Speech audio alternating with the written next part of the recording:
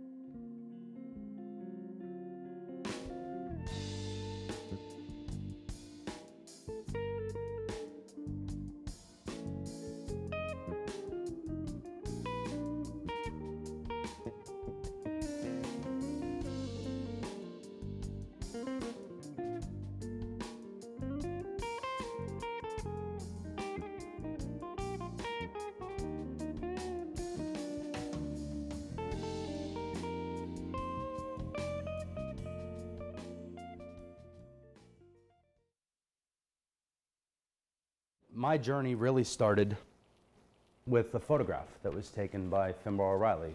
His story covering the day that 4 of us were wounded. They're the only reason I can remember the worst day of my life. Those photos helped me come to terms with my own experiences, and they helped me find closure in my own injuries. One day when I was in therapy, my therapist handed me a notebook and told me to write. That notebook turned into a letter to Finbar thanking him for his photos, and then that wound up getting published with the New York Times and showed the world what his photographs did for me and my Marines.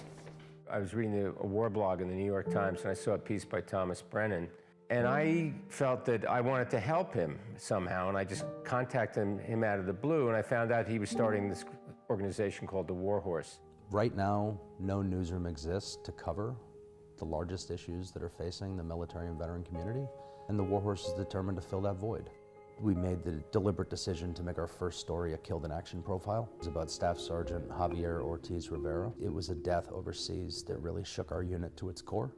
We're not going to have the conversation we need to be having about war until we talk about the human impact that war has. And he said, "Hi, Mommy." He said, "Am I going home early?" And at first I thought he was going to surprise me by coming home. And I said, "No, buddy, I need you to sit here with me for a second." When I was wounded in combat, it wasn't just me as an infantryman that had been hurt. My mother was hurt by me being hurt in combat. War almost drove my wife and I apart. I've lost Marines to suicide, and I think that all of that was captured within Javier's story. Our next story after Javier's was writing about a Medal of Honor recipient who had jumped on a grenade and survived. I had already been through, say, 20 surgeries. I knew I had 20 or so to go, and I knew I was going to be in the hospital for 3 years. The overwhelming response that we received was that people found hope. I've had Marines come up to me and tell me I didn't kill myself because of your story, because of you. Since 2016, our team has educated the public on military service, war and its impact by ensuring those most affected by war have a prominent voice in the national conversation. The veterans who write for the War Horse bring in expertise, and they're also bringing courage, because you need to sometimes tell stories that expose abuses and problems. We turn now to a growing scandal in the U.S. Marine Corps. The photos and more than 2,500 comments were uncovered by the War Horse. I happened to stumble upon the Facebook group while I was sitting next to my daughter on the couch, and I couldn't ignore it. We broke it with Center for Investigative Reporting. It was our first investigation. How can I look to the Marine to the right and to the left of me and sit there and wonder, were you one of the ones who said you wanted to rape me? Around 6 weeks after our reporting, revenge pornography in the military became illegal. There was a unanimous vote in the House of Representatives to criminalize revenge porn in the military. We truly crossed the aisle with our reporting and filled the empathy gap in a way that allowed for true change to take place.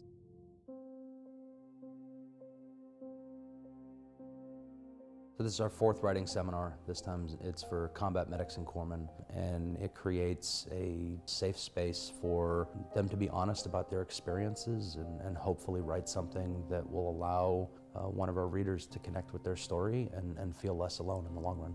They are volunteering their time to be here. Pulitzer Prize winning journalists, you're going to be bureau chiefs. They believe that you have a story to share that's worth telling and that's worth people reading. I'm writing about sexual assault. Ultimately, my goal is to empower other people and myself. I'm writing a story about experiencing my first mass casualty and now met Adam, who his story is about the same incident. He was one of a bunch of guys that got killed, and I put him on the helicopter, and where he went was to her. They switched me out on a convoy, and the medic that had been there for 3 weeks got hit with the VBID. You have value. You all have value. You've done remarkable things in your lives that very few people can understand. I've had the good fortune to be involved in 3 of the seminars as a coach and a mentor to some of the veterans. The group that's here this week, they have survivor's guilt, but they've helped save people's lives. And by telling their stories, they're healing each other, but also these stories are relevant to a broader society. And you feel alone, and you feel like, wow, like how do I even explain what I just went through, what I just saw? Writing's given me freedom. It's the things that hold you back. I really want it to be something bigger than myself. People who read them or see them or listen to them begin to understand what it's like to be in the service. And some do become professional writers or authors. So that is a really unique element of the War Horse. What Thomas and what the War Horse are doing by giving this generation of veterans a voice and by actually educating people on the true cost of war is priceless.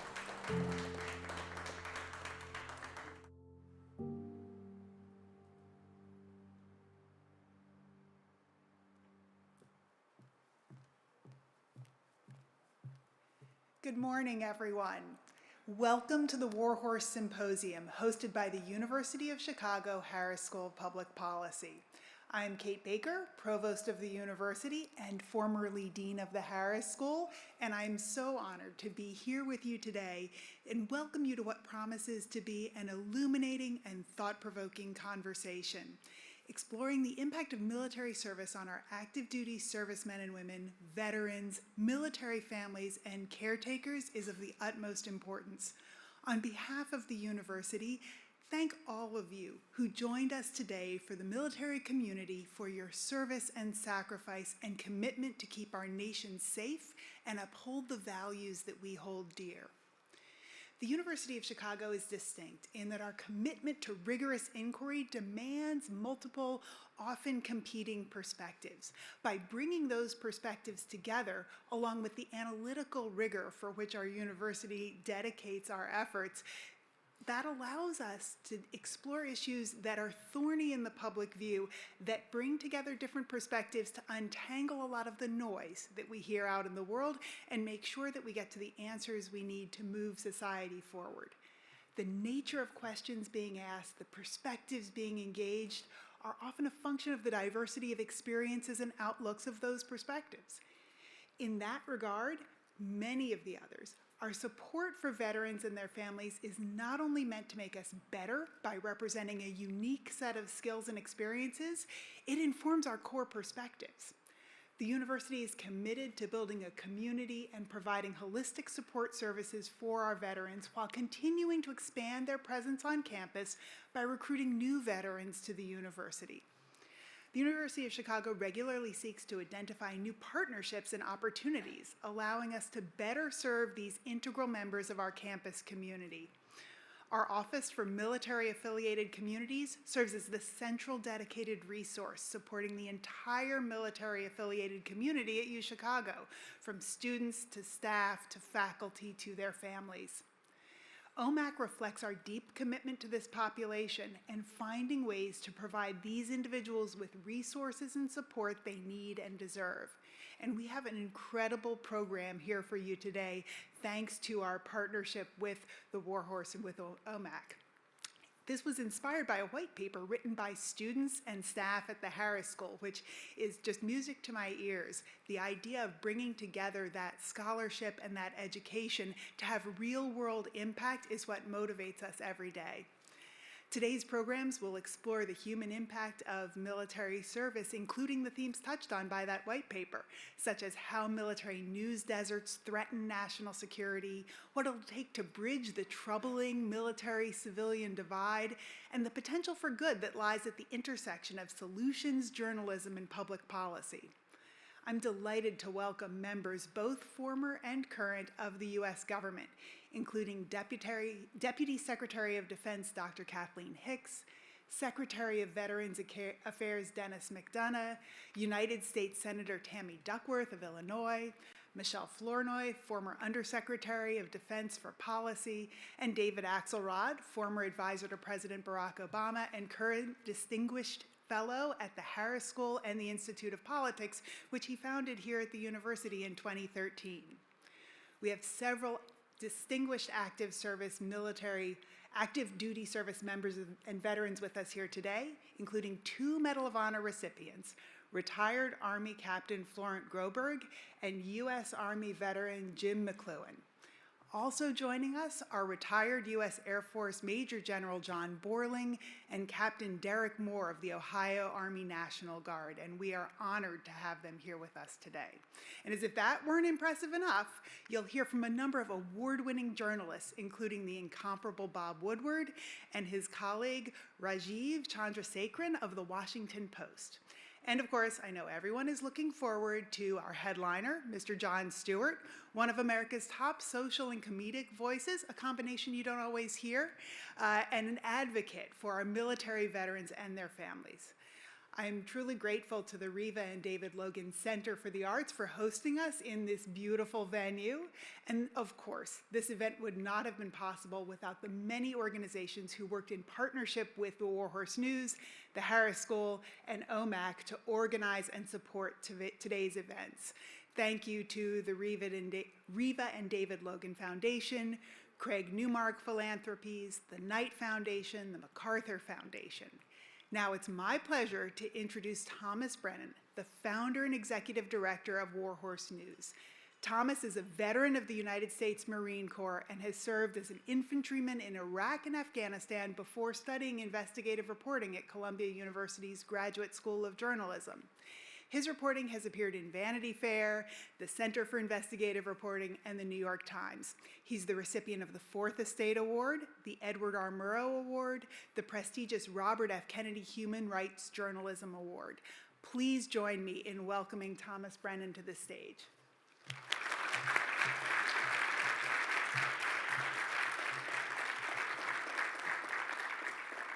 Good morning, everyone. Thank you for your kind remarks, Provost Baker, and for hosting the inaugural War Horse Symposium. Before I move on, I'd like to thank the Harris team, the Office of Military Affiliated Communities, the sponsors and donors who made this day possible, and my teammates and fellow writers at the War Horse. I'm excited to share this day with each of you and grateful for all of the contributions that you've made to get us here today. Good morning, everyone, and welcome to the War Horse Symposium. For the past 7 years, our nonprofit newsroom has grown from a Kickstarter campaign to publishing award-winning reporting in partnership with leading newsrooms. This work has led to bipartisan changes in military and federal law, and it has empowered countless veterans and military families and communities across the United States. In addition to our reporting, we also host writing seminars for veterans and military families, where we bring together award-winning journalists and authors for expenses-paid writing retreats to help them publish their own stories of service. To date, our graduates and other War Horse writers have published hundreds of these stories, which form the emotional cornerstone for everything that we do at the War Horse, and they've been republished by newsrooms all across our country. Some of those writers have spoken at national conferences, they've published memoirs, and others have launched careers as journalists and found solace in writing. But what they all have in common is that they represent the most authentic voices from within the veteran and military community. Too frequently, military reporting is often done by people who don't understand it, and these first-person narratives mean the stories that are being told are from a boots-on-the-ground perspective. In short, the War Horse team treats reporting about veterans and military families, as well as training the next generation of military writers with the respect and the diligence that it deserves. It also means that the War Horse is committing to helping rebuild trust in the journalism industry and regaining the confidence of the public. Having walked on both sides of the fence as a Marine and now as a reporter, I've learned that journalists, veterans, and military families all have more in common than most people realize. Together, we are largely misunderstood by the communities that we serve, and while it may be in different ways, we all play a vital role in our democracy.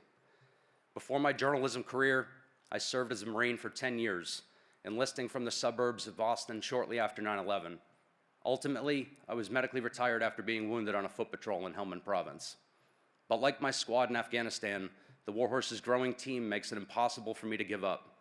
Talented business leaders like Sam Daniels and Randy Howard, dogged reporters and editors like Kelly Kennedy, Sonner Kurt, Kristen Davis, and Baby Garcia, and awesome communications professionals like Babs Chase and Dave LePan. I also want to thank David Christinger, who has trained 60 writers during our 5 writing seminars, and alongside his students, Ellie Vorhaben and Grant Harwood, they wrote the white paper that is being showcased today. Lastly, I'd like to thank my daughter Maddie and my wife Mel, who've never let me give on myself or the War Horse. I love you both. When I first left active duty, my wife was the one to tell me I had a second chance to do whatever made me happy in my life. In 2013, I began working as a military reporter at the Jacksonville Daily News. I was covering Camp Lejeune, the base that I served at for most of my career. But what I didn't realize when I started was how dying news ecosystems harm military communities. I also didn't know that I would be one of their last full-time military reporters covering the second largest Marine Corps base in the entire world. I reported on the first women to graduate from Marine infantry training, and I covered the local VA healthcare system. I profiled World War II veterans and wrote about base schools and homelessness. I highlighted military families overcoming trauma and loss, and stories about civilians joining forces with veterans and military families to bridge the military and civilian divide. Over the last decade, and since I've launched the War Horse, I've watched as the DoD and the VA and their budgets have risen to nearly $1 trillion, more than twice what our country spends on healthcare, education, infrastructure, and diplomacy combined. Meanwhile, reporting about the military makes up less than 5% of all news coverage. The problem is growing worse, and military reporters are being driven from the industry in droves. In 2020 alone, the Military Times conglomerate decimated its staff. Atlantic Media divested Defense One. Task and Purpose was sold to a hedge fund. Stars and Stripes was nearly defunded by the Defense Department. And the New York Times, one of the most profitable newspapers in the entire world, discontinued its at-war blog. As Americans, we have a long tradition of relying on journalists to relay the realities of military service. Without a broader public awareness of what veterans and military families are experiencing, citizens and elected officials are unlikely to make informed decisions about policies at home or abroad. And that's where the War Horse comes in. In closing, I'd like to thank everyone at the Logan Center for the Arts and those joining us virtually for participating in today's crucial conversation and for joining us at the inaugural War Horse Symposium. Regardless of your military affiliation, I hope the participation of senior leaders from the DoD and the VA and such influential journalists underscores the critical role that military reporting has on our national security and the health of our democracy. I hope the War Horse Symposium and the white paper itself help to shed light on how issues that may seem limited to veterans and military families, in truth, have major implications for all Americans. It is now my tremendous honor to make an introduction that I never thought I would. Bob Woodward, who will discuss his military service and the importance of a vibrant fourth estate. Thank you all.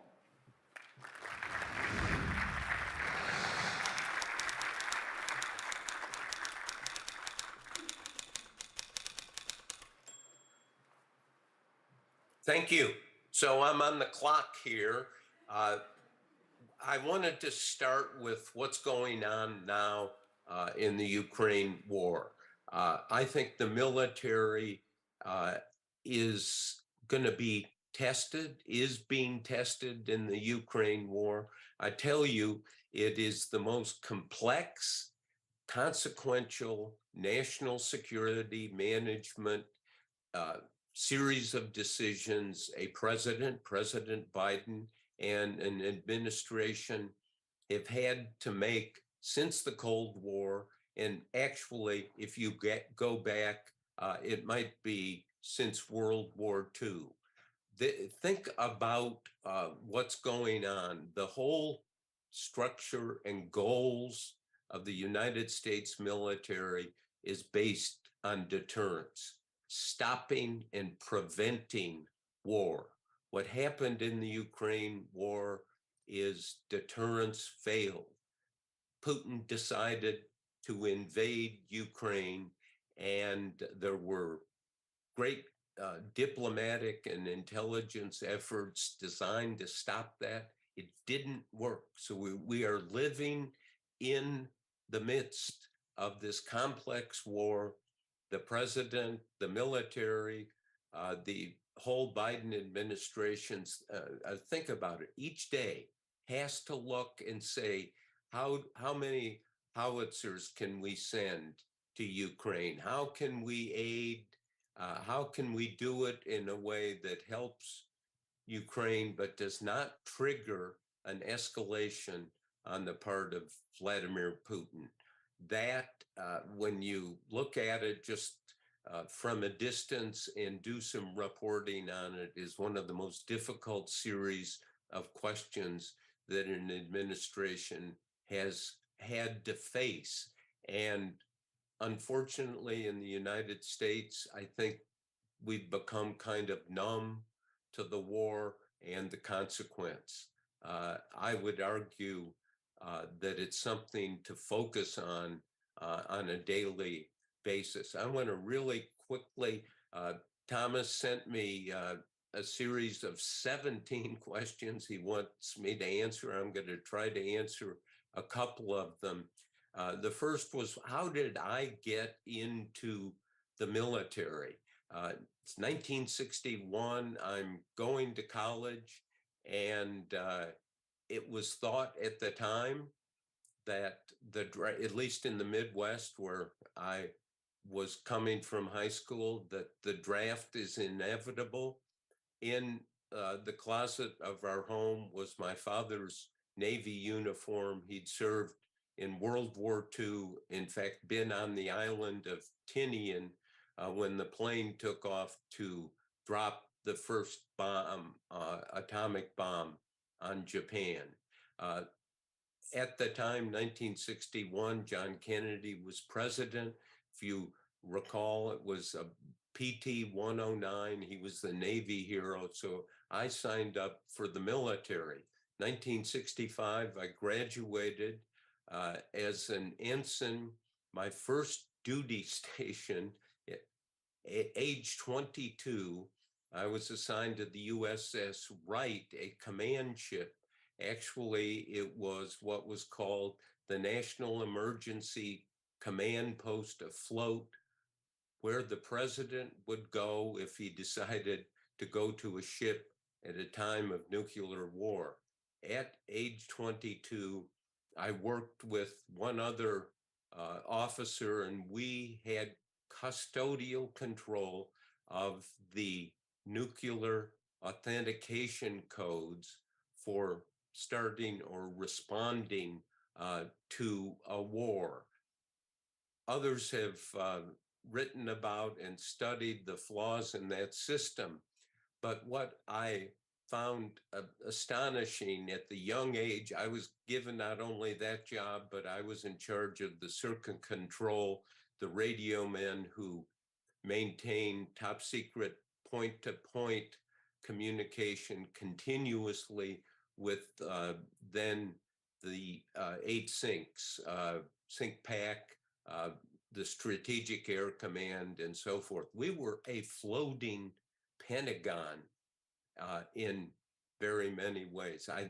The lesson I took from that, and I'm sure all of you who've been in the military or study it, a system is based on trust. The idea that a 22-year-old would be given this responsibility in a way makes no sense. At the same time, they put people in jobs. I think they put me in a job because I'd been a radio ham at the lowest level, novice license.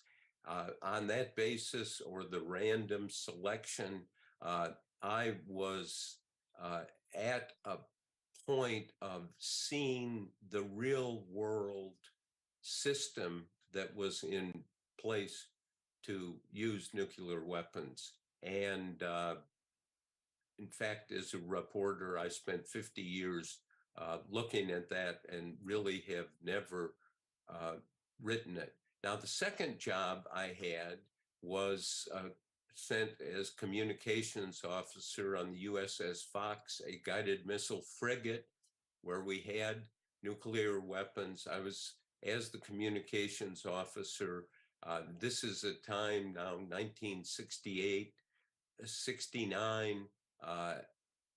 Believe it or not, there was no satellite communications. Communication system was built around high frequency communication. Essentially, the shortwave band was unreliable.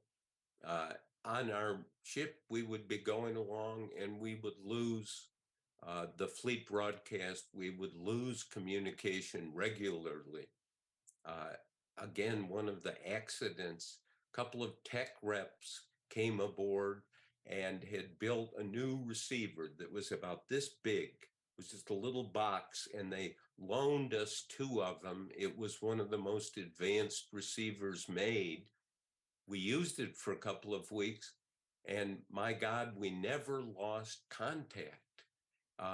Very important. The chief who was working for, I'll never forget his name, Haber, said, we need to keep these receivers. He said, get on your knees if necessary to get these technical representatives to let us keep the receivers. It worked. We were able for months to maintain continuous communication. The skipper of the ship, Captain Ward, was a communication specialist. He sent out confidential reports about how we did this, and the whole system in the 7th Fleet about maintaining communications. Good lesson in the military and everything else, and that is be willing to get down on your knees to get what you need. The third assignment was as a routine watch officer in the Pentagon, working for Admiral Moore, who was then the chief of naval operations. It was a very routine job, but I saw the top secret traffic that went back and forth about the Vietnam War, and it was so clear that the bombing sorties were not very effective. And of course, everyone, the Secretary of Defense then, Laird and Admiral Moore, were saying, and President Nixon, interestingly enough, saying, the bombing is great. I knew that the bombing was not great and really not achieving its mission. But Admiral Moore, I got to know him a little bit. He decided to make me a courier. One day, send some top secret documents in an envelope over to the Nixon White House. I sat waiting outside the Situation Room. There was a man with gray hair and a white shirt, very distinguished looking, and it's like 2 people waiting, sitting next to each other on a transatlantic flight. His name was Mark Felt, became deputy director of the FBI, and the source later identified as deep throat for the Watergate reporting that Carl Bernstein and I did. The other interesting, I think, important lesson from the military, they often tell you, don't volunteer. I think that's wrong. I think it's really important to volunteer. And when I went to the Washington Post in September 1971, I covered night police. 9 months later was a burglary in the Democratic headquarters at the Watergate.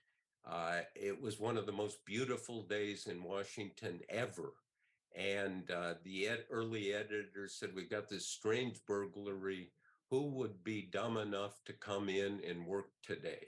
Because I volunteered for everything. They said, number one candidate who would be dumb enough to come in today was me. And they sent me to the courthouse to see the burglars and see them arraigned. And it was one of those moments where the lead burglar, James McCord, finally told the judge that he'd been previously worked for the CIA. I was sitting there in the courtroom, first row or second row, and when he said that, I blurted out, holy shit. Namely, the burglars that had broken into the Democratic headquarters, the lead burglar was a CIA lead security officer. So the next day, 6 of us had written a story, but then following on Sunday, 2 reporters came to work on the story. Virginia reporter named Carl Bernstein and myself. And it was an institution that gave us the running room to do that story. And so those are some of the military experiences I've had, which I have often said that after the Navy, particularly being at sea, some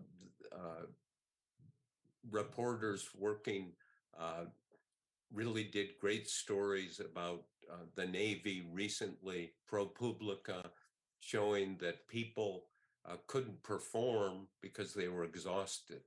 Life at sea is exhausting, and there have been some reforms as a result of that terrific reporting. So I'm going to stop, but don't forget the Ukraine war.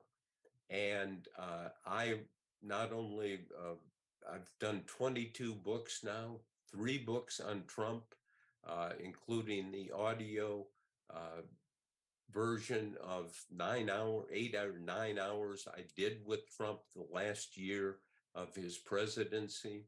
He agreed to these interviews. It's not clear exactly why. Maybe a panel of psychiatrists will be able to answer that question in years or decades. But it is the real Trump, and you see who he is, and you see the negligence and the failure to understand his role as president, the importance of democracy, and the importance of the president who has the overall responsibility for protecting the people. So let me stop there. Thank you. I'm going to listen to your symposium. You are kind to invite me. Thank you again.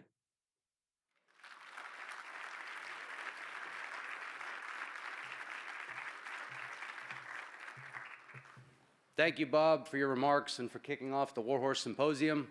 Your contributions to journalism and our country will inspire reporters and public servants for years to come. I'm now going to introduce our next speaker, Ron Nixon, who's a fellow Marine grunt and one of the most respected leaders and veterans in media today. For years, Ron has been unwavering in his pursuit of exposing injustices and defending people susceptible of being taken advantage of. During his career in public service, Ron has worked in local and national newsrooms that have ranged from the Roanoke Times to the New York Times, and he currently serves as the Vice President of News and Head of Investigations for the Associated Press. Ron has dedicated his career to forging dynamic teams that publish impactful reporting. He oversaw investigations that won several national and international awards, including a Pulitzer finalist in investigative reporting.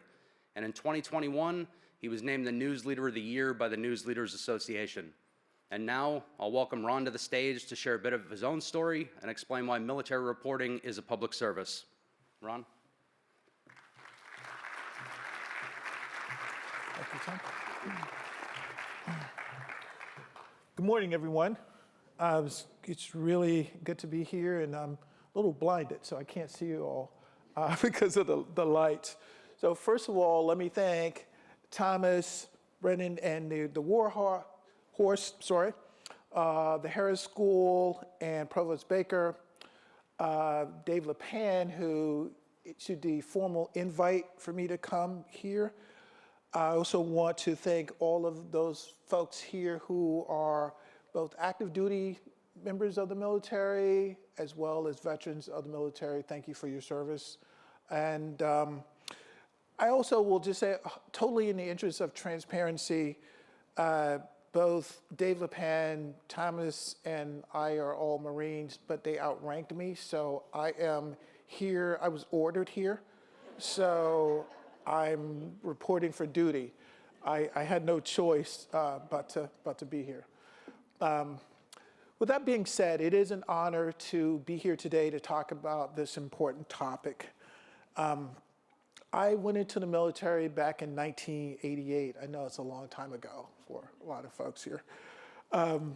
But when I went into the military, a lot was different than in both how we view veterans, the people in journalism who were veterans, and coverage of the military.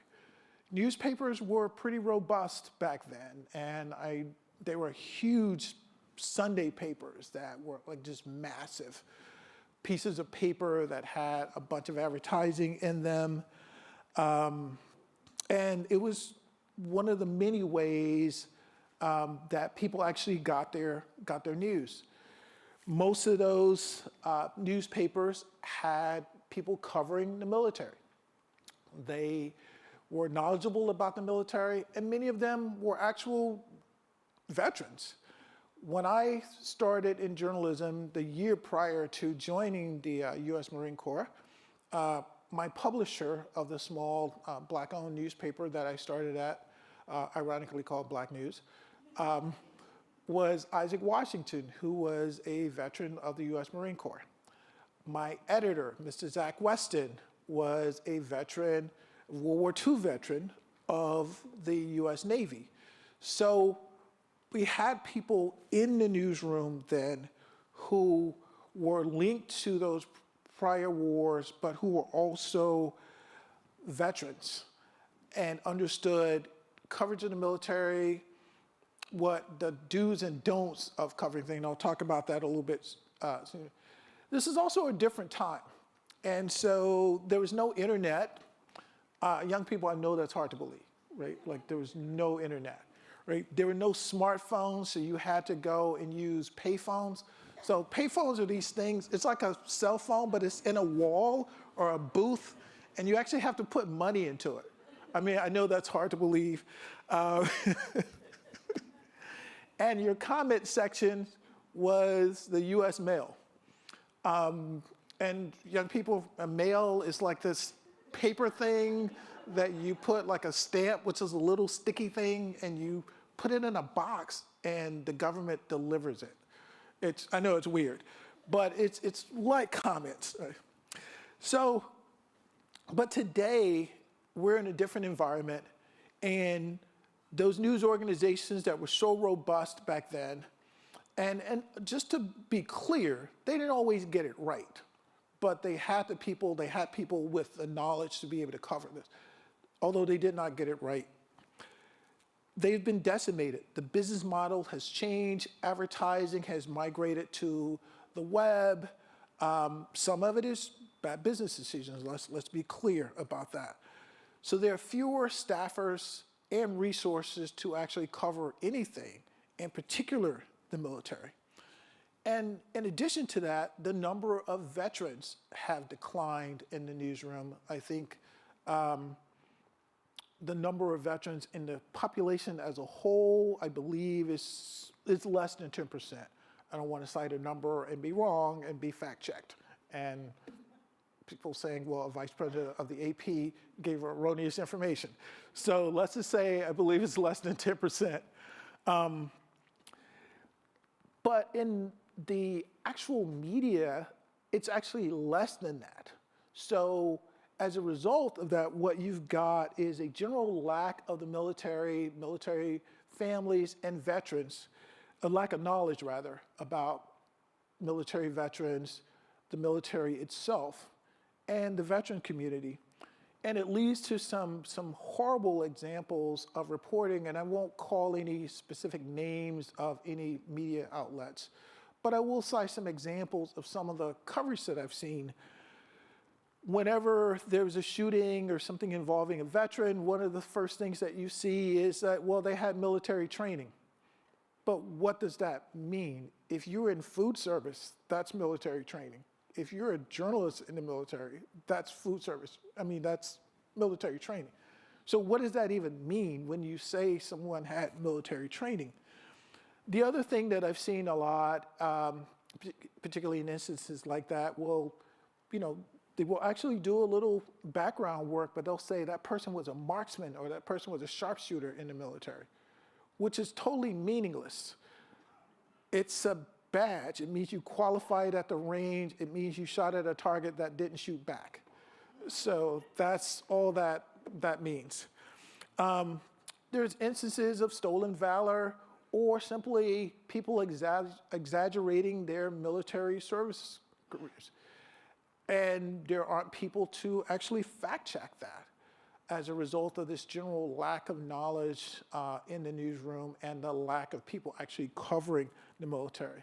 And I think one of the more important things here is something that Thomas has mentioned and others have mentioned, is that we have a huge, huge, huge military budget. And there's not a lot of coverage of that. And when there is coverage of it, it's sort of broad coverage without actually looking into what the details of what that means. So this creates a general lack of awareness about the military for the general public, but also the news media as well. And one of the other things I would like to add too, is the military is not monolithic. Like people come into the military, you come into the military and you are who you are. I am from a little tiny community, I can't even call it a town, called Lauderdale, Mississippi. Population 370 people. I think we picked up 10 in the last census. So I think it's around 380, 385. Hey, listen, growth, right? We'll take it. I think it's around 385 about now, but that's me, but there are people who came in from Brooklyn. So the military is not monolithic, and even when you cover the military in terms of politics and what military veterans tend to be, this or that, you have to understand that people are individuals and you come into the military with certain things and you exit the military with certain things. So it's not a monolithic population.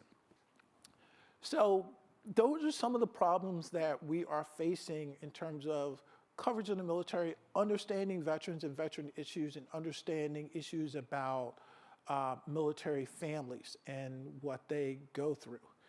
So I'm on the board of the Solutions Journalism Network, so I also like to offer solutions rather than just pointing out problems. So let me just lay out a couple of things that I think would help us better understand the military, veterans, and military families.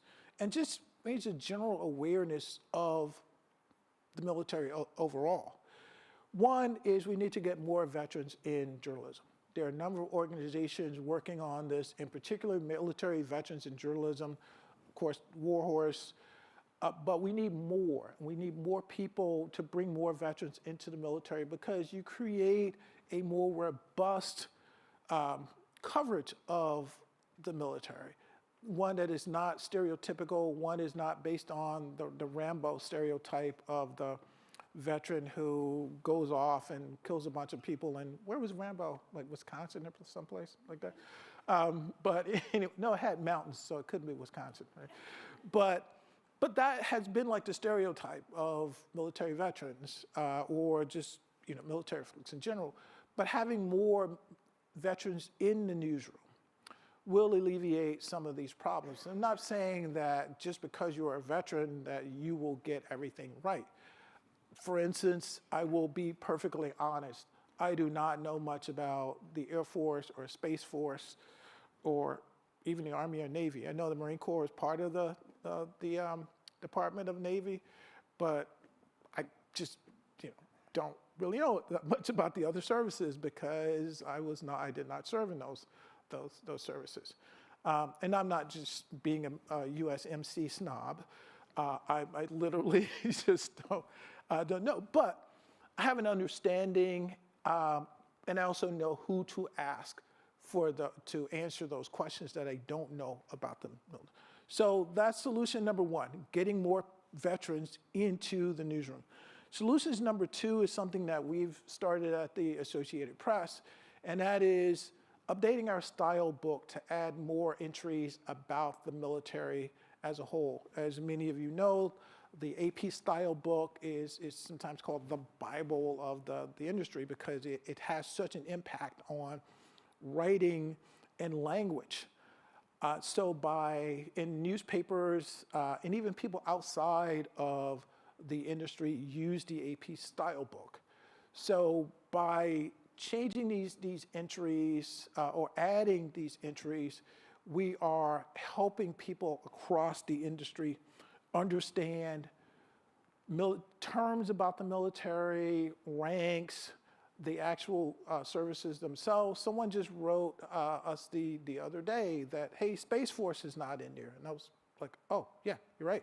So the style book editor is adding the ranks of Space Force. Oh, and did I forget to mention the Space Force people? I'm sorry, Guardians. If I forgot to mention you, apologies and apologies. But we are adding the ranks of Space Force in there in an entry about what Space Force is and its mission. So I know that the Military Veterans and Journalists has also created a style guide as well that I would encourage you to go to their website and look at if you are covering the military or just want general knowledge about the military. The third thing is just basic training for journalists as a whole. We're never going to get like every veteran in the into the media or create a newsroom where we're going to have the kind of veterans or people with military service as we did before. You saw Bob Woodward on earlier. His editor during that time, Ben Bradley, the legendary editor of the Washington Post, was in the military. I mean, I'm not advocating for a draft, by the way, just FYI. But all of those people had knowledge about the military, and I think it led to better coverage back then. So those are some of the things that we can do. Those are some of the solutions that we can do to increase and have a more robust and better scope of coverage of the military families, and veterans. Now, this doesn't mean that we do flowery stories about the military or military spending or any of the other topics. We still have to hold people accountable. That's what journalism does, just as the public holds journalists accountable. We still have to hold the military accountable. So that means we still need to look at the things around military spending, and we still need to look at this kind of issues that the War Horse exposed with the pictures of the women Marines, or other issues that the military faces, racism in the military, gender discrimination in the military. We still have to cover those things, and we have to cover them through the lens of accountability. we need to look at the challenges faced by military families and make sure that that is front and center in the coverage and not be stereotypical about it. And we need to cover the plight of veterans. And not just, again, we are not in the habit of just doing so-called positive stories, but as we talk about the struggles that veterans face, we also need to point out the veterans like myself and Thomas and David and others who are in different positions, whatever the industries might be, because we do not want to create this Rambo, distressed veterans image that stereotypes veterans. And at the same time, we want to hold folks accountable for the plight of veterans.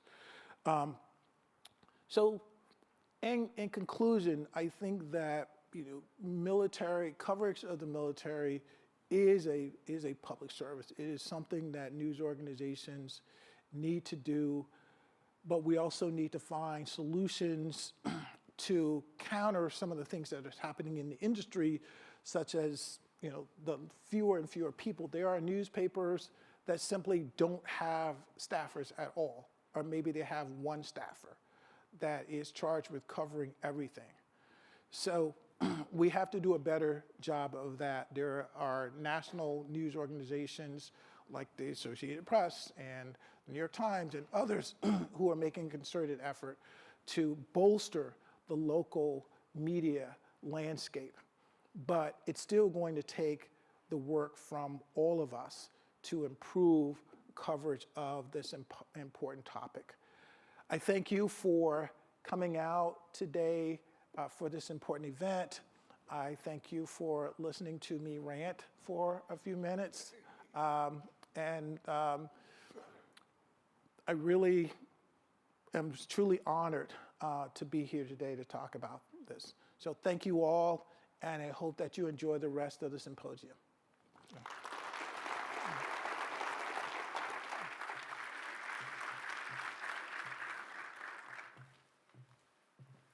Thank you, Ron.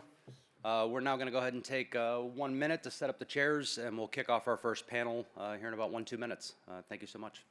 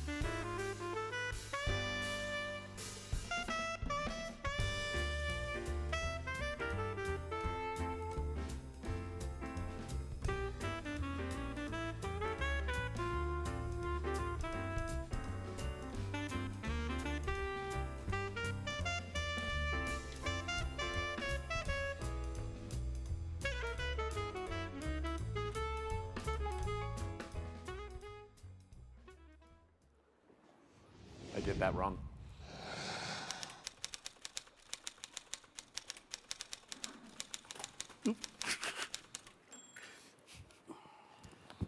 That's the problem. All right, hello everybody. I'm Ethan Bonanno-Mesquita. I'm a faculty member and the interim dean at the Harris School. Really glad to see so many people here, and I know online as well, to talk about these important issues about civil-military relations, the role of the press and the military and the public in our public life and in our national security, the hard issues it raises, and how we can do better. So we're going to have a great panel to talk about those issues. Hoping we're going to have a robust discussion. We're here at the University of Chicago, where we take very seriously the injunction from John Stuart Mill that the best way to get to the truth and the right way to live is to have a diversity of opinions and fight it out. So I'm hoping that's what we're going to do. Hoping our panelists are going to have things about which they disagree and which we can have a lively discussion. So before we jump into that, let me introduce our distinguished panel. Michelle Flournoy is a co-founder and managing partner of WestEx Advisors and chair of the board of directors for the Center for a New American Security. She's a founding member of the War Horse, and she previously served in a variety of important roles in the Defense Department in both the Clinton and Obama administrations, including serving as Undersecretary of Defense for Policy from 2009 to 2012. Rajiv Chandrasekaran is an award-winning journalist and a best-selling author who served as a senior correspondent and associate editor of the Washington Post, and we'll talk more about his experience covering war and conflict. And Thomas Brennan is the founder of the War Horse and a veteran of the Marine Corps, served in both Iraq and Afghanistan. Thomas studied investigative reporting at Columbia at the Graduate School of Journalism and has been instrumental in making today happen. So really happy to have all three of you with us. So let's get to it. I'm going to try and help us think through a variety of issues with our speakers, and I think we're going to start in on a couple issues that were raised by the white paper that really inspired this event, or helped inspire this event. One about sort of the relationship between the civilians and the military, the way the press covers the military and how that affects our public life, and the other about the role of the press in national security and the way we think about the relationship between the press and the public and national security. So I want to start with this question of civil-military relations, military life, and the coverage of it. And Thomas, maybe you can kick us off a little bit. So I think a big theme of the white paper was that lots of important stories about military life, about the life of veterans, about the lives of military families aren't being covered, or aren't being covered in the correct way. It talked a lot about this idea that sort of press coverage tends to focus on some familiar cliched tropes about either broken warriors or American heroes. So I'm interested in your take about sort of what's the right way to be covering these stories? What makes a story about military life, veterans' lives, and the like newsworthy? What are we doing wrong, and what are some examples of how we could do better? Thank you. Very nice question. I think that one of the best things that we can do is report on the individuals that serve and the individual military families. Right now we're witnessing the political drama is dominating the headlines. Meanwhile, we have military families facing food insecurity. We have military spouses that are battling record high numbers of underemployment and unemployment. And we're seeing arguably one of the worst recruiting crises that's hit the military in a long time. And meanwhile, we're talking about political drama instead of important topics that impact our national security, impact communities all around our country. So I think that really the way moving forward is to focus on the individuals that choose to serve instead of where we see too often they're used as scapegoats to vilify the institution. I think overwhelmingly the individual wants to make the institution better, and by focusing on those people, I think that we can highlight some of the solutions that they have in mind. So Rajiv, you've both covered military affairs for a long time and also been in leadership in the journalism industry. Are those stories newsworthy, and if so, why aren't they getting told? They are incredibly newsworthy. It's these days, sadly, think it's a challenge of attention and resources. Let me just step back. I'd like to put this in some context because, I think back, kind of 20 years ago today, and at a moment when there were quite literally hundreds upon hundreds of American journalists focused on covering aspects of military affairs and at this point, 2-week-old military incursion into Iraq.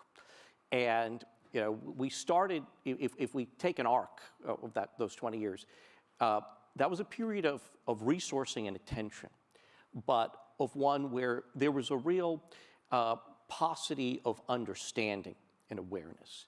And I will put myself in this category. I had never covered major military operations before. In all honesty, I often confused, an Army captain with an Army colonel. And I just, the basic things that so many journalists didn't understand about our military, but thrust into this. We go over a period of some years with, we saw this as an evolution in our military. Our soldiers and Marines and airmen and sailors got smarter about what they were doing there. Their awareness increased. So did that of those covering the war. And in my view, the quality of the coverage increased year over year. But where are we today?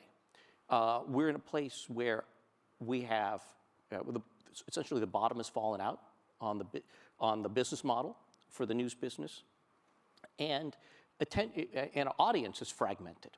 And so while we have, for those who are sort of still in the business of covering military and veterans affairs, or those who cut their teeth over the past 2 decades at this and still have some of those skills, there just isn't both the resources in major newsrooms to sustain this, and some of that is driven by just how audience and the business model has fallen apart.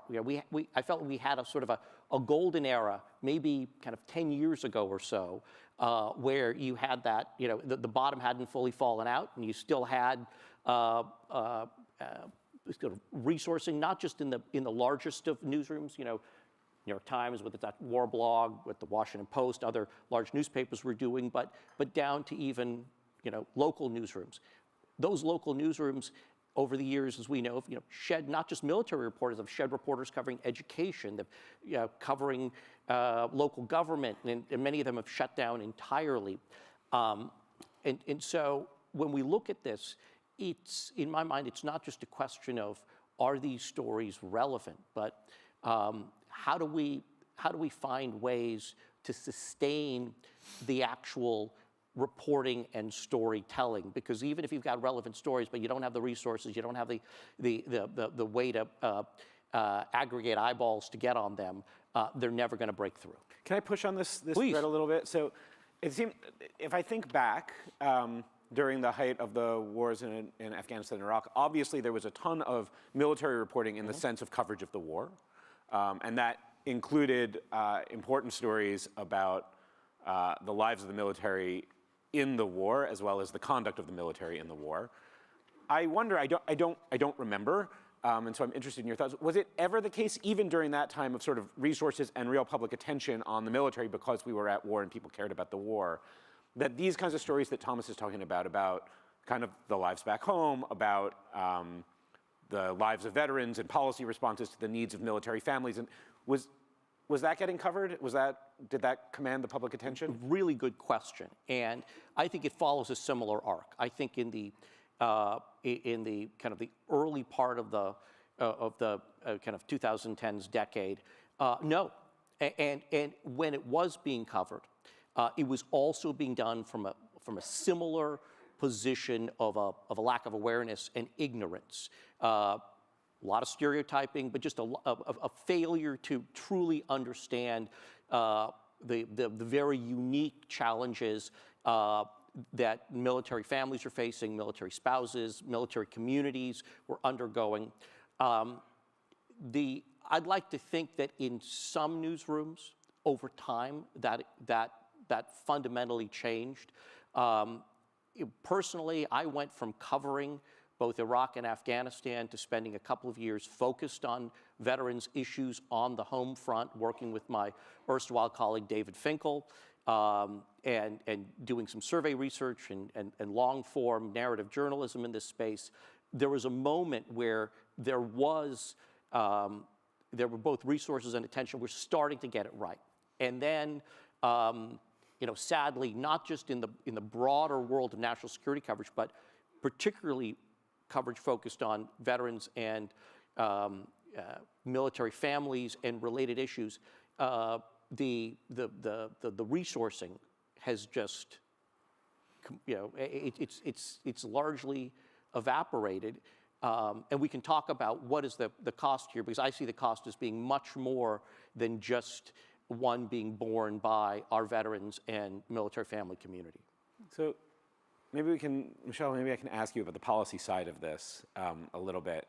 I think sometimes we get the impression that from the Department of Defense's perspective, the trope of the American hero is a desirable one, that it's in some ways good for PR, that it's maybe good for recruitment, et cetera. And certainly we see, in some ways, the military pushing that trope in its own outward-facing messaging. But I wonder whether, from the perspective of a policymaker, there's also something really problematic just about that trope and the lack of coverage of these sorts of stories. I wonder if there are policy problems that the government would really like to be working on, but because there's not coverage and there's not this ability to leverage public opinion, we're really constrained in our ability to do things we want to do. I don't know, I'm interested in sort of how a policymaker thinks about this set of problems. Yeah, so I think, it can be a trope, but I also think it comes from a place of genuine pride, understanding the sacrifice and the service that people have given, wearing the nation's cloth and so forth, and wanting to celebrate that. But I do think it hurts the quality of our policymaking when we don't have a public dialogue about the experience of individual service members on active duty, as veterans, and military families. This is all happening in a context of an incredible civil-military divide, which I think is problematic for our democracy.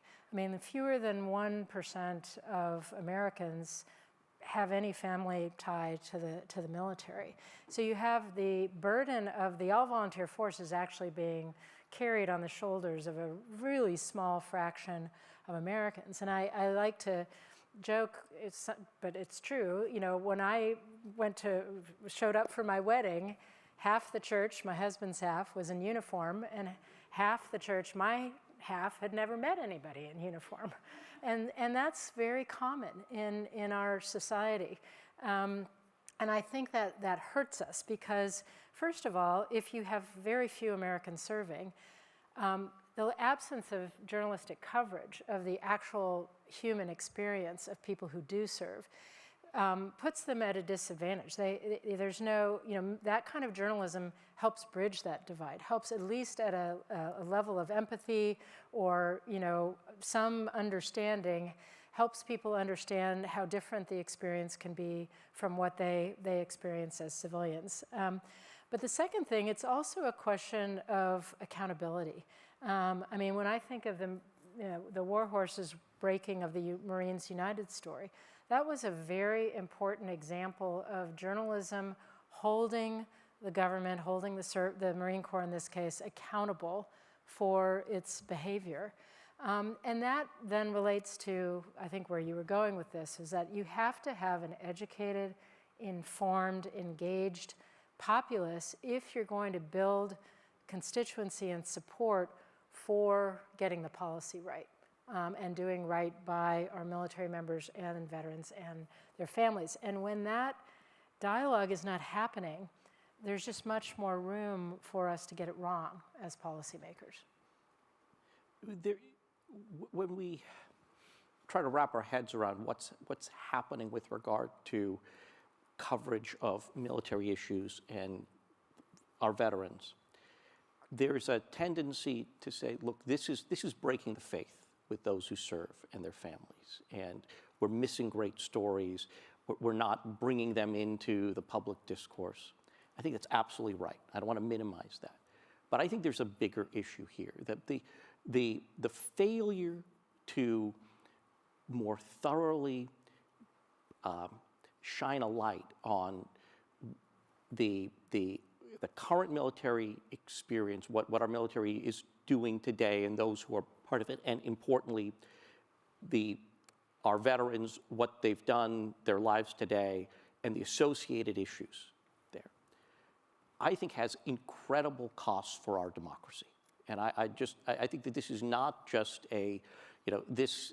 those who are bearing the price here are those who've served and their families. I think that the entire society bears a cost here, and that's something. The stakes here are much greater than just the military community. Mm-hmm. Can we? So let's explore that a little bit.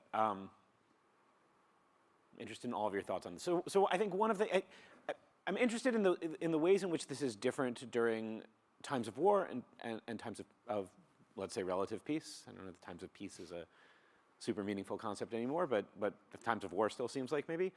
I think at least since the Vietnam War, there's been this tension in American life about the relationship between the press and the military, where I think policymakers and war planners were acutely aware during the Vietnam War of the ways in which press access to the battlefield and press coverage had a role in shaping public opinion and made life difficult for a certain set of policymakers and perhaps difficult for the war. And I think we've had an evolution of thinking about that in lots of ways. I think we saw an interestingly different approach during Iraq and Afghanistan with things like embedded journalists, which is maybe an interesting both way of informing the public, but also maybe an interesting way for policymakers to try and manage this kind of tension.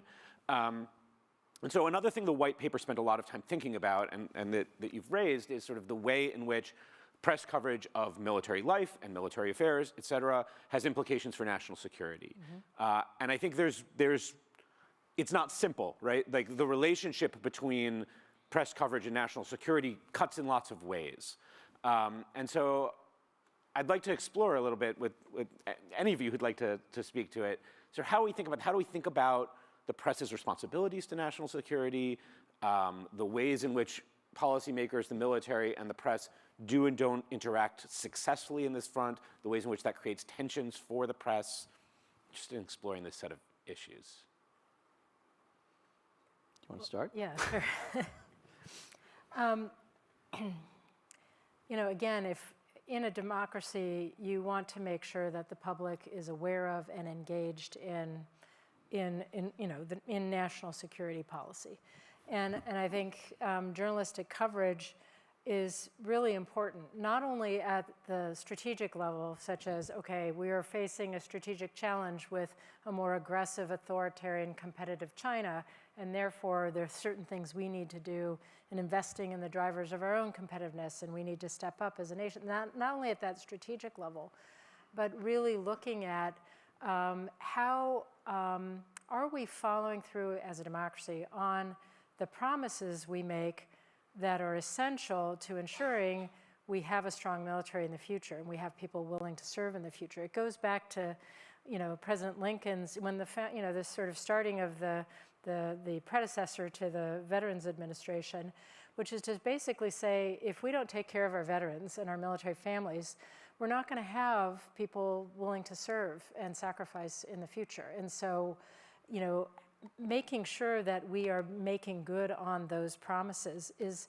essential, not only to take care of those people and do right by them and sort of do the morally correct thing, but it also speaks to, will we be able to muster people to raise their hand, take an oath to the Constitution and serve in the future if we don't, take care. And that's a very central national security question, and particularly relevant at a time when we are having a no-kidding recruiting crisis in terms of propensity to serve.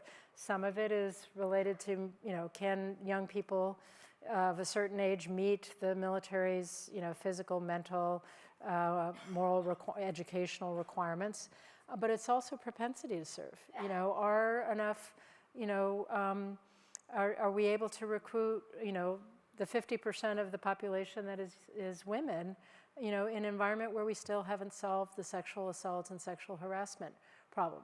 Are we able to recruit a representative group of people of color, the diversity in our population, an incredible talent there, in an institution that still hasn't cracked the code on how do you promote and elevate people without regard to race. I mean, I want to be clear, the Pentagon's working very, very hard on this, and I know this secretary, and you're going to be meeting the deputy secretary later, they are all over this, but we still have a lot of progress to go. So I think it is a larger issue, both from a policy perspective of, the content of our national security policy, and also making sure we've done right by those who serve to ensure that others will raise their hand and serve in the future. Yeah. Two quick, oh, sorry, Thomas, go ahead. 2 quick points. The recruiting crisis is really, in my mind, a broader crisis about the engagement of young Americans in service in our country. It's not just the military, it's civilian national service. AmeriCorps is, at 50% or 60% of its slots being filled over the last year. I mean, young Americans of all stripes don't have a sort of an ethos of service today that previous generations did, and we have to ask ourselves, how do we try to inculcate that in a greater way? A week ago, I was speaking at a session with a group of academics, and the subject of media coverage of the Iraq War came up. And the consensus of the people in the room, myself excluded, was, the press has been a tool of the military, it was manipulated through the embedding process. Let's just note that while many journalists were embedded during the march up to Baghdad, as soon as that statue was pulled down, most reporters got out of their embeds, and embedding, while occurring during certain military operations, both in Iraq and Afghanistan over those next many years would happen, it was not the predominant way that most stories were told. But there's a view among people on the political left that the press is overly manipulated by the media, simply tells pro-military stories. And then you talk to people on the political right who say, oh, yeah, the media just focuses on the negative. They're anti-military, they're anti-veteran. And it's like so many other issues in our world today. How you view the role of the press and our military depends on where you sit politically. And I'll just say, from my point of view, I don't think the press has been perfect. You look back, you look at today, there's an awful lot that could be done better. But I think in the main, the view taken by extreme partisans, one side or the other, doesn't reflect the reality of what's going on. Yeah, I mean, I think that one of the things that, again, veterans and journalists have in common is I think we're idealists, right? Like, when we serve in the military, we want to make it better for the people that are inheriting the military. I think that journalism also wants to continue making the industry better for the people, not only that we serve in our communities, but in industry as a whole. I would love to see, Michelle, you talked about promises not being kept and stuff. I think the average American expects America to be the best military and deliver on all those promises, but they would be incredibly disappointed if they knew that, like, they're not adhering to brilliance in the basics. Like, some computers don't work. People can't send emails. We're putting gasoline in people's, drinking water in Hawaii. Like, there's all these things that impact the individual, and then we wonder why we struggle with recruiting and we struggle with retention and why we have people who aren't interested in public service. And I think it's because too often we take a look at the higher level policy issues and don't look at the implications that has on the individuals on the ground. Like I get treated 2 different ways when I go out into public. If I wear a Marine Corps sweatshirt, I hear one thing from people. If I wear a journalism sweatshirt, I hear something completely different. And it's very, you get stereotyped a lot being in either one of those camps. So I think that if journalists can start to explore how, what promises we aren't keeping, and from a boots on the ground perspective, I think that not only will we repair the journalism industry and get people to trust us a bit more, but we can also help to show people that while the military is a flawed institution, it's full of people who do want to make it better and who are following a call to serve and see it as an opportunity to do something bigger than themselves, again, which is something that's in common with journalism. So I think we both got to come to the table and have hard conversations and move things forward. I've heard both of you say this interesting thought about there's this role of the press in civic life that, and you've put it in slightly different ways, but I think closely related, about helping people understand this set of issues that they might care about if they knew about them, and that might play an important role in democratic accountability and in changing policy and the like. And this idea of public spiritedness, some sort of sense of service, some sense of solidarity with your fellow country people, with some obligation to your society and your community, to serve in various ways, that might run from AmeriCorps to the military, and maybe even sort of an obligation to the country. I don't know, I don't want to put words in your mouth in terms of helping to solve that problem. My sense from both of you and from others is that journalists in general feel that kind of public spiritedness. That would be my guess. And yet I hear you both saying we're not kind of getting there.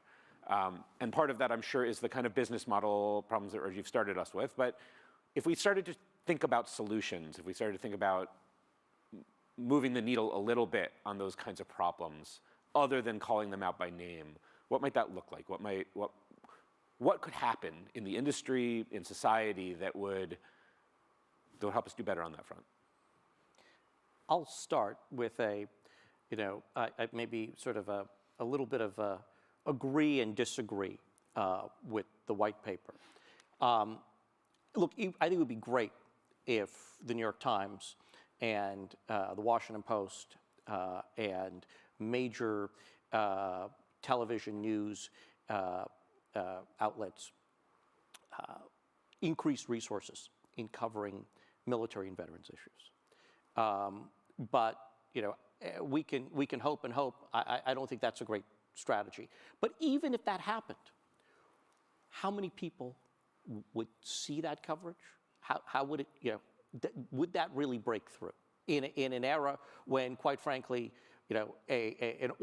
orders of magnitude more people get their news from their Facebook feeds than the front page of the New York Times.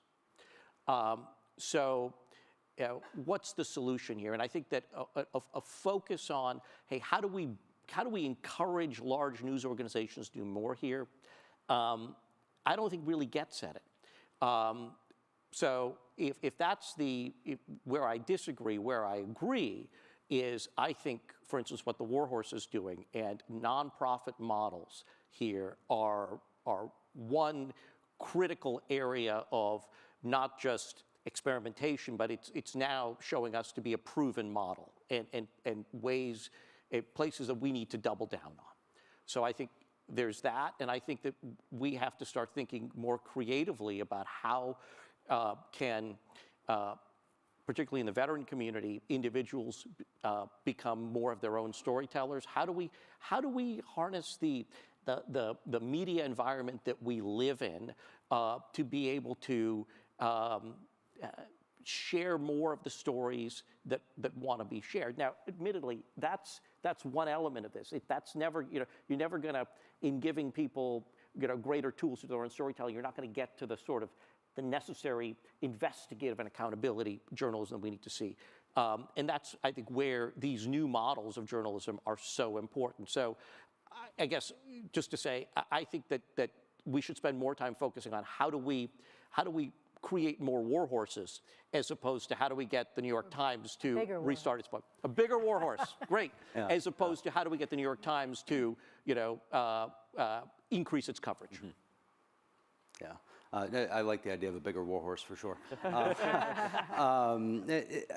Again, like I don't think that War Horse is going to inspire the New York Times to relaunch its @war blog. I mean, I was someone who got my start because of that.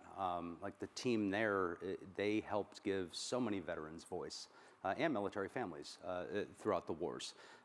But I think that right now we have a decline in leadership, we have a decline in trust. Like there's so many issues within the news industry.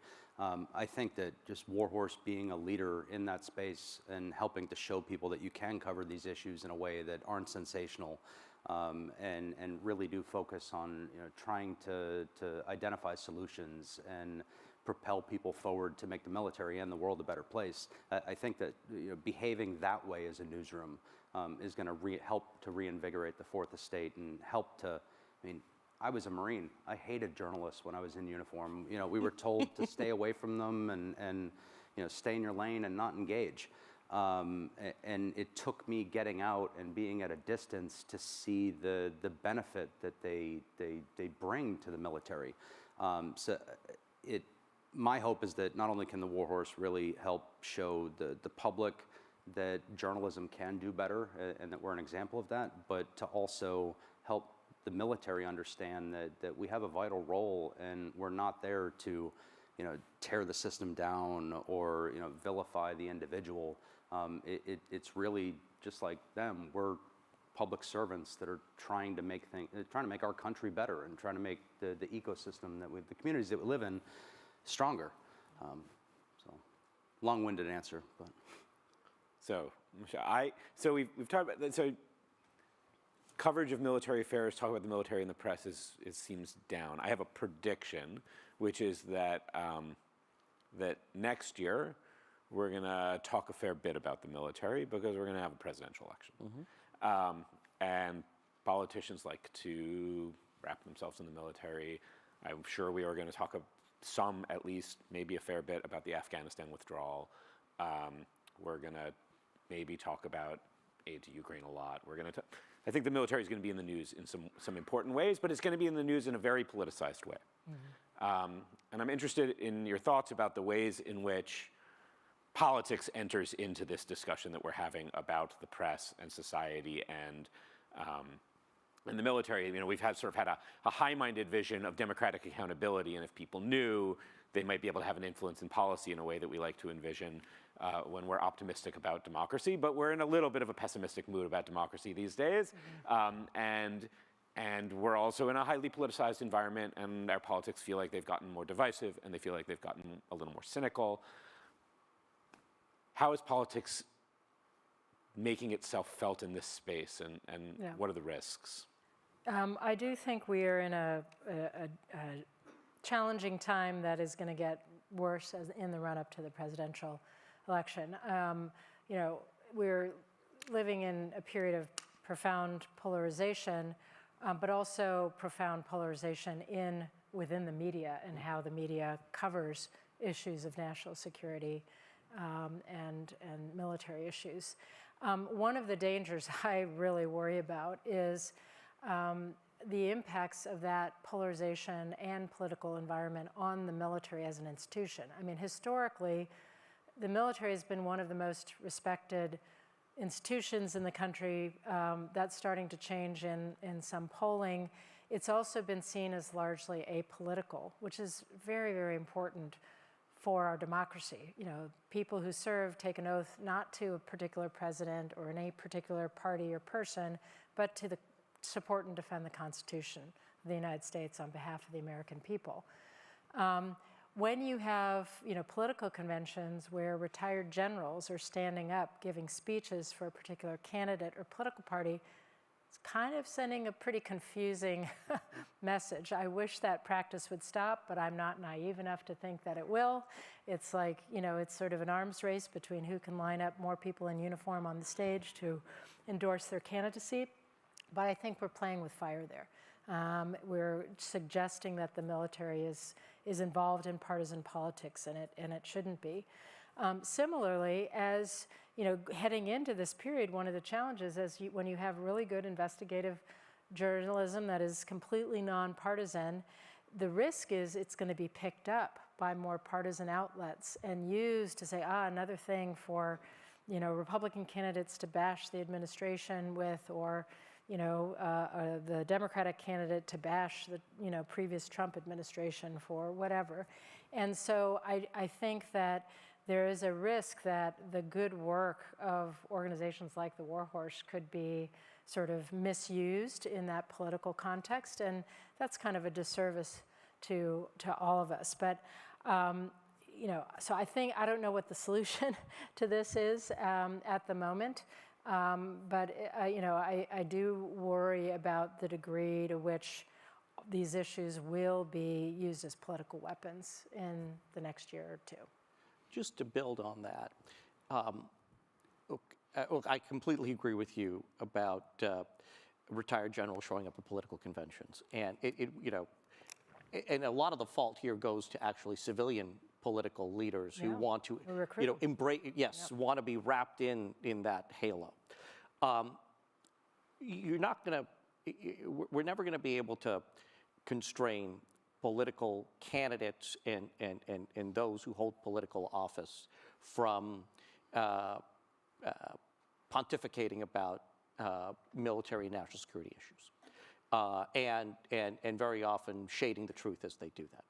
I think a big cost here of bringing this back to media coverage, when we have less and less thoughtful, objective coverage of national security issues, be it, for instance, what really happened with the Afghan withdrawal and how many people really were sort of tracking it, right?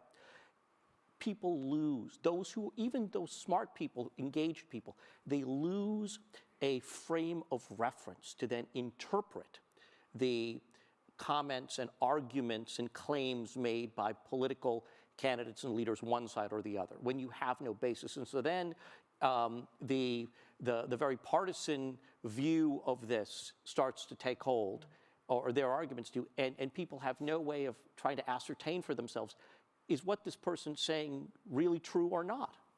Yeah. And I also think that the small unit leaders in the military also have some responsibility here too.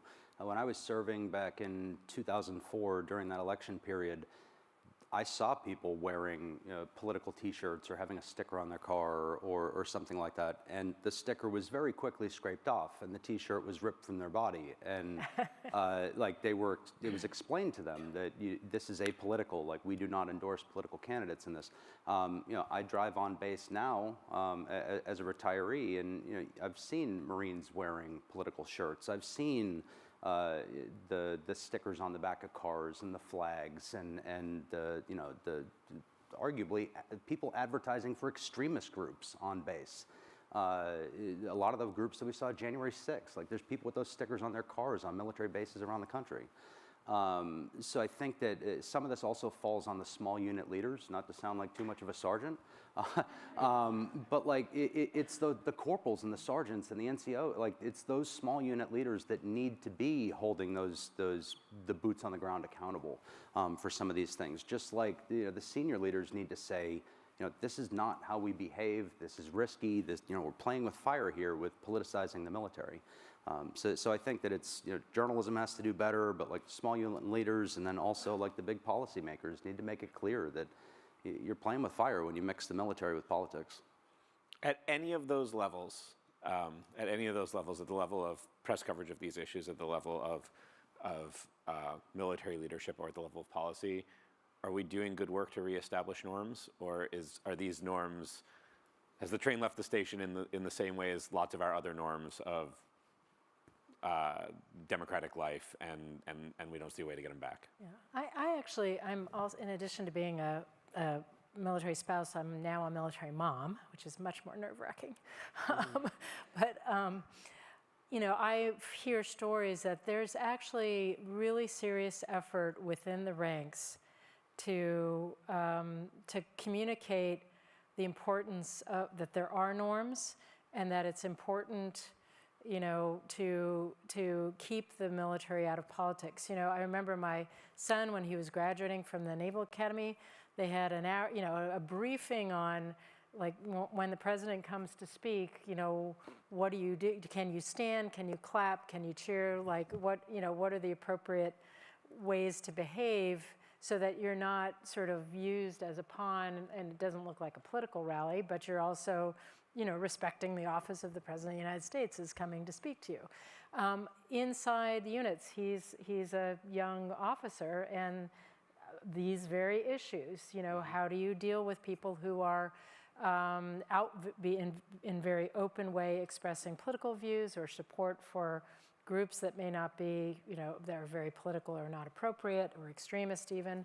You know, all of these things come down to that junior leader level to say, okay, how do we actually do this? And I actually think there is a very live conversation, at least in the community he's in, about what's the right way to, you know, both respect someone's, you know, rights as a citizen, but also ensure they understand the norms of behavior when you wear the nation's cloth. I actually have much more faith that the military is attuned to this, and as Michelle is describing, starting to get this right, than I do the broader civilian population. I think that, you know, in the main, members of the military from, you know, lowest ranks to the highest have a much keener sense of what it means to live in a country where we have civilian control of a military, where a military is supposed to be apolitical. It doesn't always happen. We have our retired generals, we have our pockets of extremism, but I would posit that those are the exceptions rather than the rule. Yeah.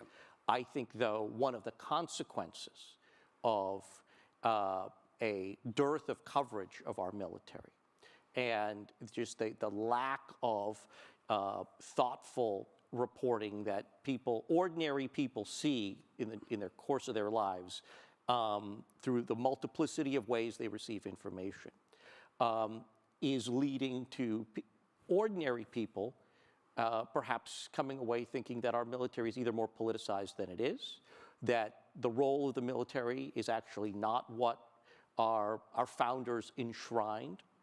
And I think there are deep, long-term consequences for the future health of our all-volunteer force in that.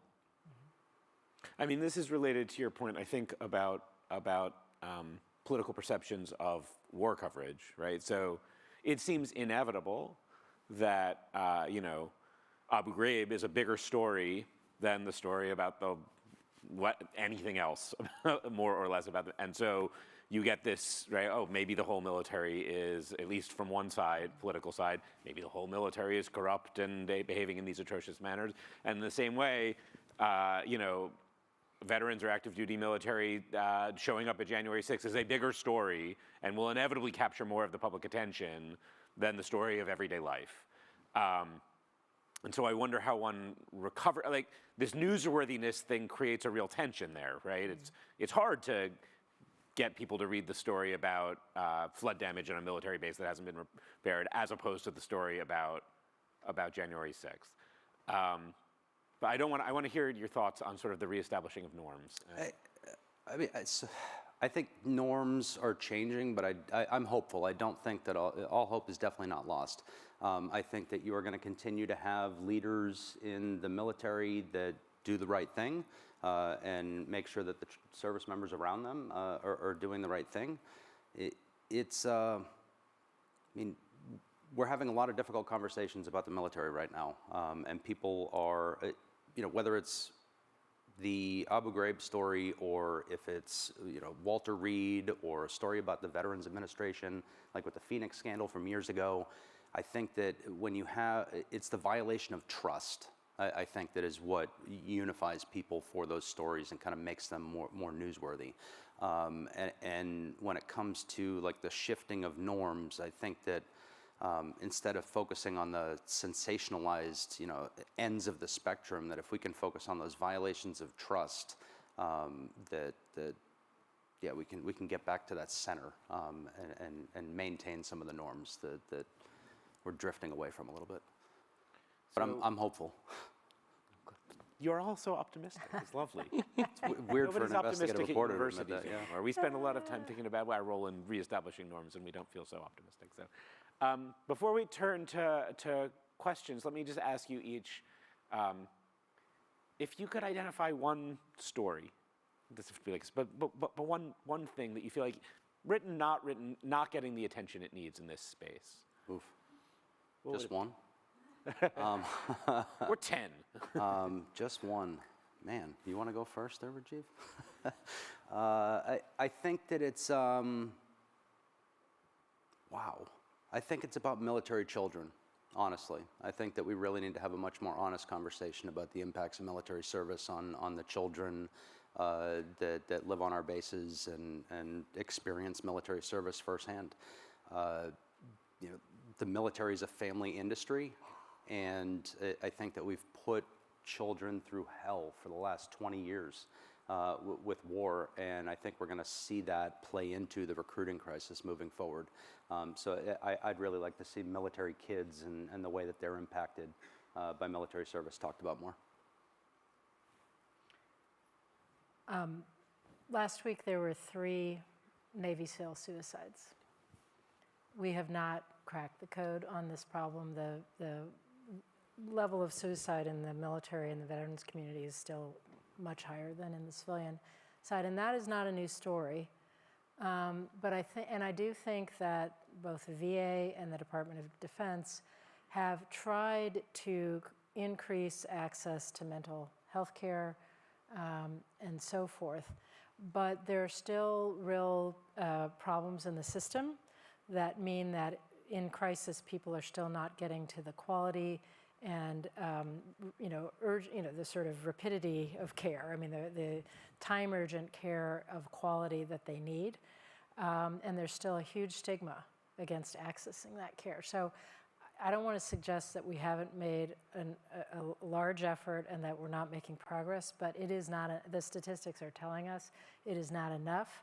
And there are good solutions out there that the system is still not endorsing and supporting and enabling for folks who are suffering. So I would like to see us really dig into, what progress have we made? Why aren't we having more success, and what more can be done? I guess my answer would be a version of that, maybe in a slightly broader lens, which is the continued civ-mil divide in our society, and how a small percentage of American families are dealing with the costs and consequences of military service, either current or over the past generation, in ways that are just completely not understood by 95+% of American families. And despite a lot of good work over the years, that simply still hasn't broken through. And I come back to, I think there's a long-term cost for our society when that's not addressed. So, the clock is moving. We'd like to open it up to questions. And I believe there's somebody here to moderate, or with a microphone.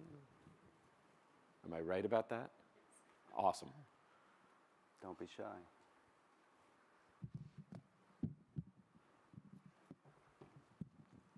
Anybody? Oh, we got one right there. Couple in. So Lydia will head up with the microphone. If you don't mind meeting us sort of in that middle section, just because of the microphone's range. But we'll start off with a question from our live stream. What do journalists need in order to diversify their sources, including and beyond veterans and military families, in order to better challenge or more holistically cover the governmental status quo on issues of war and peace? So how do they build better sourcing on that? Yes. Okay. Diversify their sources. I think it's really just about shoe leather reporting. I mean, getting out there and talking to people, admitting what you don't know, and just naturally being curious.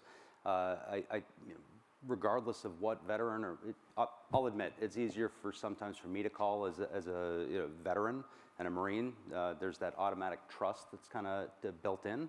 I don't know if the person's a veteran themselves or have any military affiliation, but I think it's just, again, like any reporting project, admitting what you know, admitting what you don't know, and treating people the way that you want to be treated, and arguably just being fearless in who you reach out to.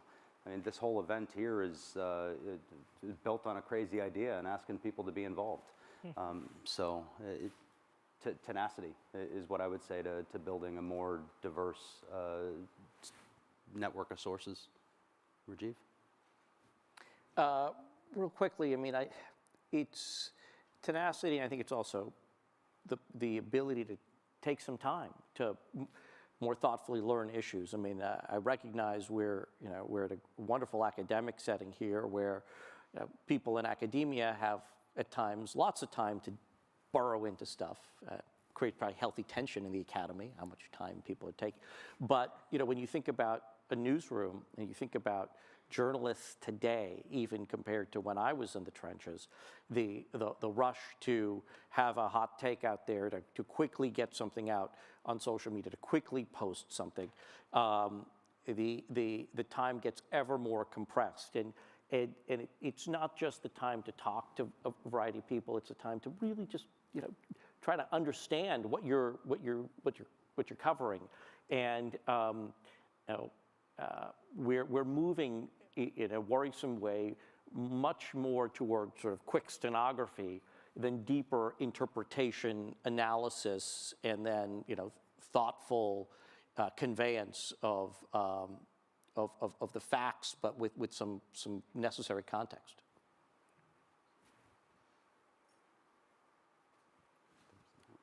Hi. I was wondering if you could discuss trends, if there are any, in international media covering the American military, both private international media organizations or state-owned media organizations, any that report on these issues well, or any that report on these issues in a way that maybe deserves counter-messaging or other actions by domestic media?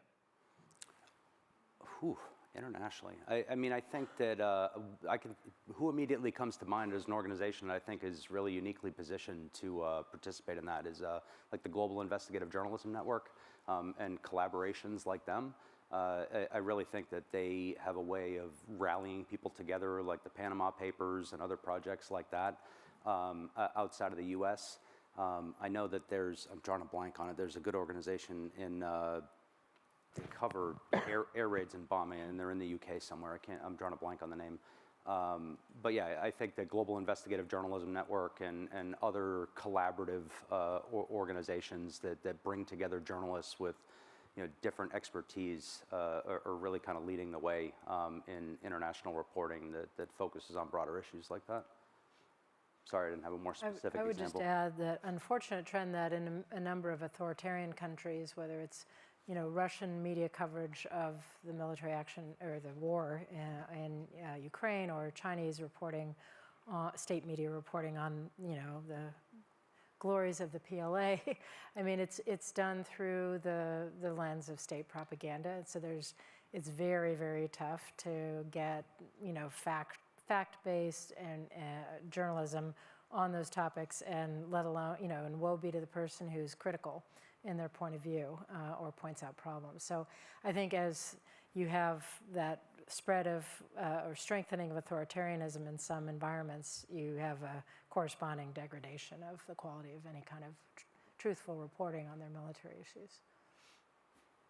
And a consequence of that, real quickly, is that when you get outside of Russia or China, but you go to third countries, you think about other European countries, Africa, other parts of Asia, that state propaganda actually travels. Yeah.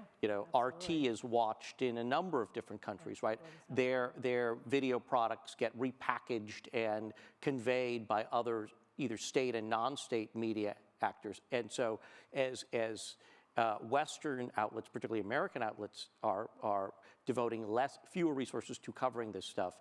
It creates a vacuum that state-owned actors fill in a particularly pernicious way in other parts of the world. Yeah.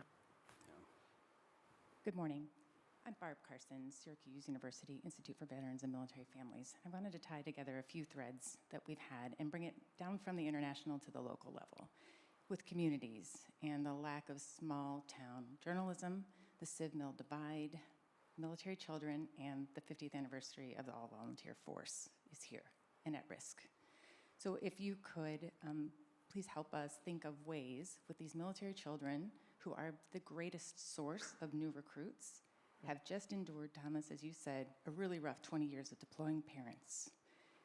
They would love to serve publicly, but what story are we able to tell them as we leave active duty? And one more piece would be the National Guard and Reserve. That local connection to military service that is quite unlike those communities that send someone off to active duty for 20 plus years, and what they bring home and how they tell their story.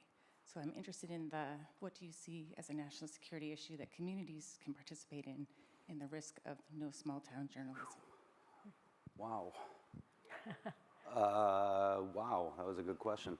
I think that, so I would like to see military kids be brought into the conversation more with military leaders, military families. I think the only way that you really start to understand what people have gone through is when you bring them to the table and listen to them. And I don't think military families have largely been actually listened to by the military.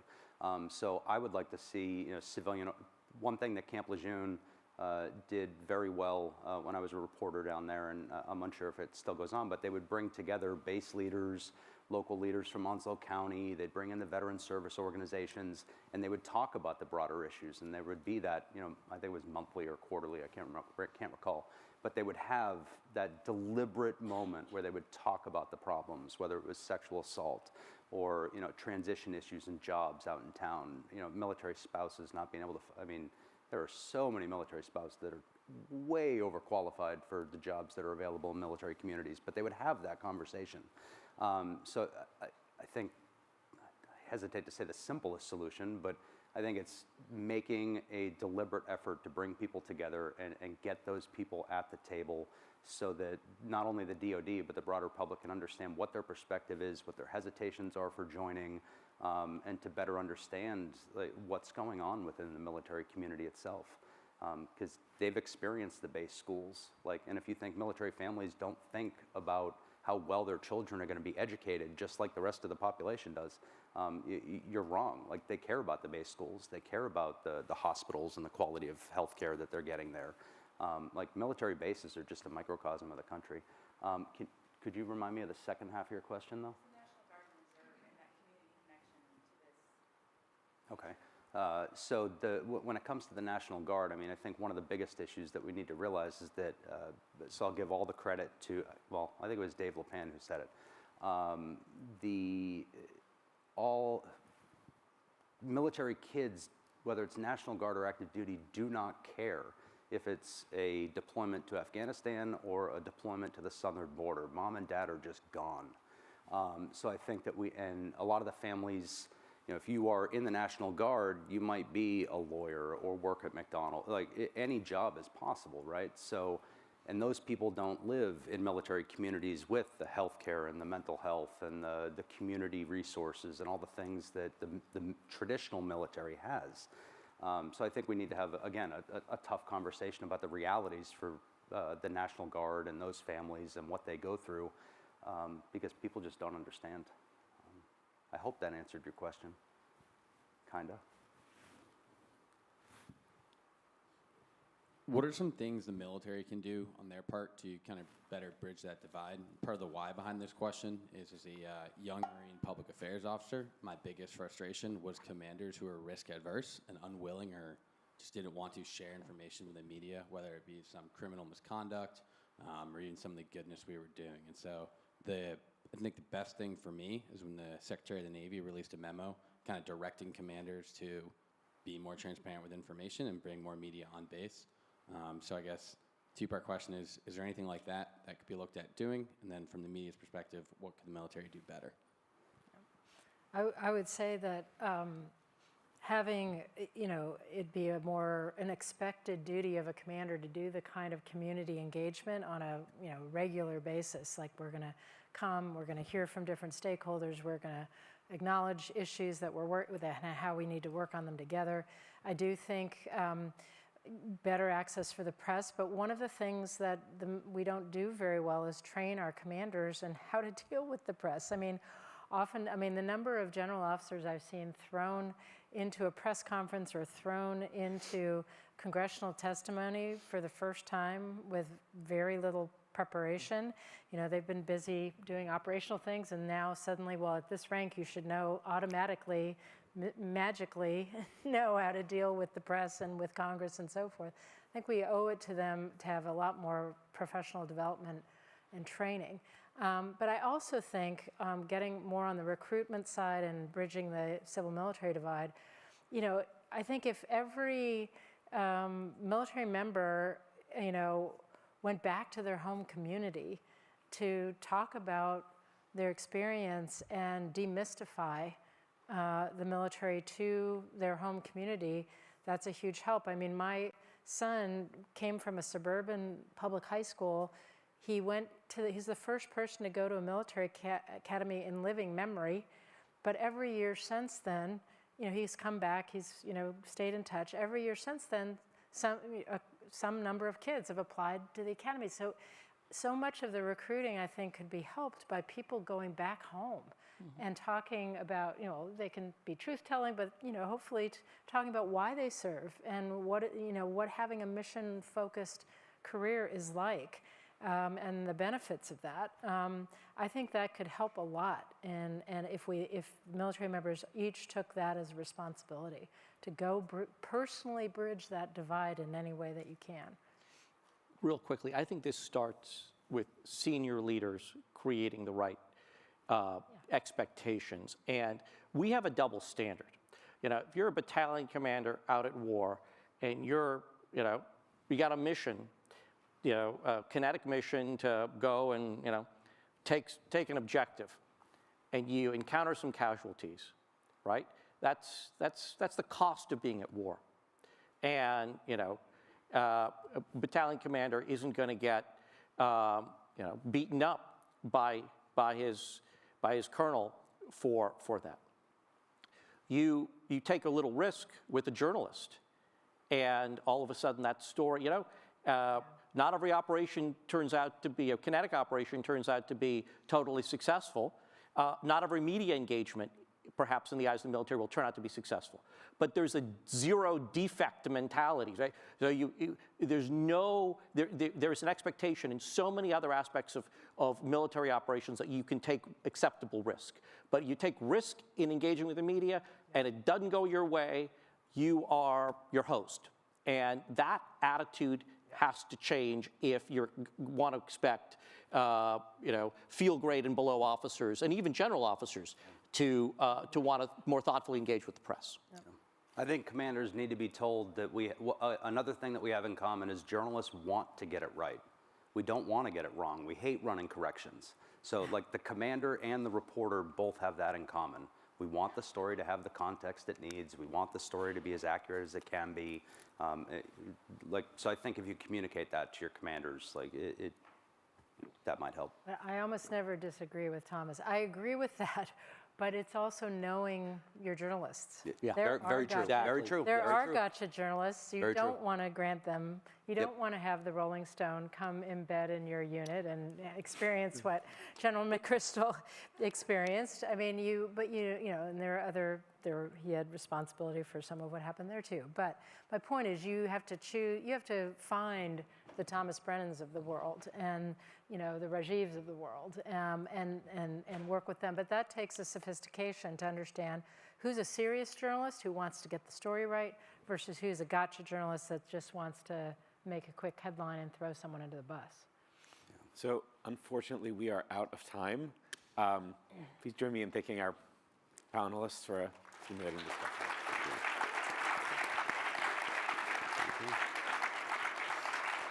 We are going to have ideally a short, sort of 10-ish minute pause, and then we will be back. Great. Good.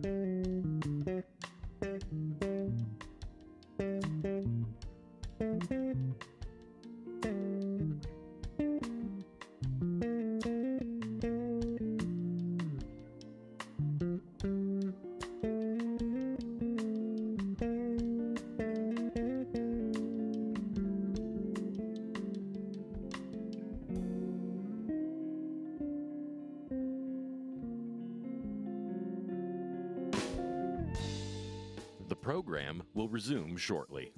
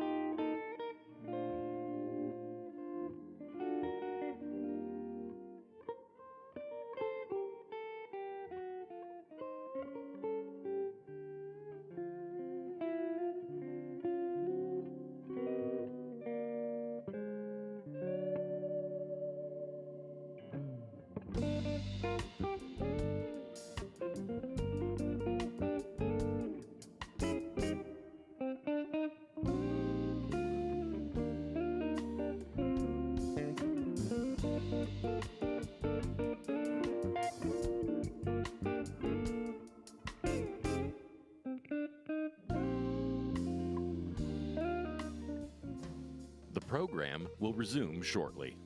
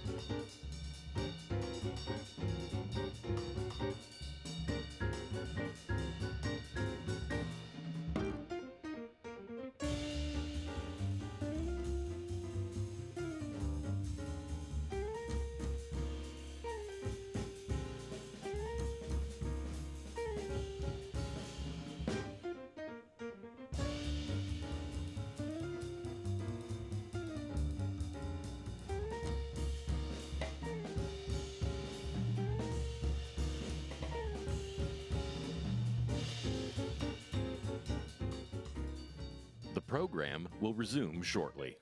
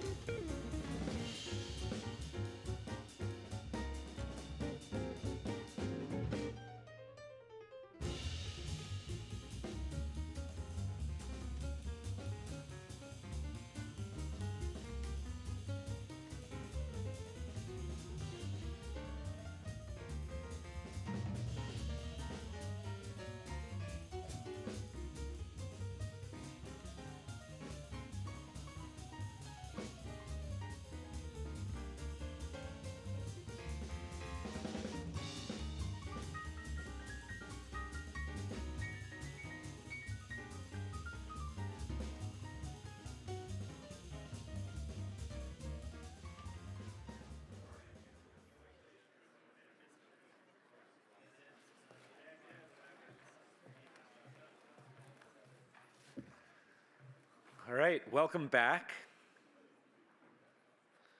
It is now my pleasure to introduce United States Senator Tammy Duckworth of Illinois, who's in a video message is going to turn our attention to our next topic of discussion for today, frontline healthcare issues experienced by active duty members of the military, veterans, and their families, including the PACT Act, legislation that she helped solidify in 2022, which expands via health care benefits for veterans exposed to the lasting impact of burn pits, Agent Orange, and other toxic substances. Senator Duckworth is an Iraq War veteran and a Purple Heart recipient. She's a former Assistant Secretary of the Department of Veterans Affairs, who was among the first handful of Army women to fly combat missions during Operation Iraqi Freedom. Senator Duckworth served in the Reserve Forces for 23 years before retiring at the rank of Lieutenant Colonel in 2014. She was elected to the Senate in 2016 after representing Illinois' 8th Congressional District in the United States House of Representatives for 2 terms.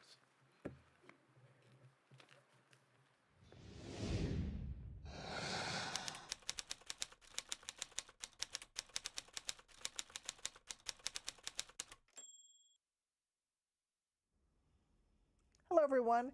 I wish I could be with all of you at the University of Chicago, but I'm glad I have the opportunity to speak with you virtually for today's War Horse Symposium. First off, thank you to the War Horse Symposium for launching this event and to Kelly Kennedy for your insightful, deep reporting on the dangers of burn pits to our service members. And thank you to everyone, all of the advocates like John Stewart, VA Secretary McDonough, and organizations like Burn Pit 360 who helped us get the PACT Act signed into law. We made history with this law, and we could not have done it without groundbreaking journalism from newsrooms like the War Horse. This kind of journalism is a critical part of bridging the divide between service members and the civilian population. Finally, we've expanded VA benefits, treatment, and life-saving care to veterans in need, and while also giving the VA additional tools so they can increase staffing and improve recruitment and retention. Since the PACT Act became law, over 1 million veterans have been screened by the VA for toxic exposure, helping many to receive new benefits they didn't have access to before. But there's so much more to do. Our veterans put country over self, time after time, tour after tour. Despite the risks, despite the dangers that they know they could face, tens of thousands of the bravest people that you and I could ever know still volunteer to serve every year.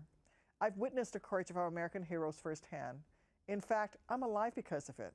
In 2004, an RPG tore through the cockpit of my Black Hawk helicopter, and the only reason I did not die in the middle of that field that afternoon was the selfless heroism of the troops around me. After we landed the aircraft, my buddies didn't know whether I was alive or dead, yet they lived every word of the soldier's creed. They refused to leave me behind and put their own safety at risk in the process. I'm here today because of them. They didn't care that I was an Asian American woman. They didn't care whether my name was Tammy or Tommy. They respected me because I could do the job that was asked of me, just as I respected them, my buddies, because I was willing to sacrifice whatever was necessary for my country, no matter my gender, my race, my background, or any other attribute, just like they were. They understood a simple truth, that the United States military is the greatest the world has ever seen, not in spite of our differences, but because our different abilities and experiences make us stronger. If you're willing to wear the uniform of this great nation, if you can do the job that's asked of you, that's pretty much all that matters. And when these heroes come home, they deserve more than just a simple thank you. They deserve action. The human impact of military service is often overlooked. It's one reason why I've been working to expand access to home and community-based services and finally end military hunger to ensure every service member has enough food to feed themselves and their families. We also need to do more to ensure flying is as safe and convenient as possible for veterans and all those who live with disabilities. And I'm proud to be working to get American evacuation standards to take into account the fact that someone in a wheelchair might also need to evacuate an aircraft in an emergency too. I'll never stop pushing to get these things done. After all, for our veterans who have so bravely served our country, it's the least that we can do. And now I'll turn it over to Dan Clare of Disabled American Veterans, an organization that continues to make a difference for our nation's finest. Dan? Hello, everybody. I want to thank you. I want to thank Senator Duckworth. We at DAV have known Tammy for many, many years, and I've worked with her personally on many occasions. She's a former Disabled American Veteran of the Year, and she's served our country, and she's served her fellow veterans with great honor and distinction. I'd also like to thank our friends at the War Horse and the Harris School of Public Policy for hosting this event and inviting me to be here to represent DAV and talk about my experiences with burn pits. Earlier, I heard Bob Woodward talk about his experience as a young Navy officer meeting Mark Felt for the first time. And recently, I was told that some of my colleagues at work have, behind my back, called me the deep throat of burn pits. And I thought about it, and I thought, you know, if you really wonder why you've never heard of me before, it's because sometimes the way we choose language determines if you want to be recognized or not. When I was 16 years old, my mother told me that she didn't know where I would be living when I turned 18, but that it wouldn't be at my childhood home in Lincoln, Nebraska. As Providence would have it, there was a message on the family answering machine at that very moment from a Marine recruiter. I enlisted and found myself on the famous yellow footprints in San Diego when I was still 17. And I knew in that very moment that nothing that had happened before in my life mattered. I was trained to be a combat correspondent, and my first awareness of environmental impact of military service came when I was working as a combat correspondent at Marine Corps Air Station El Toro, when our facilities made the dreaded base realignment and closure list. It was then that the community in Southern California realized the real estate they were gaining wasn't a clean deal. While the trichloroethylene contamination from leaking drums at El Toro apparently wasn't a significant concern for the Marines living there, the toxic waste dump, as one toxicologist called it, was a major concern for the civilians inheriting it. I finished my last year in the Marine Corps in Okinawa, working for American Forces Network as a broadcaster, and returned to Orange County. Transitioning out to work for an ad agency, I really didn't feel that I had a lot in common with my colleagues who'd spent that same period of time in college and interning for Disney. As my inactive reserve time in the military was timing out, I decided to join the California Air National Guard. It wasn't going to be the same as the Marine Corps, but it was, even if it seemed only technically true at the time, still the military. I re-enlisted in the summer of 2001 and had a couple very fun weekends where the beers at the base bar were as memorable as the training. But that changed for everyone weeks later on 9/11. Waking up that morning, like most Americans, my instant thought was, how can I respond? Instead of feeling helpless, I put on my uniform and reported to March Field for duty. That night we supported the airlift of FEMA teams to Ground Zero.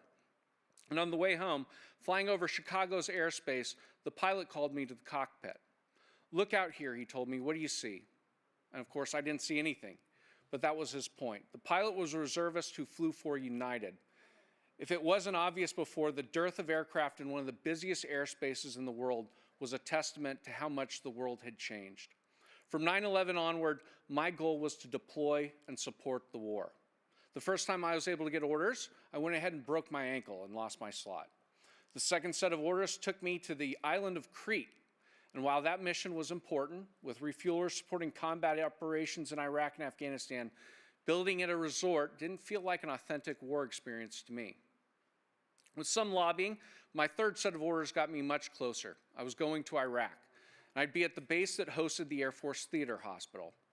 I was disappointed we'd not be leaving the wire, though if I really wanted to do that, I probably should have stayed in the Marine Corps, but I would be supporting the war. Coming to Iraq, I figured the most dangerous part of the whole tour would probably be the landing. But the most remarkable thing happened after that. You see, people can tell you about Iraq. They can show you pictures or videos, but to experience Iraq is to smell it. And coming off the plane, the first thing that greeted all of us was the open-air burn pit. It was the largest of its kind in operation. You did not need to be a toxicologist or environmental engineer to know, at best, what you were inhaling was disgusting. You could taste the burn pit even before you realized what you were consuming with every breath. It was inherently awful. If there was any doubt, seeing the pits in action would confirm your concerns. The dichotomies at Balad were incredible. The former Iraqi Air Force Base was named Mortar Reedville for the daily rocket and mortar attacks we sustained. And while few of the airmen who lived there left the base, the greatest danger for most may have been the burn pits.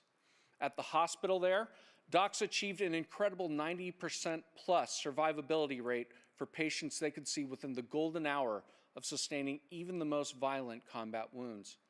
That said, it's remarkable to consider that the gateway out of Iraq for anyone being medically evacuated from the theater ran through a toxic plume. It's possible, in time, that Balad's smoldering landmark and others throughout Iraq, Afghanistan, and other deployed locations may ultimately have more devastating health consequences for its survivors than combat operations were through the duration of the war. While I was in Iraq, I never gave up my civilian job. That I worked for DAV was well known. I was a liaison at the hospital. I volunteered as much as I could in any capacity that was needed. It was great to be able to connect folks with resources and make sure they knew they weren't going to be alone when many of them knew their wounds would end their military careers. So when my boss called us in for a meeting about the burn pits, the memo we saw was shocking. Darren Curtis, a bioenvironmental flight engineer, had reported internally that the burn pit was as bad or worse than most people could imagine. The memo, that was already a year old, received concurrence that it was an acute and chronic health hazard. I realized that I was effectively on a crisis communications team for one of the most potentially disabling toxic exposure sites on the planet. Meanwhile, I was also on the communications team of a congressionally chartered voice for our nation's disabled American veterans. Sometimes life puts you in a position where the exact wrong thing to do is also the exact right thing to do. The only moment I second-guessed what happened next was when I was actively scanning the document I'd received from the memo from Colonel Curtis to send it back to DAV, and my major walked in. So I was a little nervous, I'm slowing down. I figured he knew I was up to something, so I just said to him, I work for DAV, right? I said, this is gonna be out. This is gonna be in the media. And he said to me in a typical career officer voice, I don't care as long as it comes out while I'm at my next duty station. He knew it was the right thing to do. Burt Field, the general running the Air Force in Iraq, knew the existence of burn pits was wrong as well. At every commander's call, and he admitted as much, he was asked about the burn pit. And he was a fighter pilot. He had a war to win. He did care about his troops, but he was also concerned about how the pit's smoke trail could shut down combat operations. Sadly, the will wasn't there to change anything, even after Colonel Curtis's memo.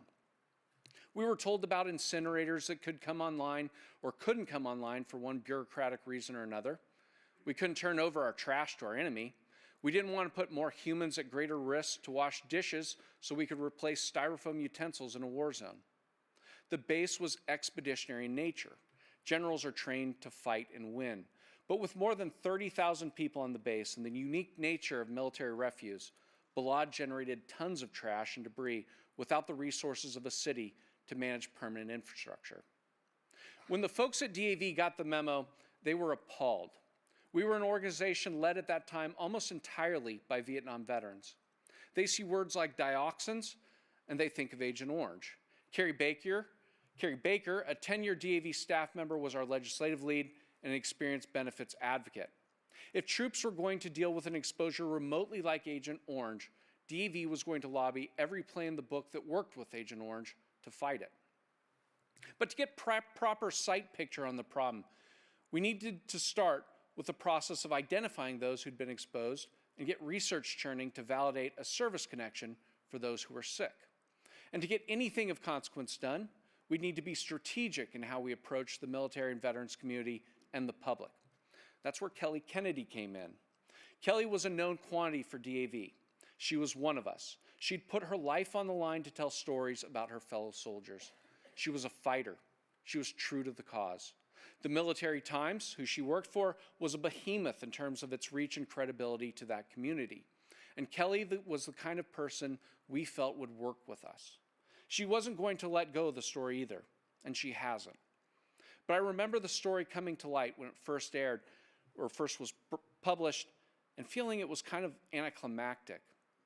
I felt it was important, but wasn't sure what would come of it. And of course, you have to consider how overwhelmed we were at the time by what was frankly a lot, and I mean a lot, of celebrity bullshit in the news. But the story supported other efforts. The first thing we were able to work together with Military Times and Kelly on was the establishment of a registry. At that time, a DAV registry, and we started to collect information from people who'd been exposed. You can't have a registry if no one knows about it. And then we started to see momentum to close down burn pits, mind you, as long as they weren't essential, which was further tacit acknowledgement of the problem and a way to sort of stop the bleeding in terms of exposures for folks still serving in the war. The DAV registry was a forerunner to VA's registry. We knew we had to start looking at ways to initiate more research and gather more information to validate the stories we began hearing from the folks who were disabled from their exposures and the spouses of those who died too soon. We knew from experience that there was going to be a price tag to pay for the care and benefits of those exposed. And the price tag alone was likely to determine how hard the fight would be. There was never a thought that this would be easy. It would have to be fought like everything else that we did. We'd need to get a toehold here and there and keep climbing. But it felt like a sheer rock cliff in the beginning. Without telling the stories of the survivors and those who were suffering, we weren't going to get the momentum we needed to make justice happen any faster than it did for veterans of past exposures. For our own magazine, DAV's magazine, we teamed with Kelly and an award-winning photographer named Nina Berman. That's something we'd never done before, but it definitely moved the needle. We honored Kelly with our Bugle Award for the effort, and that was just another way of doing the right thing while trying to spread more awareness of the issue. I blogged about it for the New York Times, and we made it a priority for our members every time they interacted with their elected officials. It's been that priority now for 15 years and will remain so. The PACT Act is probably the most significant sign in the last 100 years of our nation making a decision to change the course of our future by recognizing the shortcomings of our past. It's not only that it's not the only piece of legislation that does that, but it's a reflection, if we're honest with ourselves, largely of Vietnam-era veterans who fought for the last half-century to ensure subsequent generations enjoy a justice that was, at best, overdue for their generation. You all know the saying about success having many fathers and failure being a lonely orphan. In the case of burn pits, it's true that many, many people contributed to the effort. And we're proud to work with many groups and individuals to craft and help lay the groundwork for that effort. One of the most significant windfalls for exposed veterans has, of course, been our headliner tonight, Jon Stewart, who's used his celebrity and genuine concern for veterans, and sadly, in many cases, their survivors, to give the issue a spotlight you won't get from an overweight Air Force veteran who rarely left the wire and is worse still, a spokesperson. We needed Jon Stewart. We even needed the bandwagoners who came on late and those who didn't do much more than talk about the legislation after all the real work had been done. Because even they have a role to play in a battle that isn't finished.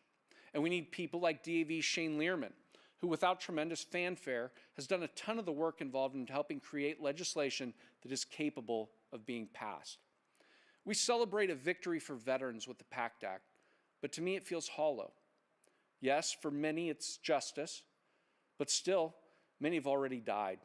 And when you look at the laundry list of cancers and toxic and chronic conditions that are now presumptives, it's clear that the benefits the bill will provide don't outweigh the suffering the legislation presents. Still, weeks ago, I was diagnosed with my first, and I hope my last, chronic health condition that is presumptive. The PACT Act, as you know, is not exclusively for burn pits. It will support all generations of veterans, many of whom have seen justice delayed and denied. And it will support many more who don't yet know that they carried home something from the war that will cut their being short or affect the quality of their lives for decades to come. The beauty, though, the thing that should bring the most comfort to veterans and our families is how the Act makes us more nimble in adjusting to and providing benefits for the new presumptives that we'll likely find in the future. For DAV's part, I'm proud that we celebrated by immediately turning gears to use the momentum from the PACT Act to put a focus on Karshai-Kanabad veterans. Those folks who were at a former base in Uzbekistan in advance of the war in Afghanistan were living with radioactive sludge before burn pits were even a thing. K2 veterans talk about a body of water that formed a bulldozed section of the former Soviet base that they called Skittles Pond because it had every color in the rainbow they'd seen in their MRE candies. They are part of the next frontier, and we can't rest until justice is achieved for them, their families, and sadly, their survivors. When people join the military, beyond, in my case, considering pending homelessness, they think of the risks of combat. They wonder if they'll be brave in the face of the enemy. They wonder if they'll be true to their brothers or be willing to pay the ultimate sacrifice if called to do so. But somehow, in addition to the physical demands and harrowing experiences we prepare men and women to encounter in service, we seem to find creative ways to poison otherwise healthy people we ask to defend our country. I've worked with a group called Military Veterans in Journalism to prepare veterans to go out to newsrooms to speak about responsibly covering veterans' issues and to call for a more thoughtful, concerted effort towards understanding and investing in coverage that affects change. I'm also working with the National Association of Broadcasters, DAV is, to do the same thing, to get more folks in newsrooms. But the problem remains. Today's newsrooms need to feed the content monster. It's extremely rare for any publication to have a journalist like Kelly Kennedy, who is such a passionate and dedicated voice for our community. But it's something we should aim for. I'm grateful again for the opportunity to speak today, and I hope this event, its distinguished speakers and guests, will inspire and elevate the public dialogue where veterans are concerned. As veterans represent an increasingly smaller segment of the population, we need to be more vocal ourselves and have more allies to ensure we can still achieve justice for the many who've sacrificed for our nation. If we're going to continue to ask people to face the dangers inherent in military service, we're going to have to show future generations that we will care for them when they're changed in service. To that end, I would like to thank the University of Chicago and War Horse for facilitating and creating such an important forum. And now it is my sincere and great honor to welcome my dear friend, Kelly Kennedy, and a true friend of veterans, Secretary Dennis McDonough, to discuss the future of VA healthcare. Thank you all for your time. Thank you.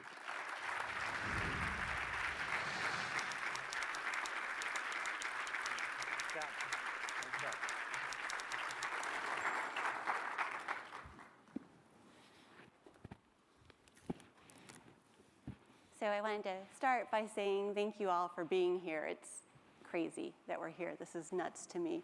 I met TJ years ago at a veterans writing program session. And a couple of years later, he came back and said something about wanting to start this like backpack journalism thing and write about military. And I was like, oh, that's cute. And a few years later, he hired me for my dream job. And I'm so proud of him and so happy to be here and so happy to have you all here. So, and my team is just amazing. But also, thank you for being here. Thank you for having me. Crazy, crazy year for you. So I know it's a busy schedule. So I was talking last night with Leo Shane, who's here in the audience. Naturally. And after we got him to stop talking about the Phillies, we started talking about how weird this VA is. In the past, we'd ask questions and they never get answered, even for good news stories. And you have started monthly press conferences. Terrence and his team actually get back to us, even on the negative stories. Mm-hmm. You keep coming back, even when Orion goes after you for EHR. So I was wondering if you could talk a little bit about that, because it's kind of why we're here. Well, look, I'm thrilled that you're doing this. I'm thrilled to be chatting with you again. I think you know my admiration for you, which is just a small part of my admiration for the reporters, all the reporters who cover us. And I think the topic for today's session is exactly right, which is how we cover national security and how we cover warfighting and how we cover veterans is a national security issue. And that's how I enter this equation, not as a veteran, but as a national security professional. But the bottom line is I just believe that we at VA, we have basically 9 million enrollees in our healthcare, but there's 19 million vets in the country. So we start from a position that says there are veterans who could be enrolled with us who are not, so we want to reach them. And the reason to be transparent with you guys is to make sure that we can reach those vets. I admire what you do. I obviously have great respect for the First Amendment and all that stuff, and transparency is a good way to run an organization anyway. But at the end of the day, the outcome we're looking for is more veterans trusting VA and trusting VA enough to come in and enroll with us, come in and file a claim with us. Because at the end of the day, we want all 19 million working with us, one way or the other. So that gets into my second question a bit. You're going out across the nation and trying to push out information about the PACT Act. Yes. The press corps is shrinking, and the military press corps is shrinking. And at first I was thinking that probably makes your job easier. But now I'm wondering if it makes it a little more difficult. And I was wondering if you could talk about how that's been trying to get the word out, but also how it compares to when you were chief of staff for Obama with the media then. Yeah, so I mean, I think, well, let me say for a second how it's going. I think, we think that there are roughly a little over 6.2 million veterans who we believe qualify for the PACT Act. Now, there's a lot of records issues in there and stuff, for example, so there's still a lot of Vietnam vets for whom we don't have great deployment records because of the fire at the National Personnel Record Center many years ago. So if that's what you're starting with, so let's take out those bad record numbers. So then we're at, like, let's call it 5.3 million veterans we think qualify. To date, we've had about 450,000 veterans file a claim under the PACT Act. So you can see 450,000 and see a big number, or you can see a small number. I choose to see a small number, especially when we're working with a denominator of, north of 5 million. Veterans in our care can get what's called a toxic exposure screening, which is in effect a conversation with your primary care provider about what you've experienced in terms of exposure. And we've now given about 2.3 million toxic exposure screenings. I actually legit see that as a big number. Importantly, 40% of those veterans tell us about an exposure that we were not aware of, meaning these are veterans already in our care, and we're learning something from them about what they're exposed to. And that allows us then to forward on that veteran to specialists or further review. So that gives you a sense of how it's going. The question then is, why is that 450,000 number? Why isn't it bigger? I think there's probably 3 reasons, and I think each of them points to the question you're asking. One is there's just a general lack of trust issue in VA. It's not everybody, and the trust numbers are getting better. And later this year, we're going to start for the first time applying the V-signal. So that's our trust survey to the compensation benefit portfolio. So that'll be an important new data set. So one, we have to get over the trust issue. Second, there are a lot of vets who are unaware that this is out here. And so that's just going to be us having to get out there more aggressively in fora like this, but also just in individual conversations with veterans, which I know we all have, just even walking on the street or on a plane. These are all conversations I've had just in the last week alone. The third issue is there are veterans who are aware of it, but think they don't qualify or think they shouldn't qualify. And those are 2 different things. One, there's a reservist woman deployed into combat zones on 6 different deployments. She just assumed that as a reservist, she didn't qualify. Incidentally, women veterans are more likely to be in category 2 or 3 than other veterans, to be unaware or to think that they don't qualify. Then we have a whole group of veterans, warriors, who say somebody else needs it more than I do. So they choose not to file. Well, here's what I can tell you about that. The way we prosecute these claims now using automation means when you file your claim, Kelly Kennedy, your claim, we can use automation to understand that claim, but then also helps us tell a better story about veterans in your unit, veterans who are in the unit that relieved you, veterans who are in the unit that you relieved. So actually your filing doesn't take from anybody. It actually helps us understand the bigger picture so we can actually then make benefit decisions for everybody. Our ability to make progress in categories 1, 2, and 3, increase trust, make sure people are aware, and then make sure people know that they personally are aware and that they're not taking something from somebody, depends on us getting out to veterans in trusted voices. And this question, I know you're talking a lot about trusted voices today, I've seen that. That is the most important thing. And that's something we dealt with in the White House. It's something we deal with now, but it's also why, going back to your first question, we just think it's so important for us to be transparent. Trust is a hard thing to earn. It's an easy thing to lose. And once it's gone, as I said, it's hard to earn back. So we can't make progress on those three places and thus grow the number unless we get that trust, keep it, and grow it. So we've talked a lot about how many people are applying for benefits, and you just talked about you go in for a screening. So we're seeing increased rates of respiratory issues, breast cancer in men and women, brain cancers, even though those numbers are still tiny. Yes.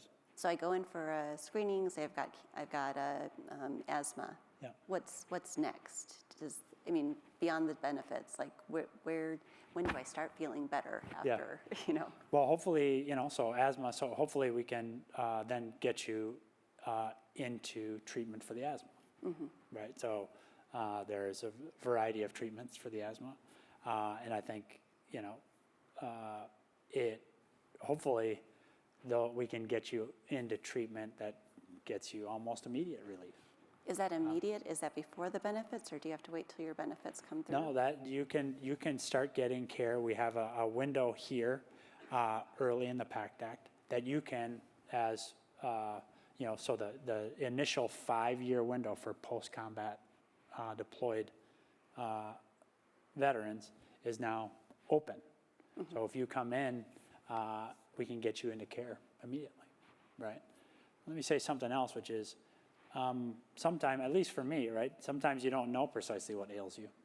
Right. Right? Here's one of the things I stepped through the numbers, who we think qualify, who we know qualify, who's already filed claims. Then we've done working with our actuaries and studying what we know about toxic exposure and what the force has gone through. We've done an assessment of what do we particularly need to hire in the next 10 years. This is something that John Stewart, when he wasn't yelling at me, said to me one time, if I were you, I'd just start getting smart about what people need to get covered, because this is going to pass, he said. And I knew that was right, because I actually worked for the guy who wanted it to be passed and actually signed it, so I knew that. So we did that assessment, and here's what we know, is that what we overwhelmingly need to hire in the next 10 years are mental health professionals. Because, what we know about what we've experienced as a force and what we're experiencing as a country, including through things like the pandemic, is that you may come in to get treated for asthma because you have respiratory issues, but you also might find, hey, it would be great if I could have an opportunity for counseling, right? And so the PACT Act might be the reason you come in, but your whole health, your wellness, hopefully will be the reason you stay. And that's why I'm really excited about the PACT Act, which is it should be the start of a conversation, the renewal of a conversation maybe with veterans who feel that they've had a bad experience with the VA in the past, or the renewal of a conversation with veterans, say, among women veterans who have actually not believed that VA has something for them. So hopefully we can make each of those sales each time we get new vets coming in. So we'll get back to the PACT Act. Patricia Keim, who's also in the audience, and I keep bringing up their names because they covered the hell out of the burn pits over the years. I don't think we'd be here if they hadn't done that. Or without you. Now I've lost my train of thought. Patty was writing last week about the training issue, or the hiring issue. Yes. And you inherited, I think, something that was kind of difficult. And it sounds like you're going to look at the contract again and see if you should start from scratch. So this is the EHRM issue? Right. Yeah, so this is electronic health record modernization. So for 20 years, VA has been trying to update our electronic health record. I think our clinicians are very proud of the fact that they were the architects and the managers of the first electronic health record in American healthcare. And it's a really cool thing, and it speaks to the agility and the creativity and the thoughtfulness of VA clinicians. But that, what was a very revolutionary vehicle, electronic health record, is now been so, it's a lot of time has passed, But it's also now been so kind of specialized by VA Medical Center that we don't have a kind of a truly comprehensive one that allow us then to connect into VA, into DOD, such that as a veteran, when you retire, we'd love you to come across the street from DOD and to have the full record of your service available to us so that we can understand what you're going through in terms of health issues or even in terms of claims issues. So in 2018 or 2019, the last administration let a new contract to deploy an updated electronic health record. It's a 10-year contract. It's now deployed into 5 facilities. I was just in one of them yesterday morning in Roseburg, Oregon. And we've had, I think it's fair to say, uneven progress with that system. That's a word. Yes. The 10-year contract envisioned a review of the contract at 5 years. We're right now in the middle of that review. I believe really strongly that we need a contract with greater accountability, with greater ability to have legit heavyweight experienced trainers working with our legit heavyweight experienced healthcare professionals to make sure that we can make this electronic health record work. So we're trying to make sure in the contract review here that we get that out of this How does contract. that bring in, I mean, how do you get DOD to play well with others on that? Well, you know, we have a big priority here in Chicago where we have in Lovell we have a jointly deployed VA and DoD team at a joint facility. That's an example of a place that it's really important to DoD that we make progress there. We're committing to them to do precisely that. But I think DoD understands that we need a good contract to make it work for us too. And it's really important that we be interoperable with DoD. But let's be clear that VA is a customer in and of itself, not derivative of DoD. So I think Secretary Austin understands that and respects the need for us to make sure that we have everything we need in this contract. What I'm saying is, right now we don't have that. I'm really eager that we get it, but without it, you know, we're going to have to make some decisions, and we'll see how that proceeds in the next month or so. We were talking about this last night, how, you know, with the Affordable Care Act, there was skin in the game for the insurers to get their, or the doctors, the medical facilities, to get the records on board. Yeah. And we're thinking about what is the skin in the game for this one? And it's us, but I'm not sure what the rest of the skin in the game is, so. Yeah. Well, it's really interesting. You know, one of the things we assess is end user satisfaction, meaning how do the clinicians feel about the technology we're trying to deploy? But we've also, as an agency, been really insistent that that can't be the only measurement.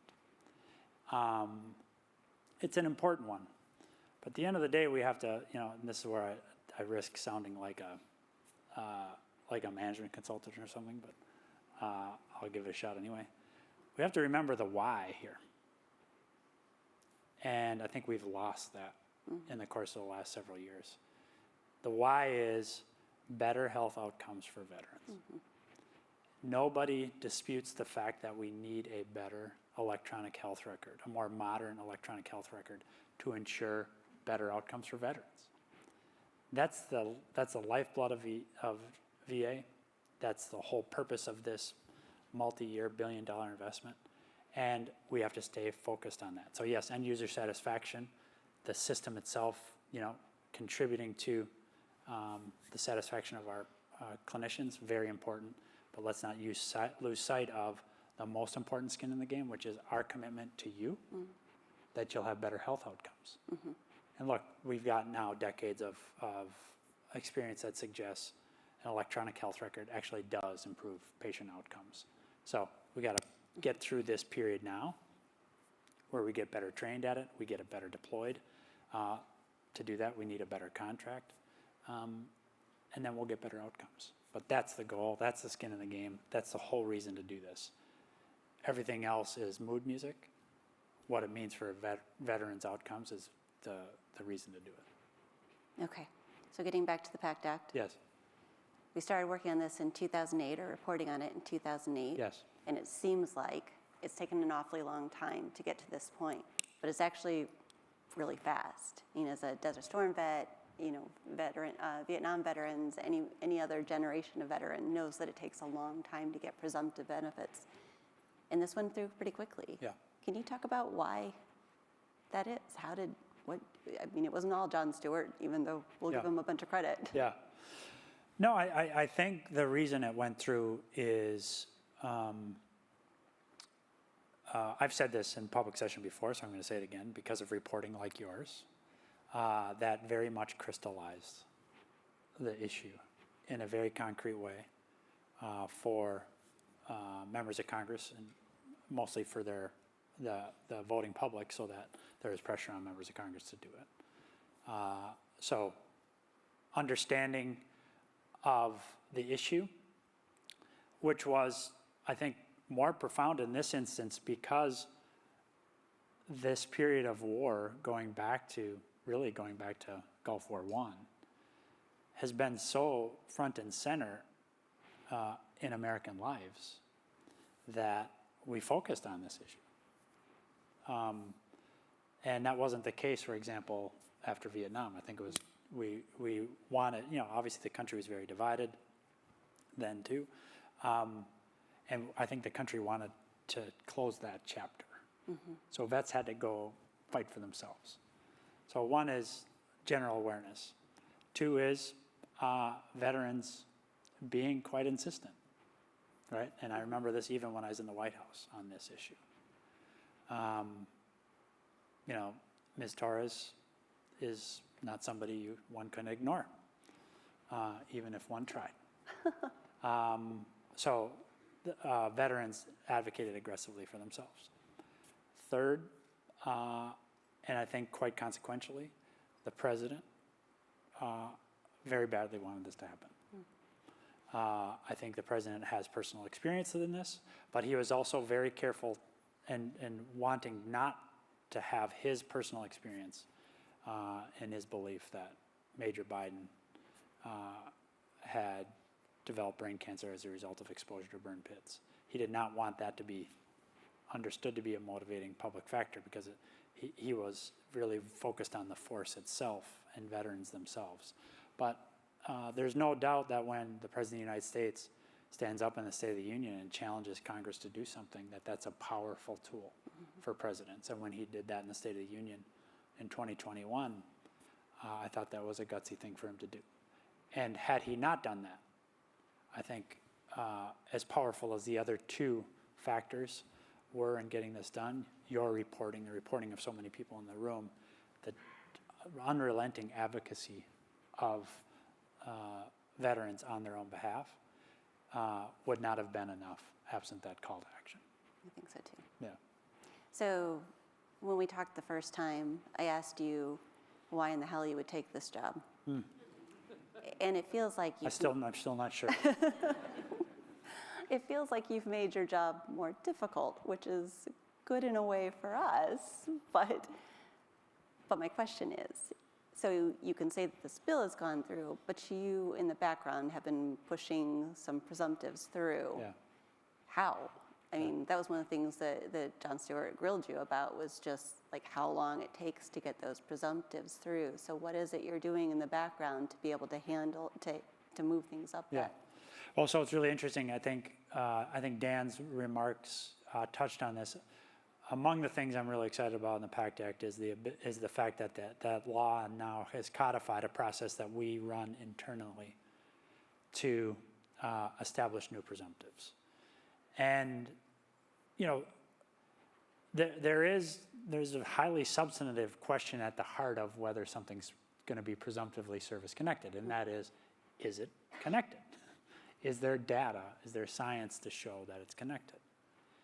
And one of the reasons that we have to be as transparent that I believe we should be as more transparent is because we have to get people to trust us more. And I think I just had a conversation with Rick out front, a veteran, who does not believe we're transparent about anything. And in fact, we believes that our strategy is just to deny and to delay.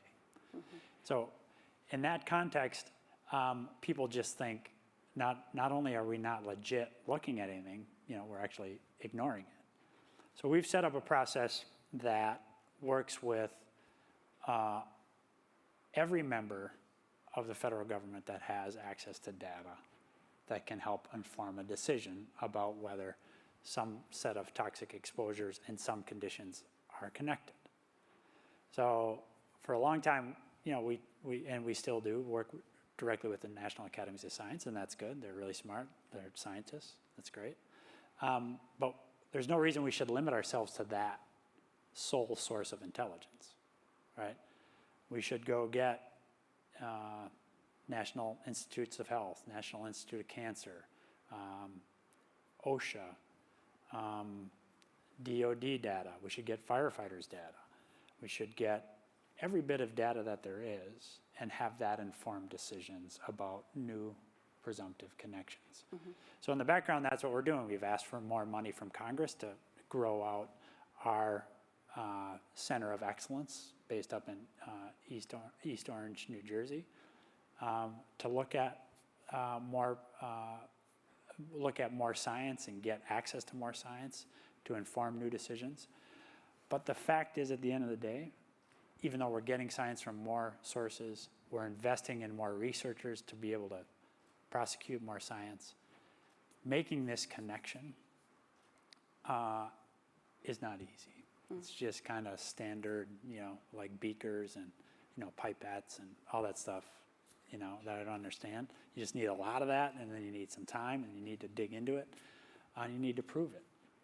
So we're going to execute as against the presumptives that we already established. There were 9 of them, plus the 23 in the Act, and then we're going to keep adding as we can get more and more. Look, we saw recently about what appears to be connection between exposures to pilots and ground crews relating to cancer, right? This is a classic thing that we have to now take and just prosecute and try to make some connections to. Our established processes now, affirmed by the PACT Act, allow us to do that. How quickly can we get that done? I mean, that's the million-dollar question. Not as fast as I want us to, but I keep checking. Now, this raises an interesting question, right? I mean, when you sit in my office, I can keep calling East Orange and say, hey, have you made that presumptive connection yet? And at what time am I, like Dick Cheney, going out to CIA to say, hey, did you find the weapons of mass destruction yet, right? You have to, when you keep asking the question, you're eroding their independence and their integrity, right? So I want to not do that. By the same token, I want to not just let this be on some, as Susan Rice would say, ho-de-do train. This has got to be on the express, consistent with the fact that we have veterans who are suffering as a result of these exposures. I hope that answers the question. I feel like I'm kind of babbling right now. No, I mean, it's taken years to get anything through, so to understand a little bit more about why it's moving quickly now. So you said that was the million-dollar question, and I think the other big question is, as a taxpayer, talking about a $15 billion budget, and I mean, the cost of these exposures is going to be a lot. So if I were a taxpayer, and I am, I'd be pissed. Not only because we've got so many people who, the Army's own regulations said you can't burn trash in an open pit because we know it's bad for the troops. Well, why don't we talk about these things ahead of, do you have ideas about what we could be doing to prevent these kinds of conversations in the future?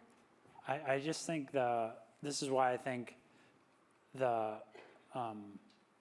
first two, of the 3 factors that led to the passage of the PACT Act, we just have to make sure that we're continuing those 2 first principles, which is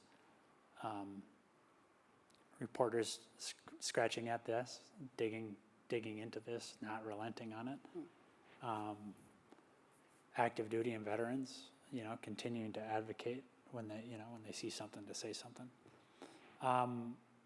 And there's a certain degree of the fact that when you go to war, and you're actually very focused on that moment.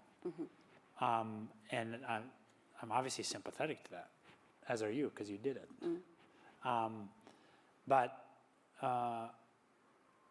this is why, I thought that kind of the reporting earlier this week, the editorial in the Washington Post, I thought was unfair, in as much as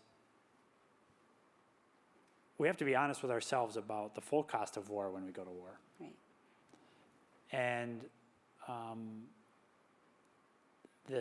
how as President Biden calls it, our sacred obligation to those who have fought our wars. He says we have a lot of obligations, but only one sacred obligation, and that's to our vets. We just have to start seeing that as a cost of war and factoring that in, and not expressing surprise all the time when this happens. Right.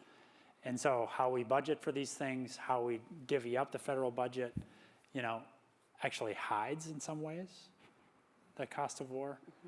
So I think us being candid about it and underscoring why we're doing it will help in that regard.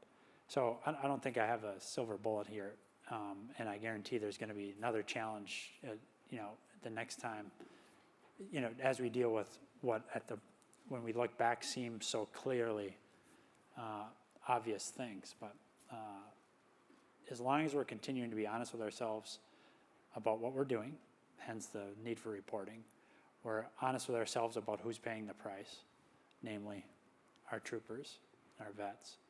And then we're also honest about the fact that all of this is not like extra credit. Caring for the people who are exposed to toxins in Iraq is not like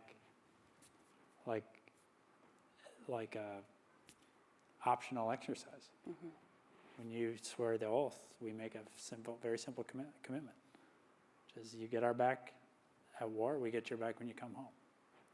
So that's our job to keep that promise. We make it as a country. It's VA's job to keep the promise. So the idea that that's a discretionary question is, or that somehow that's a discretionary expense, I think is wrong. Okay. So. I think we're supposed to open it up for Q&A now. Okay. Only easy questions, I heard. I think someone is going to assist us. Somebody here, but I don't know who's going to call the questioners. Did I go too early or? Okay.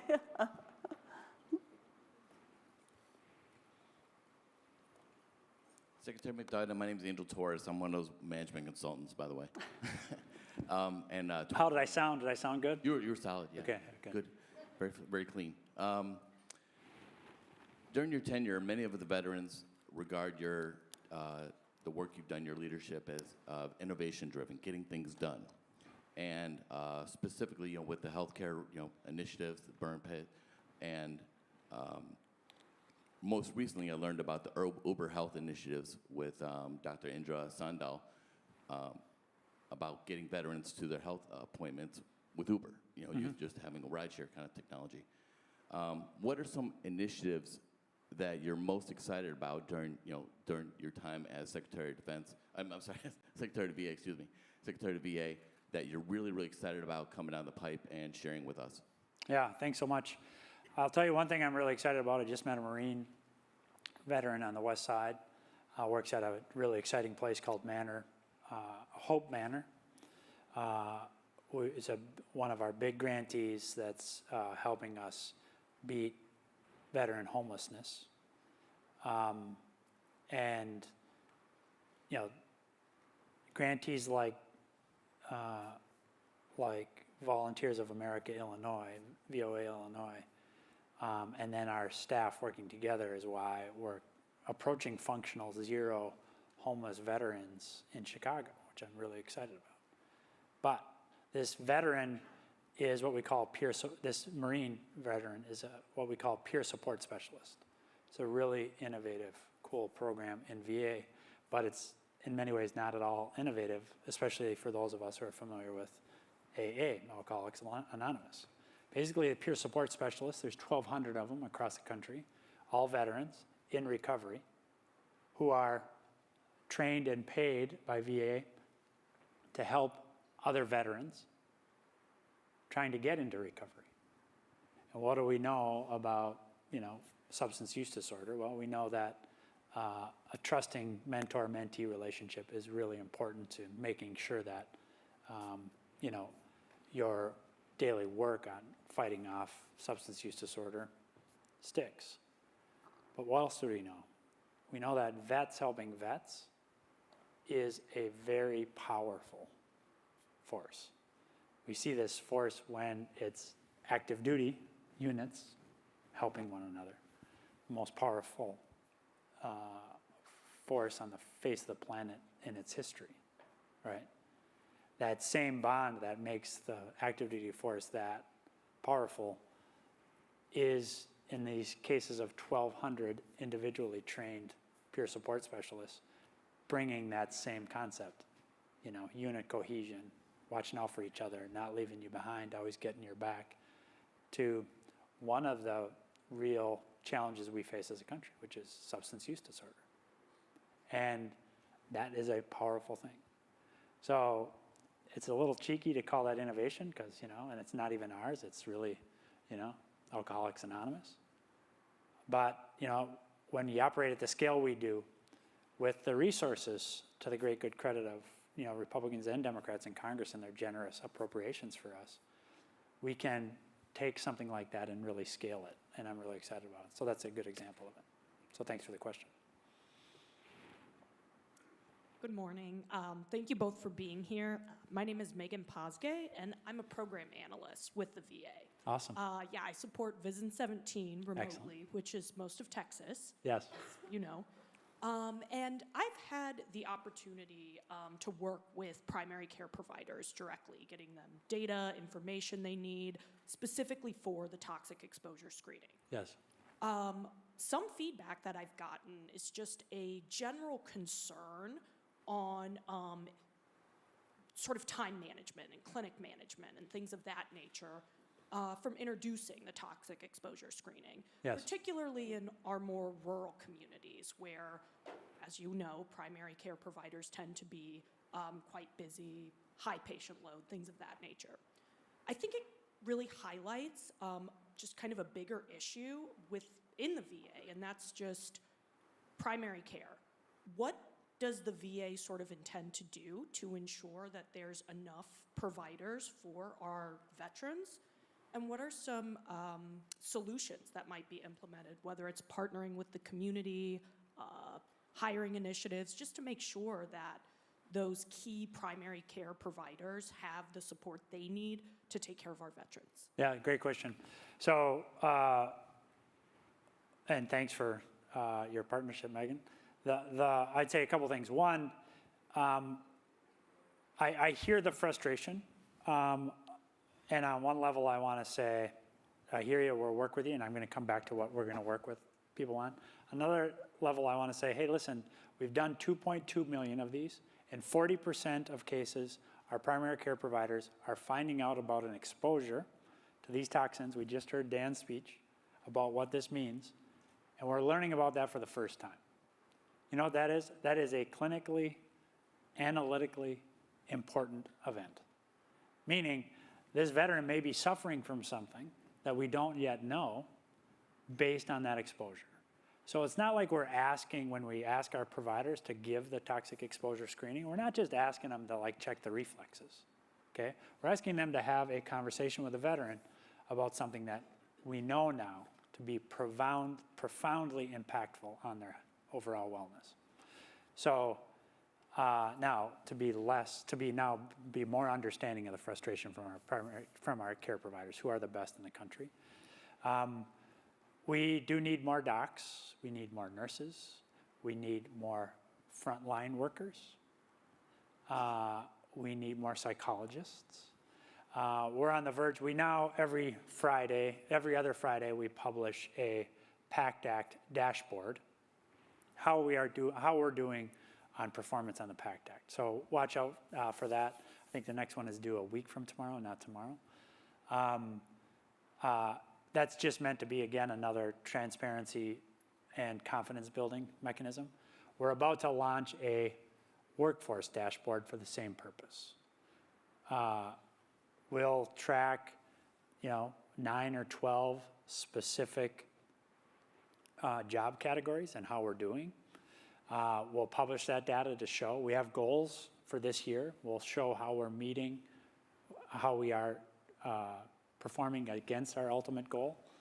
I can tell you this, we're now halfway, since it's April, we're now halfway through the fiscal year.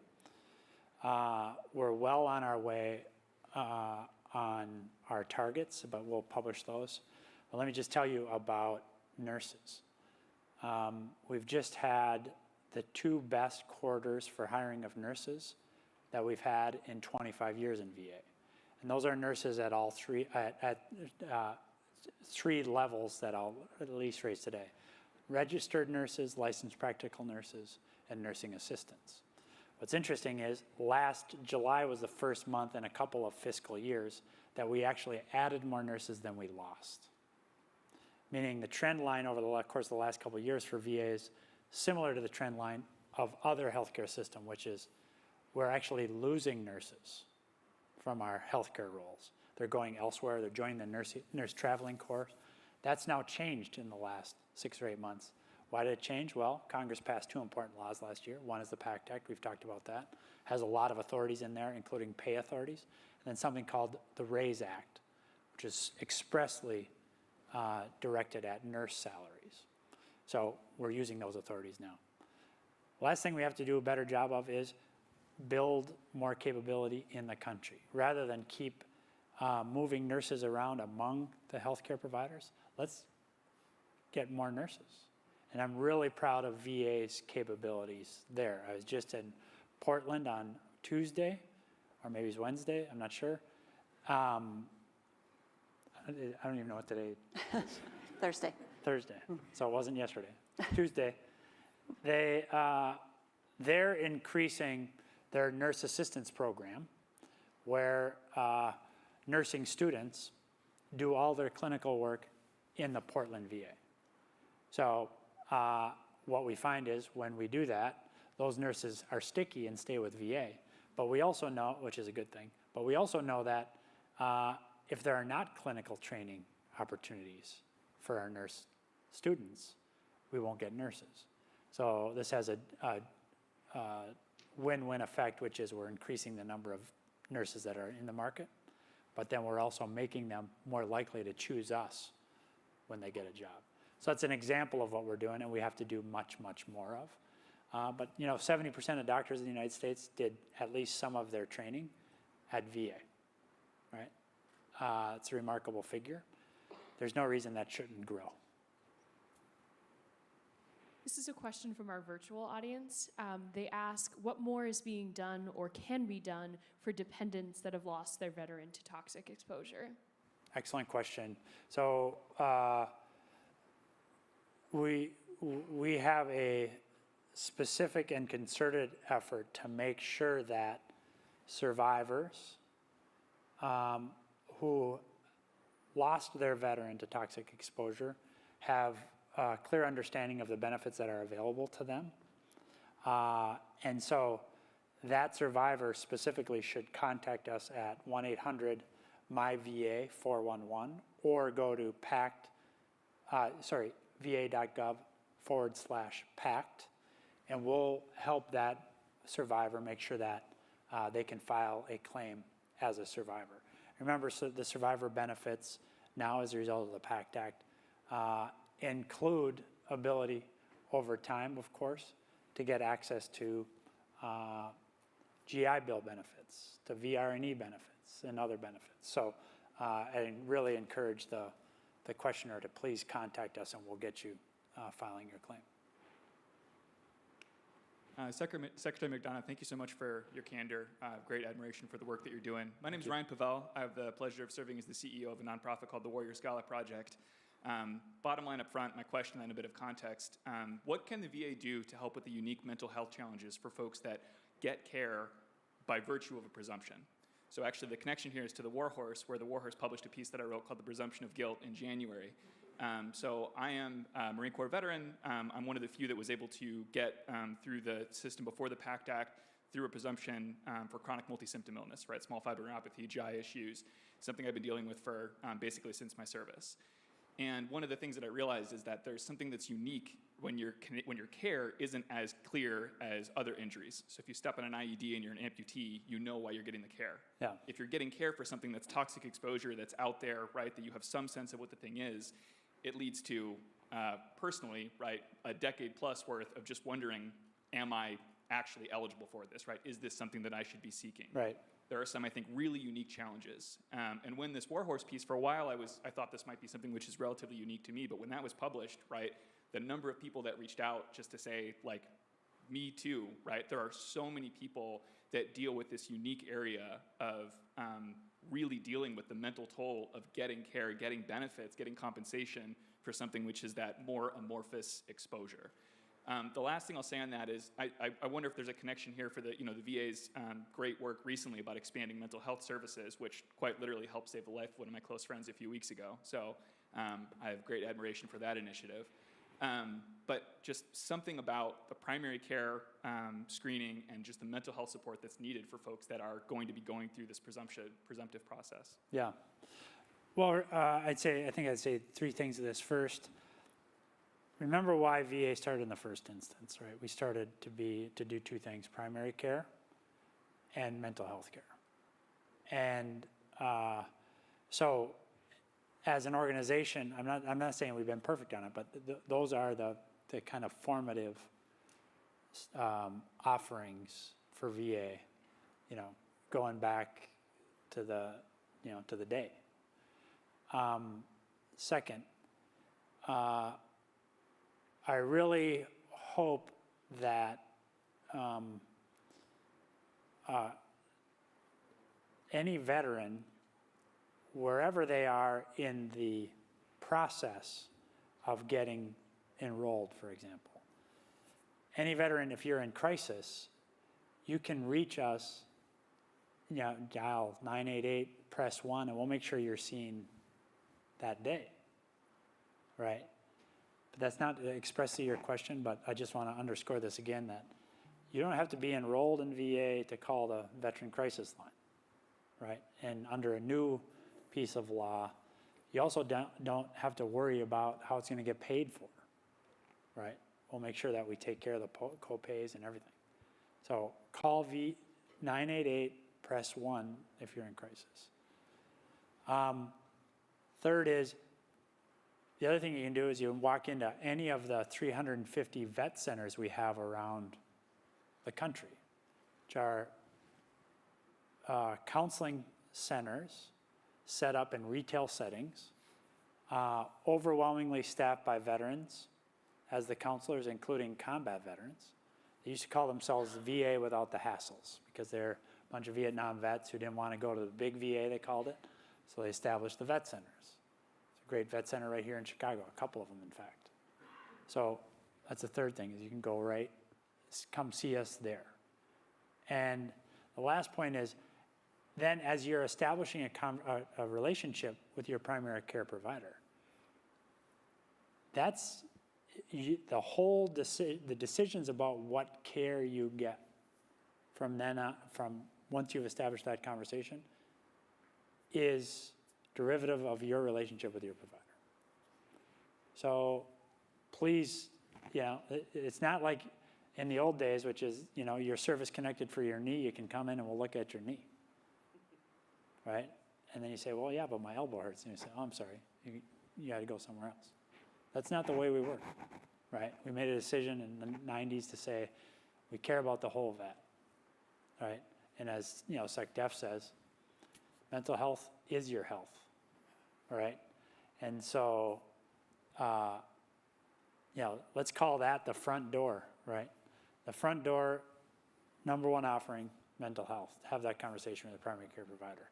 There are other doors in too, right? Terry and I were talking today. You may enter a door at the Illinois Department of Veterans Affairs. And you know what? It's not your job to know that you went into the state building when you should have gone to the federal building. It's our job to connect you once you're in, right? But at the end of the day, always, always, always raise with your provider what's on your mind, and then we'll take care of it.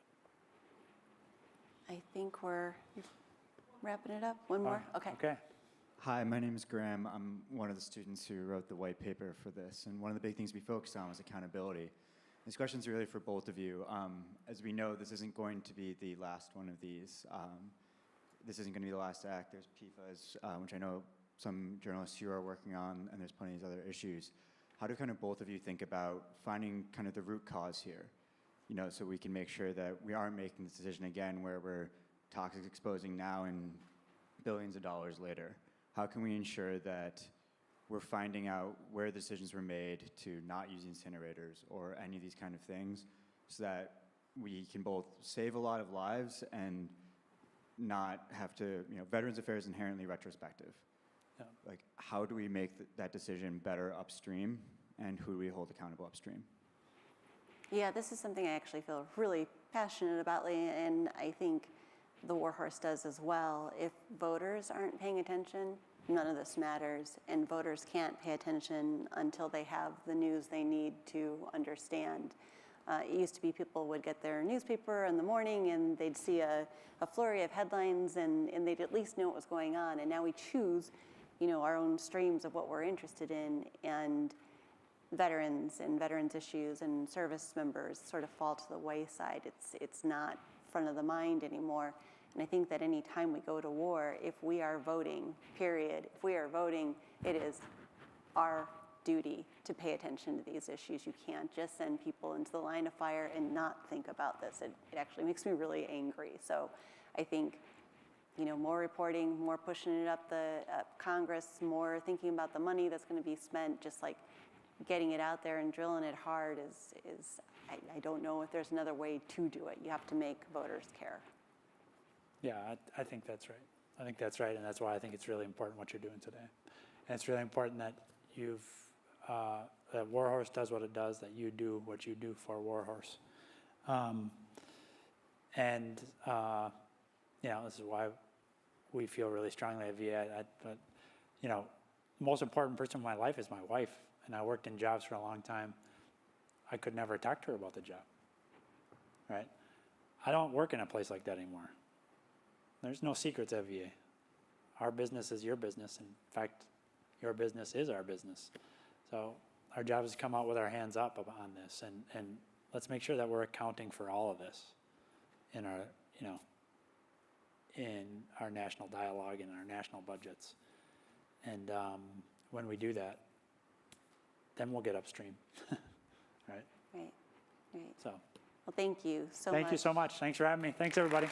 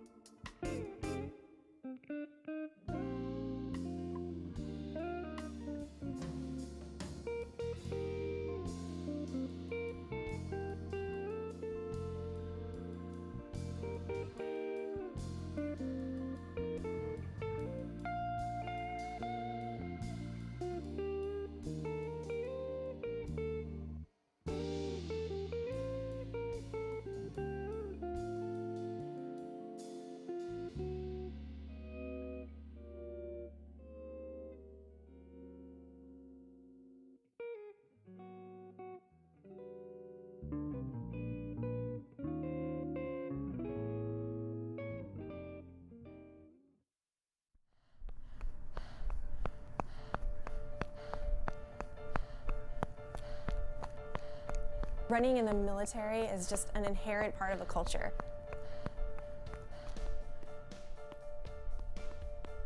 If you can run, you gain respect. You can push yourself to this unforeseen threshold. It's really about grit. It's about having guts. And knowing that I had the endurance and the strength to keep up and do better than my male counterparts. If you could run fast, you could instantly knock down a lot of preconceived notions. I knew that I could do it. I could build that credibility that I wanted to in an institution that is still predominantly male. I just refused to give up. I wanted to make it. I was recruited to run cross country and track at West Point. So I won't sugarcoat it. West Point was really hard. It was really hard to be a woman there. There were times where I was like, what was I thinking? I don't think I'm gonna make it. I had to just gut through.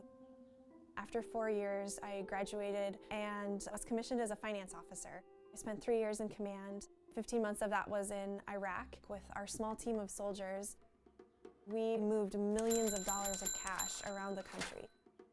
It would be me and one of my soldiers, and we would hop on a convoy or Chinooks or Blackhawks with our $10 million. It was stressful, right? Probably the most daunting part was going to locations and being one of the only females out there. I could give you so many examples of times that I either got looks or comments. I had to figure out how to communicate and accomplish the same thing without being a guy. Like, I wasn't a part of the good old boys club. Like, I wasn't the type of person that was gonna go out and smoke cigars. I decided that I wasn't gonna be a victim. I wasn't gonna make that my whole story. I will work twice as hard as my male counterparts, and I'm gonna do a better job. After the Army, I had that moment in my life. I was like, what is it that I wanna impart on my daughter? What is the example I wanna set for my family? Now I currently work as the regional director for the Northwest at Team Red, White, and Blue. So the hike yesterday at Rattlesnake Ridge, that's such a microcosm of what we do. Our mission is to enrich veterans' lives through physical and social activity. When I first moved to Seattle, there was no community for me. It takes a while to build relationships, and that was very lonely for me. What I do now, it's all about people, it's all about building connections. Every single person on that hike is somebody that I met through Team Red, White, and Blue. I mean, now they're all friends. They're people that are very near and dear to my heart. Everybody has the same goal, and it's to get to the top. It's a good, steep, uphill climb. You're sweating, you're breathing hard, it's rocky, it's steep. And then when you get to the top, and you can just take it all in and feel the warmth of the sun. I love being out in nature. It's really special, and it's something that, I hope that I can impart on my daughter and, other people in their lives. When I run, I'm always reflecting. You don't get anywhere in life without having to go through really difficult challenges and see your way through them, and how you want to learn from each of those experiences.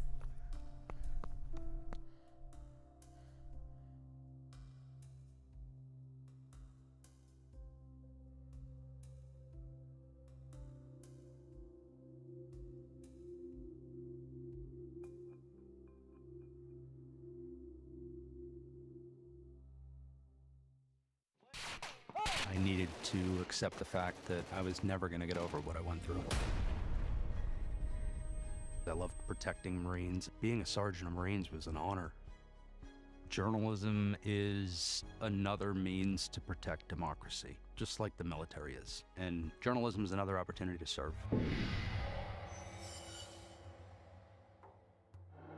So in 2010, I was a squad leader that was leading 13 Marines and 1 Navy corpsman, and we were assigned to a little outpost called Kunjak. Living on the side of a mountain in Afghanistan is pretty tough. We only had 1 tent. We were sleeping under the stars. It was pretty bare bones. One day, we were carrying like hundreds of pounds of stuff. Just miserable for miles. We throw our stuff down. I look over in the corner and there's this scruffy, skinny dude with this weird looking gear. And I think I wanted to throw him over the side of the hill. When we met, his first question was like, yeah, who the hell are you? And I explained I was a journalist. He kind of strategically positioned himself between me and his squad. When I was a young Marine, my perception of the media was that they couldn't be trusted at all. We viewed and treated the media almost as an enemy. You need me to wear that thing? I think for the most part, the military is kind of ingrained not to trust the media. And suddenly this stranger is introduced with a camera. There was a lot of suspicion. They're just waiting for the shot if someone falls. Finbar was really the first time that a journalist got to know who we were and really listened to our stories. He wasn't afraid to do something dangerous right alongside us. Anytime that you're under fire with someone, it brings you together. On November 1st, the mission of that patrol was to push the enemy deeper into the city. I didn't really have the best feeling about the mission. We knew something was coming. I was toward the front of the patrol. Well, right now we're patrolling through the town of Nabuk, which is a place where these guys took a lot of contact while I was here last time. We came around the corner. I see a guy, he's got a weapon. In that moment leading up to the firefight, all you hear is your heartbeat.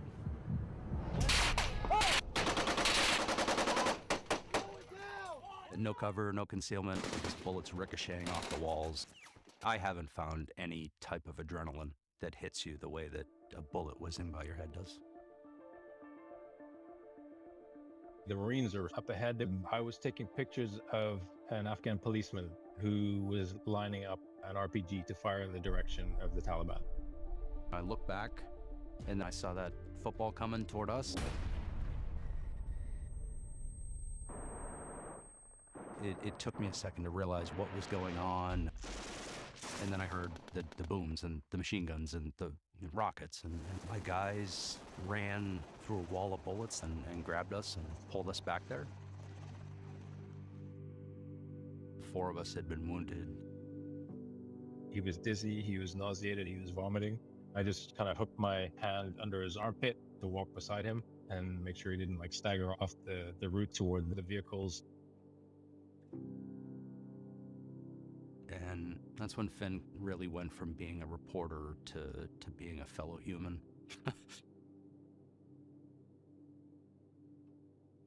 Within hours of the firefight, Finbar's photos were published online.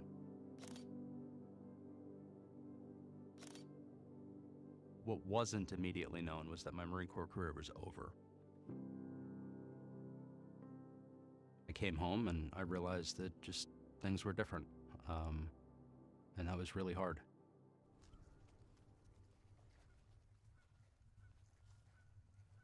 I get my migraines and what I now call like my bad brain days.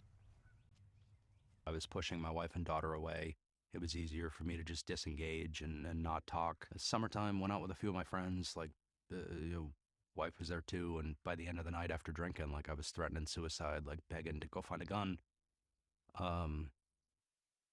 Being wounded and losing my career really robbed me of my sense of purpose, and I feel like my sense of purpose was to lead Marines.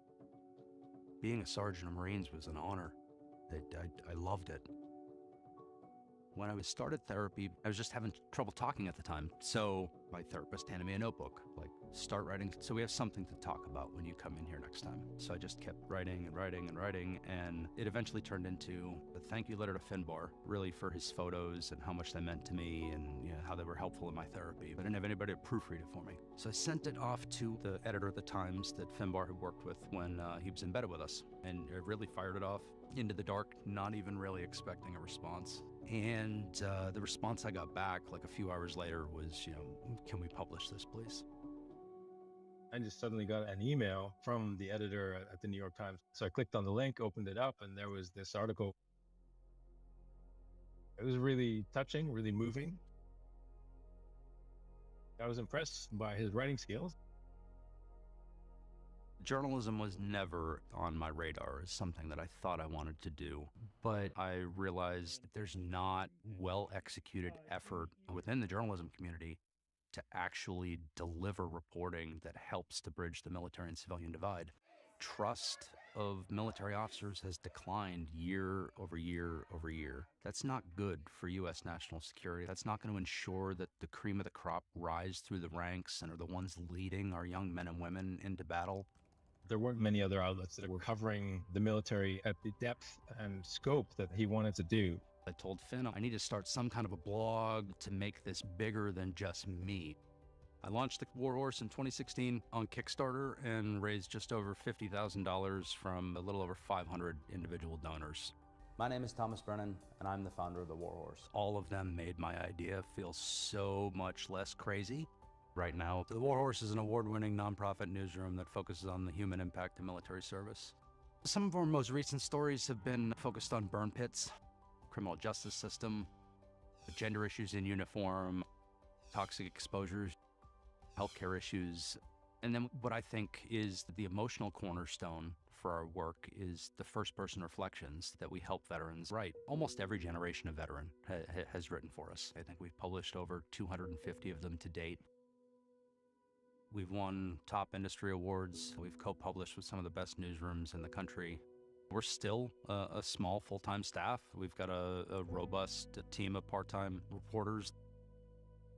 When I think of where I want the War Horse to go, I want to be seen as an irreplaceable part of the news ecosystem and just having a tremendous impact on veterans all around the country, whether it's through policy or changes in the way that the military conducts itself.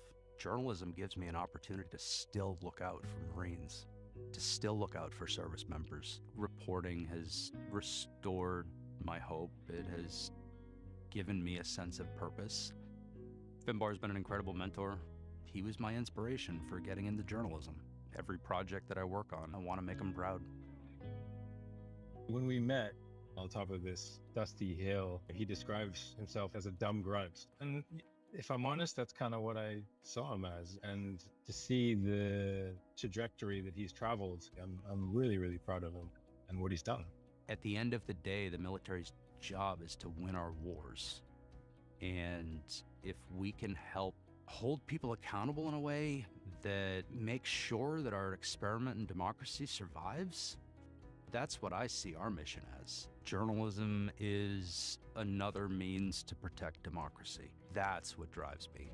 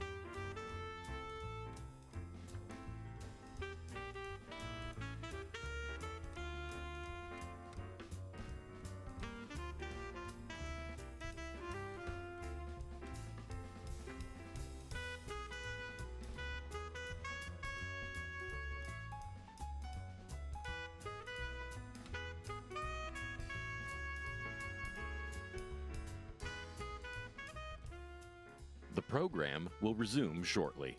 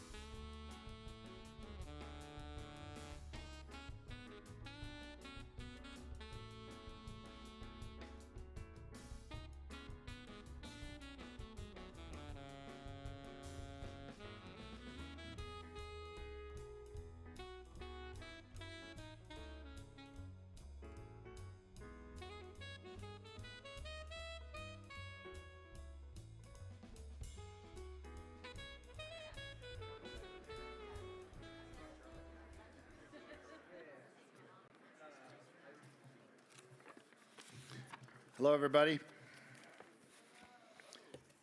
My name is Charlie Kravitz. I've been a journalist in Boston for my entire life, working in broadcast news, founding a regional cable news channel for New England, and as general manager of WBUR, the iconic public radio station in Boston. And now I'm about to launch a civic news organization for Massachusetts called Commonwealth Beacon. My career in journalism, I hope, has been in service of our democracy, to strengthen our communities, empower citizenship, and speak truth to power. I was introduced to Thomas Brennan at the War Horse by a friend and philanthropist and former Marine, Mike Zack. Mike told me that Thomas was doing something special at the War Horse, and I might be able to help. For the past 2 years, Thomas and I have met virtually every Thursday at 11 o'clock to talk about how to build and fund the War Horse into an exceptional news organization addressing the complex world of military service and its impact on every citizen of our country. As a civilian who has never served, I had much to learn about the military through my weekly meetings with Thomas. I learned about the vast differences between the systems of military and civilian justice. I discovered the complex and often troubling impact of military service on the families of those who serve. I learned about the opaqueness of military decision-making and discipline. I learned all these things through the War Horse. As Thomas points out, the combined budget of the Defense Department and the Department of Veterans Affairs is more than $1 trillion. Yet journalists' scrutiny of this massive part of our government is small, underfunded, and only occasionally able to apply the deep reporting necessary to inform America's citizens of its conduct and impact. This is the work of the War Horse, to shine a light into the darkness, to seek the truth and inform us all about this hugely consequential aspect of our place in the world and the people who serve us as protectors of our freedoms. Among those exceptional individuals are the very few who are Medal of Honor recipients. I am deeply honored to introduce Flo Groberg to this distinguished gathering. Captain Florent Groberg was awarded the Medal of Honor, our country's highest military award for valor, on November 12, 2015. His extraordinary courage and sacrifice on August 8, 2012, in Asadabad, Afghanistan, saved the lives of the majority of the coalition and Afghan National Army personnel he was charged with protecting, when 2 suicide bombers detonated near them. 16 soldiers were injured and 3 were killed, along with a USAID Foreign Service officer. Groberg's actions prevented both suicide bombers from detonating as they had planned. Captain Groberg was badly injured and spent almost 3 years at Walter Reed National Military Medical Center. President Obama said of Groberg in awarding him the Medal of Honor, "On his very worst day, he managed to summon his very best." That's the nature of courage, not being unafraid, but confronting fear and danger and performing in a selfless fashion. He showed his guts, he showed his training, how he would put it all on the line for his teammates. That's an American we can all be grateful for. As we are gathered here today at the War Horse Symposium to examine the intersection of military and veterans affairs and journalism, I also want to recognize the common humanity that is shared between service members and journalists. Last week in Russia, Wall Street Journal reporter Evan Gershkovich was arrested and imprisoned for alleged espionage. The Journal and the State Department condemned his arrest and denied the charges in the strongest terms. They were joined by hundreds of editors in a letter from the Committee to Protect Journalists in calling for Gershkovich's release. 67 members of the press were killed last year across the world, the largest number since 2018. 60% of them were killed in retaliation for their work, according to the Committee to Protect Journalists. Whether imprisoned or killed, those who serve and sacrifice in the military and in the profession of reporting have a shared call to duty, to strengthen and protect our democracy, and to go wherever duty calls. Today, I am honored to acknowledge the sacrifice and bravery of all those who serve in America's armed forces, as well as journalists around the world who tell their stories at great personal peril. We applaud the War Horse for its dedication to coverage of the human impact of military service. There is no greater human impact of military service than the wounds of battle. Florent Groberg has said many times that he did not want the Medal of Honor and that he has dedicated his life to the memory of his 4 fallen comrades. It is my great honor to welcome to the stage an exemplar of bravery and sacrifice and a man of humility and grace, Florent Groberg. Good to see you. Thank you. No, I appreciate it. Please, please. Wow, what an honor to be a part of the War Horse Symposium and to be, surrounded by so many amazing individuals. And I'll say that Thomas convinced me in a matter of a few minutes to take part in this, great forum. Also, the idea of being able to hear from so many amazing folks, spend more time with Michelle Flournoy, which is one of my, someone I look up to, and what she's done for our country, continues to do so, is really important.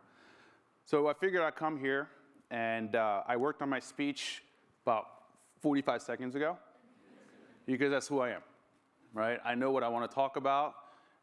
This is not an educational course, this is life.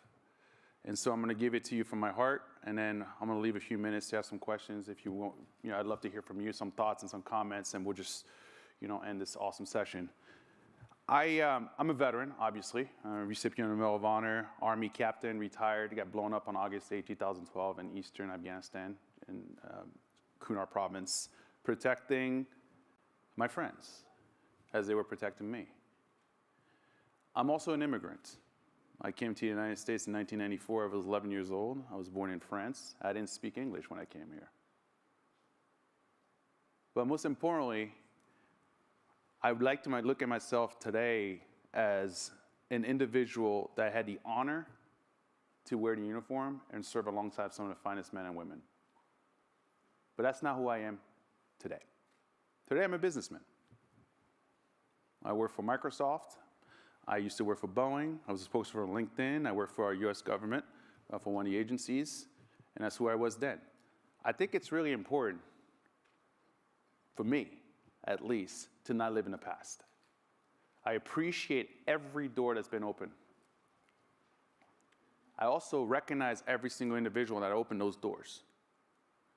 And I made it a mission in my life to make sure that I pass it forward. But I can't live in the past, because living in the past almost killed me.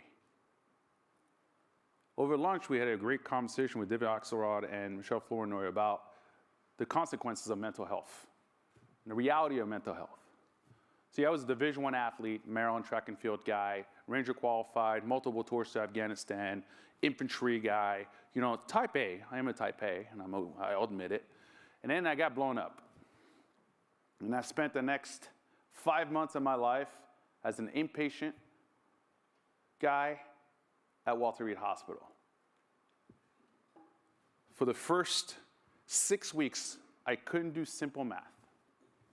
They would come into my room and show me these flashcards with these numbers. They'll say, okay, how many quarters in a dollar? Look, I say I was pretty good at math growing up, right? But I know sometimes different equations are harder, but quarters in a dollar, that was something that I was frustrated. I couldn't do the math. They would show me pictures of a giraffe or a lion. And I knew what it was, but my brain wasn't working. Then at night, when all the fanfare left, it was just me and my thoughts, I would think about why I was laying in that bed. What had happened? And I would try to replay the scenario. I was learning more from other people than from my own brain, because I couldn't really remember. And then it started coming back, little by little. And I became infatuated with that moment, obsessed at trying to figure out what I could have done different to save the lives of Command Sergeant Griffin, Major Gray, Major Kennedy, or Reggie Abdel Fattah. Then something fascinating happened. Oxys, Dilaudid, morphine, IV Benadryl to go to sleep at night because I couldn't sleep, started taking effect with my own thoughts. And then my demons kicked in. You know what it said? It said, you shouldn't be here, man. 4 great Americans are dead. Griffin had a 15-year-old daughter, 19-year-old son that was in the Army. Kennedy had 1-year-old twins. Gray had 3 wonderful kids. Reggie had a 14 and 16-year-old boy. Every single one of these individuals was actually a leader in their community. It's actually pretty fascinating. I was 29 years old, single at the time. You know, I looked forward to going back home and going to a bar, hanging out with my friends, drinking beer, living the easy life. And those demons played these tricks in my head, and they said, you know, you got them killed, right? That was your job, to protect everybody. And you're here and they're not? Doesn't that piss you off? Aren't you ashamed of yourself? Aren't you embarrassed to still be here? How can you look at other people? How can you look at yourself? So ugly.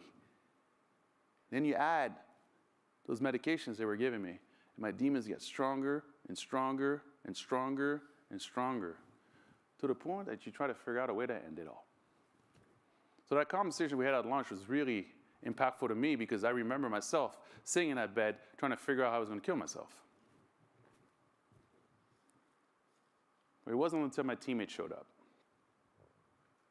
And it saved my life. And it started with a man named Travis Mills, quadruple amputee, who came into my room in November of 2012. And he knew I was hurting. I didn't understand what was happening to me. I just wanted the pain to end and the frustration to end. And that became my solution. I didn't look at suicide the way we look at suicide if you've never been associated with it, or society looks at suicide. I saw it as a mean to end this pain. I hated myself so much that I felt I didn't belong here. Travis saved my life in 15 minutes because he gave me a purpose again. He demonstrated to me that there was light at the end of this very, very dark tunnel, that I still had a purpose in my mission as an officer, but most importantly, as a brother, as a teammate, that I had the opportunity going forward to say the names of my friends that didn't come home like I am right now, so that you learn about them. You learn about those individuals who put on the uniform and sacrifice it all for all of us. We do it for love of country.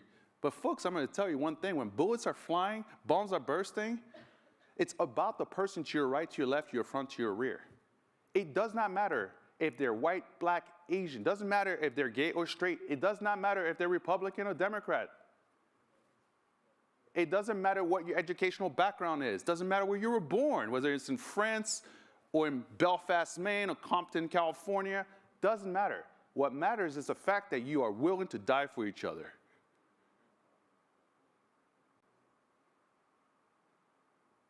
See, I lost that understanding rather quickly. And then someone in my circle came in and reminded me, gave me hope. How the heck am I supposed to explain that to a civilian?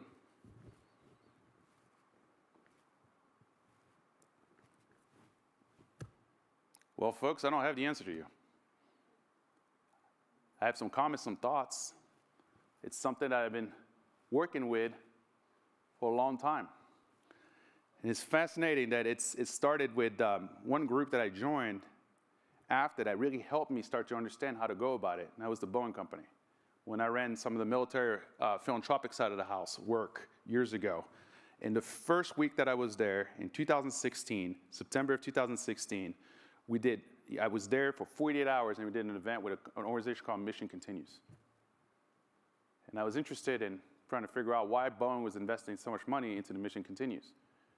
So I went to this, we cleaned up a park, and I listened to their storylines and motto, and I started to realize that half the people were veterans and the other half were civilians with no association with the military. And I asked, like, what's going on here? And they said, oh, we're just trying to start a conversation together while accomplishing a common task. I said, wow, that's super interesting, because a conversation saved my life. So you're telling me that a conversation now, while accomplishing a common task, such as cleaning up a park, is a potential way of bridging that civilian and military divide? Yeah. Can't hurt, right? I said, all right.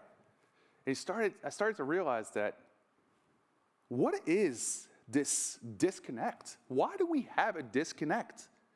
Like, seriously. Well, part of it is us on the military side, me. 5 minutes ago, I just told you, how do I do this? How do I tell you my story? Well, folks, I just tell you my story. You don't have to be in the military to go through trauma. There's trauma all around us, everywhere that we go, every single day. If you were just literally take your phone out and go on CNN or Fox or NBC, you're going to see trauma right there. We're surrounded by it. So it doesn't belong to me. It doesn't belong to us. We don't own trauma. We don't own depression. We don't own sadness. But yet, a lot of us in the military, we find a way to disconnect ourselves from everybody else because we say, you won't understand. You won't get it. You weren't a part. You didn't earn the right to learn my story. Really? Okay. First of all, this is what I tell to all my friends in the military. I said, every single civilian individual that has a job and pays taxes is involved in your mission. That is how we can do our work. Second, we need to be able to start sharing our stories. We need to stop judging our audience. I've done it. Oh, I mean, it's not like I wasn't guilty. I've done it, especially after I got blown up. People walk in my room and be like, in my head, shut off. Don't want to talk to this person. They know nothing about me and my background. They can't help me.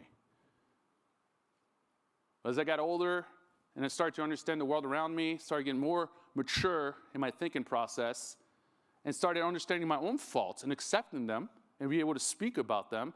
It allowed this opportunity for me to learn more about me, but most importantly about others around me. And I started connecting with groups. I started connecting with individuals with completely different stories than mine, but they impacted my path. They made a difference in my thinking process. They made a difference in how I felt. They showed me a different way to operate. So it starts on us on the military side to be more open, right? Stop judging because an individual is asking you a question and it's an ignorant question. And by the way, when I use the word ignorant, it's not in a negative connotation way. It's a lack of knowledge. And one of those questions you're probably all very familiar with is, how many people have you killed? You know what I mean? It's like a joke, right? It's just like, oh, military, great. Infantry, oh my God, went to war. How many people have you killed? That's a stupid question, folks. But that's okay. We hear it all the time. That person is generally curious. They just don't know where to go about it. They didn't take the one-on-one course to talk to a veteran. They're just sitting there. They want to have a human-to-human interaction with you. They want to learn. And maybe the first thing that comes out is like, you went to war. You kill people? I'm kind of interested, but I'm scared to ask you that question. Maybe it's not the right question. Probably a very stupid question. So I'll say, like, that's probably not the most appropriate question to start this conversation with. And they're like, oh, but I'll tell you what's a good one. Oh, how you doing, good sir? Look at you, brother. Oh, man. There, that's right here is a hell of an American. So you go from there, and you help, you teach, right? Just like you would expect them to teach you. Folks, here's an example. When I got out, I got blown up, and I had to transition, right? I told you I didn't want to be remembered. I don't want to be remembered as a Medal of Honor recipient. I want to be remembered as a good husband, a great father, a businessman, a member of my community that really invested, right? And also as an honorable veteran. That's the reality of what I want to be remembered as, right? So for that, I need to walk the path. So here's an example. If someone didn't invest in me, I was transitioned out of the military. I had no idea what to do. My passion was always the military. So I did this internship. And I went into this internship. I went to this, they were having a board meeting, this company called Intelligent Waves. And Jared Shepard, who became a mentor of mine, still is, said, hey, just sit in the back and watch the way things develop. I said, all right, sounds good. So guess what I was doing? I was bored. Didn't understand what was going on. Drank my bottle of water, took my can of dip, middle of this meeting, started packing it, opened it up, boop, put a big lip in my mouth, and started spitting in it. Probably not what you want to do in a board meeting, right? I didn't think about that twice. He could have just been like, you're an idiot, get out of here, I don't want to deal with you. Instead, he took me to the side after the meeting and said, Flo, I understand where you're coming from, but here's the way it's done, And I was very appreciative. He taught me how to dress. What's business casual versus, business from DC to San Diego? Trust me, I learned that at Boeing too really quickly. And I learned that at Microsoft what business casual is, and so it actually blows my mind. But reality, what I'm trying to tell you is that we need to be able to share and stop judging. Now, on the civilian side, that's when we become curious. Curiosity doesn't mean that you just go out there and just blurt the first thing comes out of your mind, right? Or out of your mouth. If you know you're going to go to an event such as this one, and you're interested in learning more about the military, do a little bit of research, right? I'm not telling you to read a ton of books, stuff, just a little bit of research. Find out 1 or 2, 3 things about the specific topic that you're really, truly interested in, and then don't be scared to go ask those questions. I will say that you're probably going to meet some individuals at times that are probably not going to be as receptive. That doesn't mean you should give up. You might run into me, and we're going to have a heck of a conversation. It's going to be a lot of fun. But I'm going to ask a lot of questions back. Curiosity is a big deal. Third, investment. That's the hard part. Are we truly invested in bridging this gap? And that's the question you need to ask yourself. I don't have the answer. That is an individual task. That is your task. Businesses are, but businesses can only go so far as there are people. I am. I am because this country matters to me. I am because when I put on this uniform, I wanted to earn the right to call myself an American. As an immigrant, I had an uncle killed by a GIA in 1996, a terrorist organization predecessor to Al-Qaeda. That was very, very personal. That became naturalized in February 2001, and 7 months later, 9/11 happens. The same type of individuals that terrorized my family are now terrorizing my new adopted country. My path was set. I knew exactly what I needed to do. And that was to earn the right to call myself an American. And when my country's at war, I step up. Whether or not I was scared, that's beyond the point.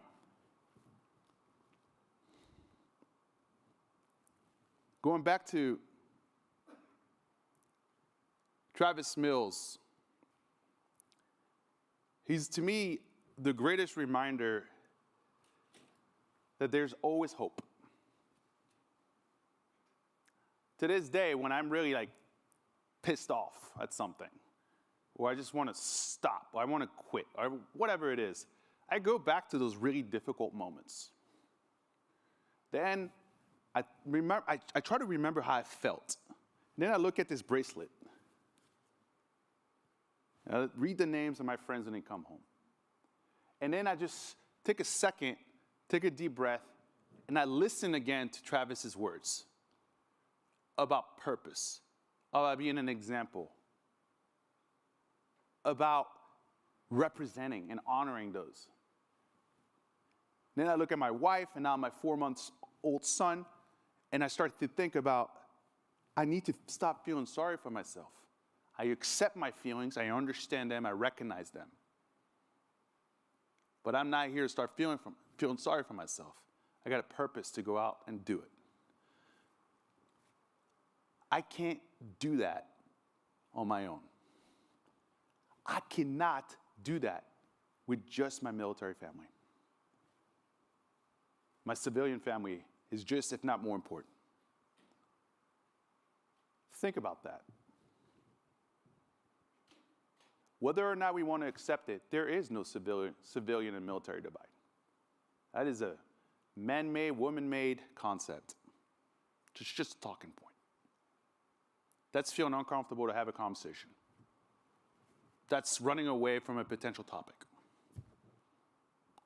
Every single day, we operate as a unity. But sometimes it takes those really difficult moments to make us realize what's right in front of us, what the reality is.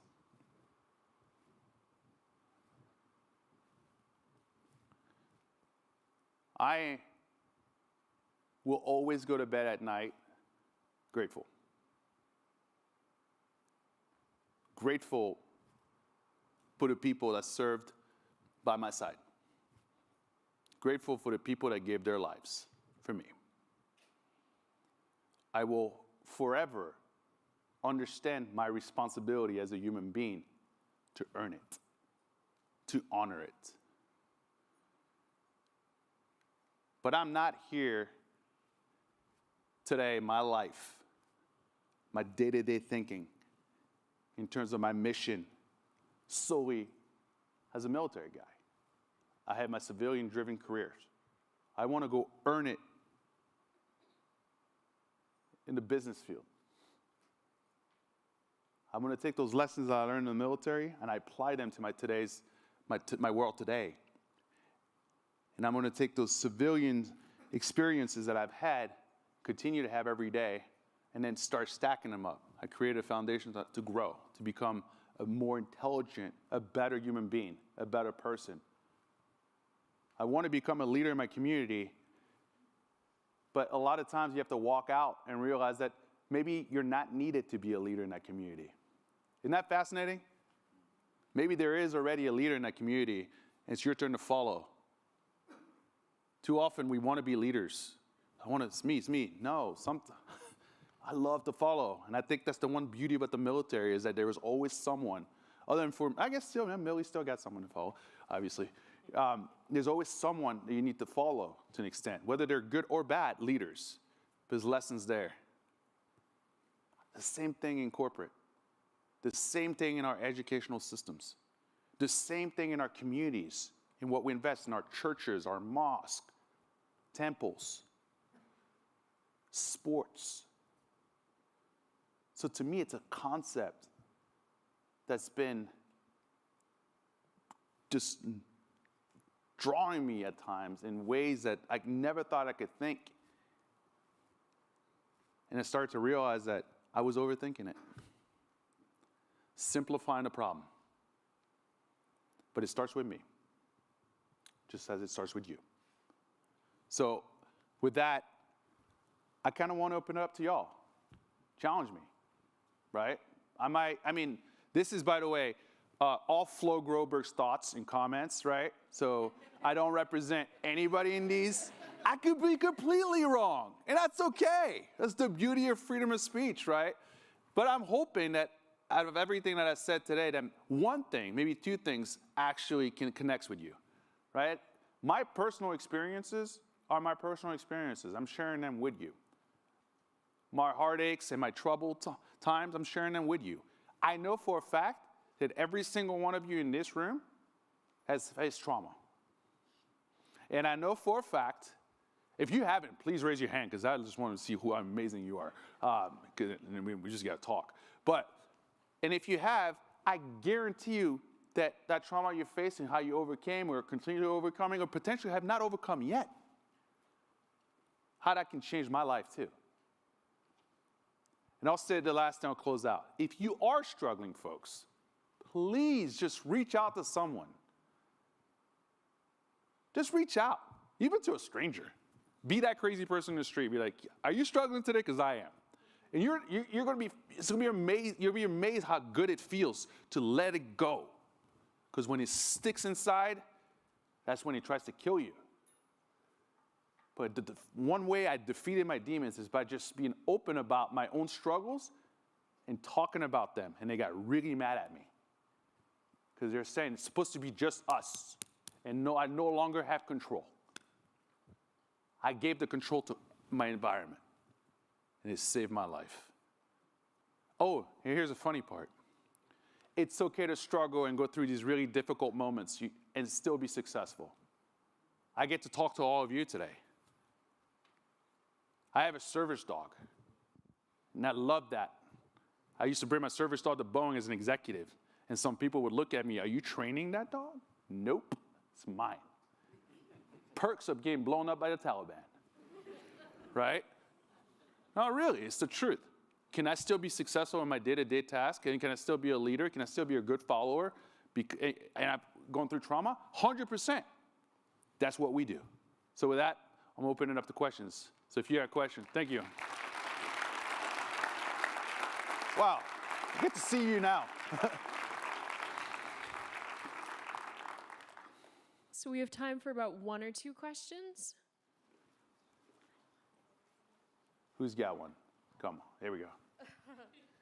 So my name is Navya Kupasetti, and I'm part of the Harris School of Public Policy, and I would like to say thank you for being here, because it was nice to hear from you as like a military and a civilian, because as the title says, there's like a huge divide.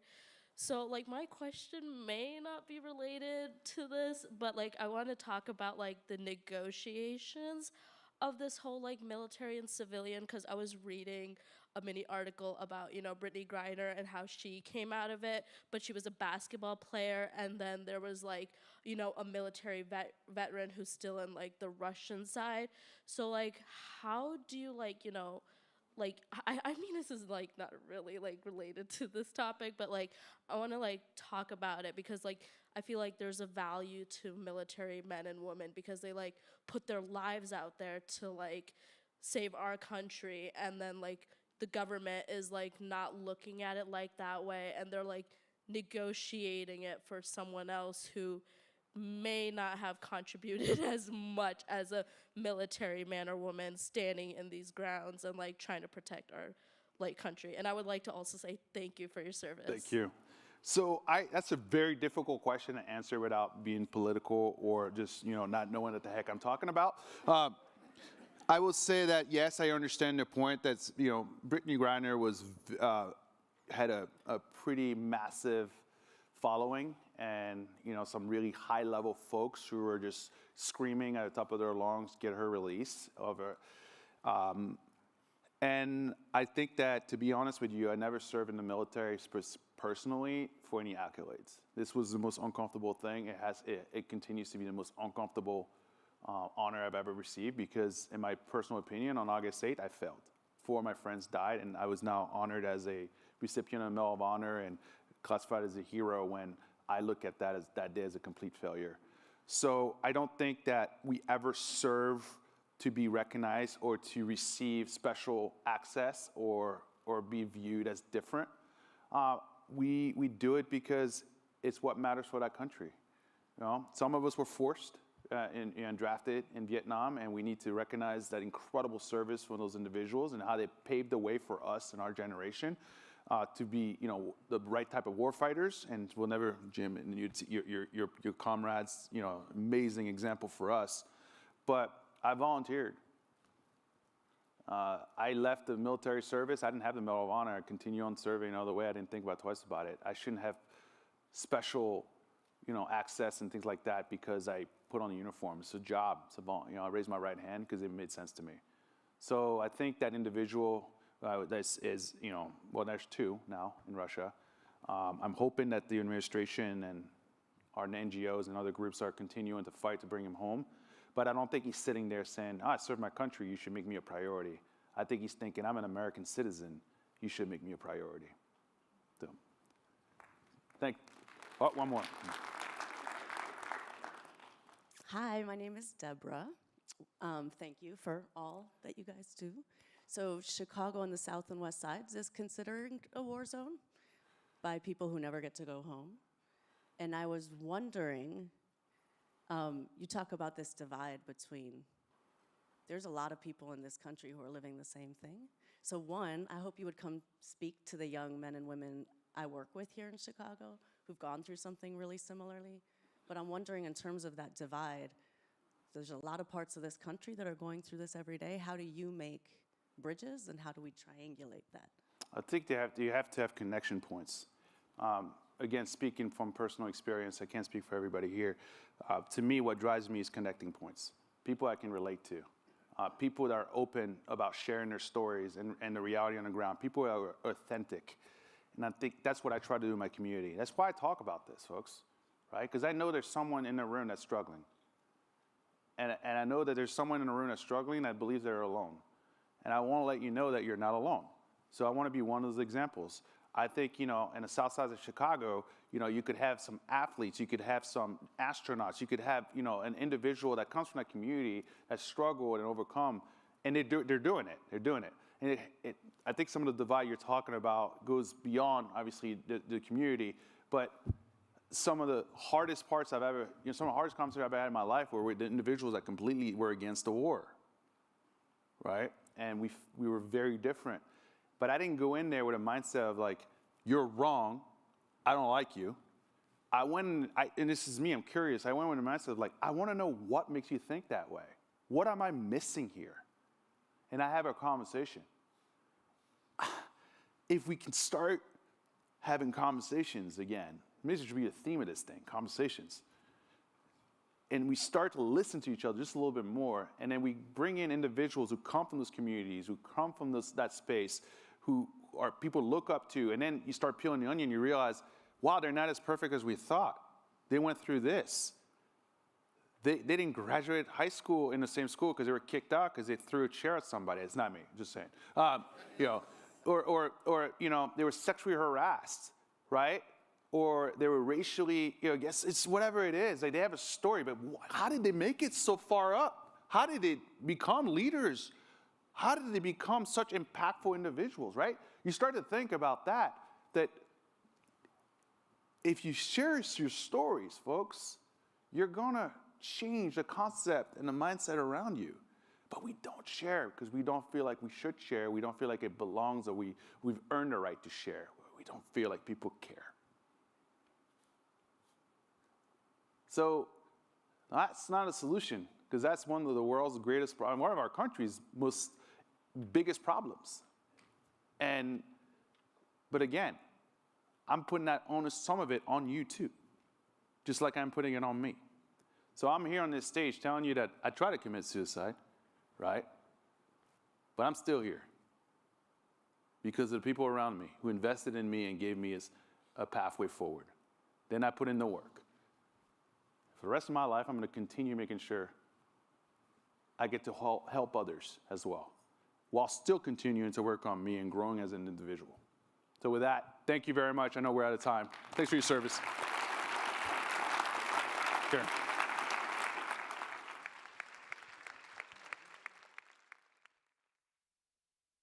You're going to look me in the eyes and you're going to tell me my husband was killed.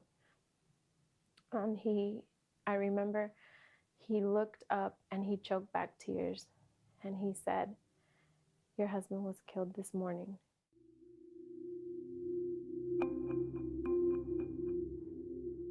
I told Andrew first, and I remember telling him, he came in and he was so happy. He was at lunch and he had a blue Gatorade bottle in his hand. And he said, "Hi, Mommy." He said, "Am I going home early?" And at first I thought he was going to surprise me by coming home early because he had been gone for a while. And I said, "No, buddy, I need you to sit here with me for a second." This can't be happening. It's not real. This is all a dream. She told us, and I said, "Did the lions and the bears kill him?" He's not coming home. And I said, at first I thought like they were getting a divorce or they were fighting. And then that's when she said, he died. I was actually in Afghanistan when it happened. I heard it over radio.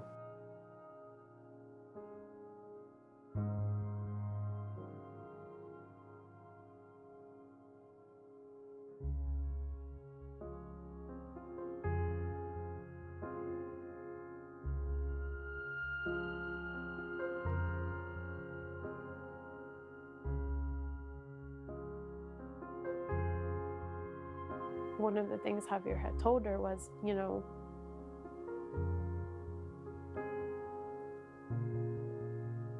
he promised me that I would go with him to the Marine Corps ball. "We're gonna go to our first father-daughter dance when I come back." And he didn't get a chance to do that. When people would ask me, I would lie and say that he was on deployment. And I would literally act as if it never happened. The other kids on the team had their dad there. And he started crying and said, "I just want my dad to give me a high five.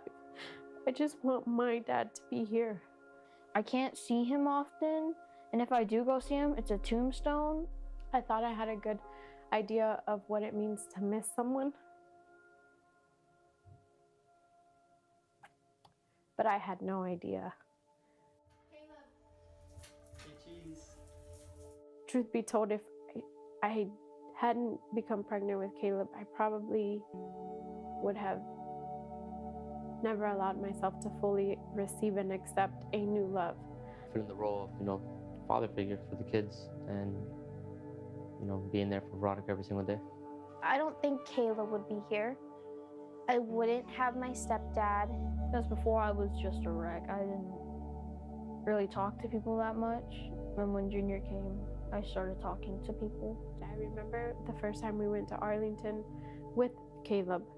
They were just so excited to show him their dad. "Caleb, this is my dad." And they're talking to a grave, and Caleb was a 4-month-old baby, but this is my dad, and he died, and he was a Marine too, and things like that. You just keep their memory alive. You don't try to just push it off to the side where it doesn't matter. He would want us to be happy. He would want us to move along with our life, not stop forever and just stay in one place. I would tell him that I have grown up now and that you haven't necessarily missed it at all. It's not like you're saying goodbye to them because they'll always be with you, but you gotta kind of move forward from the sad part and just be happy. You always have hope, You can't just think, well, I'm just going to give up now because I don't have anyone to talk to. You do have people to talk to. Never, ever try to replace that person. It's a very sad story. It is a very heartbreaking story, and it's still heartbreaking to this day. But I'm smiling, and I can smile, and I have joy in my life.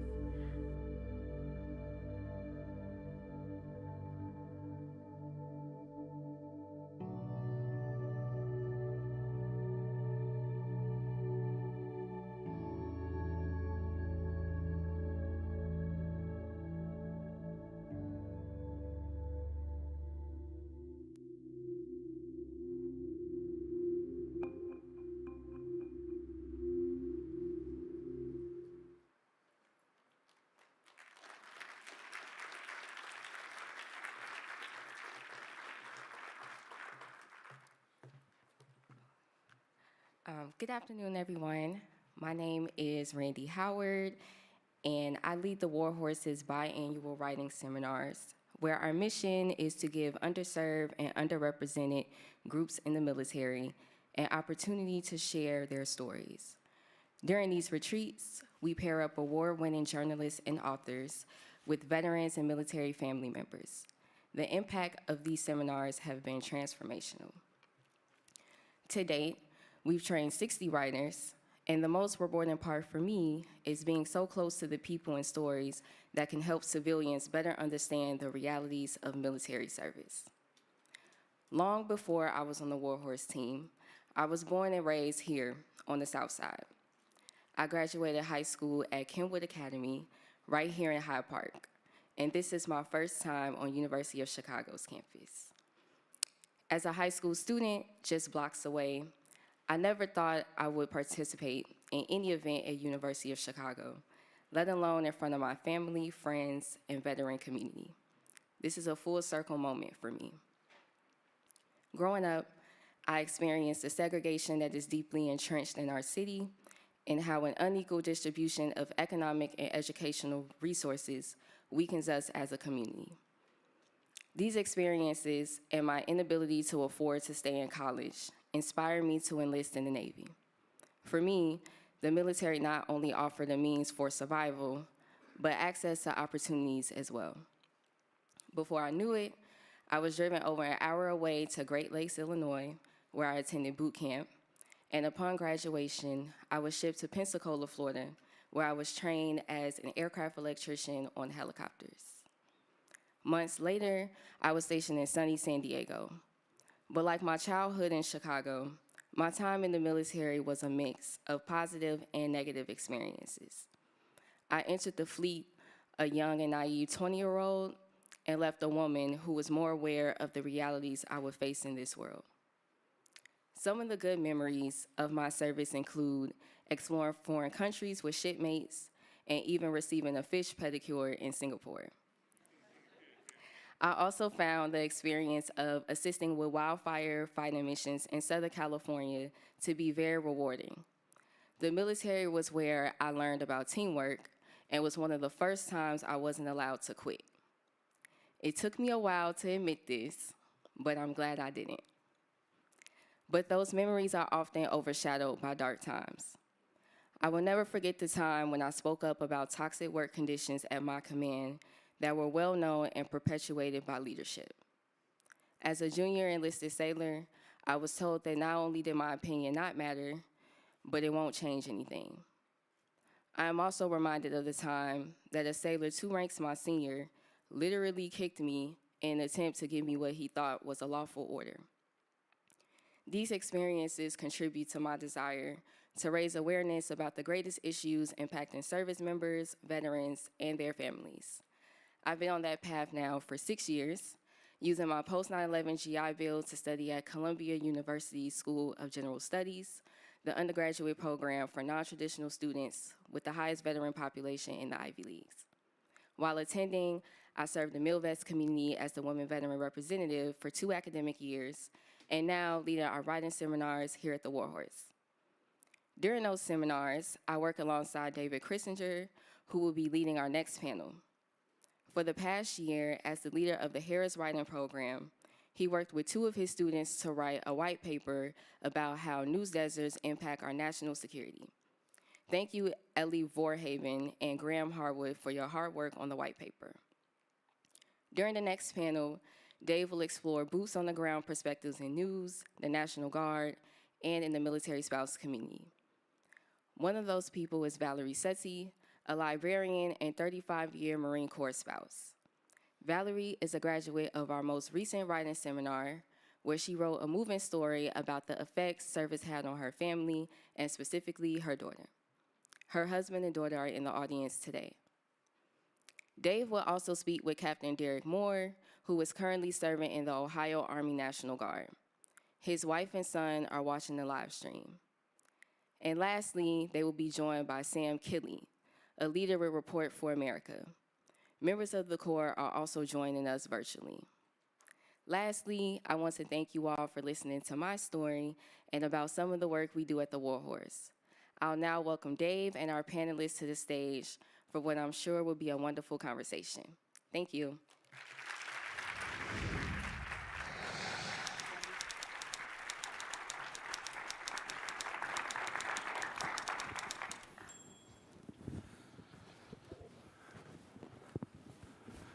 Well, welcome everyone. Thank you for being with us today for this really important conversation about the types of stories that don't get told very often or are misrepresented. And we have a lot to get through in this session, so I want to dive right in. And my first question goes to Derek, Captain Moore. Derek, Captain, which? Derek is Derek's fine? Okay. Absolutely. Derek, you serve in the National Guard. I venture to guess that a lot of people aren't really familiar with the mission of the National Guard. So if you could just sort of set the landscape for us, tell us about the National Guard, tell us about the folks that serve in it. Absolutely. So with the National Guard, it's one of the only components that has 2 mission sets. So we have a domestic mission set for the state side, and then we have a federal mission set as well. So it's unique because when you think about soldiers or active duty soldiers, service members, there are 485,000 active duty service members. There are 336,000 National Guard members and about 189,000 reservists. So we make up a big portion of what you see when you go out and you think of soldiers in the field. We're also the element that goes out and we respond to domestic operations such as COVID. So here recently, beginning of 2020, when COVID really hit hard, specifically in the National Guard, Ohio National Guard, we had soldiers working in hospitals. We had soldiers working in prisons. We had soldiers doing testing centers. So we're the face that's out there interacting and protecting the community at home for wherever you are in all 54 states and territories. As far as our federal mission, if you look at it, we have 17,598 soldiers who are currently mobilized. And within the next 60 days, we're going to send about another 4,000 soldiers out the door. So that's 21,000 people that are going to be away from their family, their jobs, their employers. So we have a pretty important mission set, I would say. And Sam, you're here to talk to us about news deserts and what makes that much more difficult for people to understand the kinds of things that the National Guard is doing around the country. Can you speak to that for a little while? Sure, and I just wanted to say thank you to the War Horse for pulling this together. For those of us who work in journalism, we talk a lot about the crisis in local news and growing news deserts, and we usually equate it to the impact it can have on democracy. And of course, I think in this polarized country of ours, a lot of times democracy means a lot of different things to a lot of different people. But viewing this through the lens of national security, which in a lot of ways, I think really impacts us in a much more unique and much more specific way is just really great to see. And so it's a pleasure to be here. When you get to the fact of, what are news deserts and why does this matter, especially when you think about the fact that, you look online, everywhere else, it seems like we're bombarded by information. We have news from everywhere. But the reality is that since 2004, we've lost 60% of our local news reporters in this country. A fifth of our newspapers have shut down. We have 1,800 communities that are news deserts that have no sense of news. That's 70 million Americans who really have no daily way to know what's happening in their schools, what's happening in their hospitals, what's happening with their school boards, with their local government, what their taxes are going to be for the year, all the things that really matter to all of us. And when you think about where most of these deserts are growing, and the fact that it's going to get worse. On average, 2 newspapers a week fold in this country. Most of them are weeklies. And where they're predominantly folding are in places that really matter to this crowd, because it's predominantly in rural and colors of community, communities of color rather, sorry, as well as in the South. And when you look at recruitment, there's been a lot of talk about the effect of journalism on recruitment in this country. The majority of our recruits in this country come from rural and suburban areas as well as the South. So the places that news deserts are growing most rapidly are the places where we're drawing upon the military of tomorrow. And just to pick on that word, news deserts, a little bit, I read recently, excuse me, that maybe describing it as a desert is not the most appropriate term, because that implies that it's natural. And this is not natural, right? This is the result of decisions that are being made, and you know, it's happening sort of on purpose in a way. Is that right? Well, I don't know that I would say it's on purpose. It's happening because the business model for traditional journalism has failed.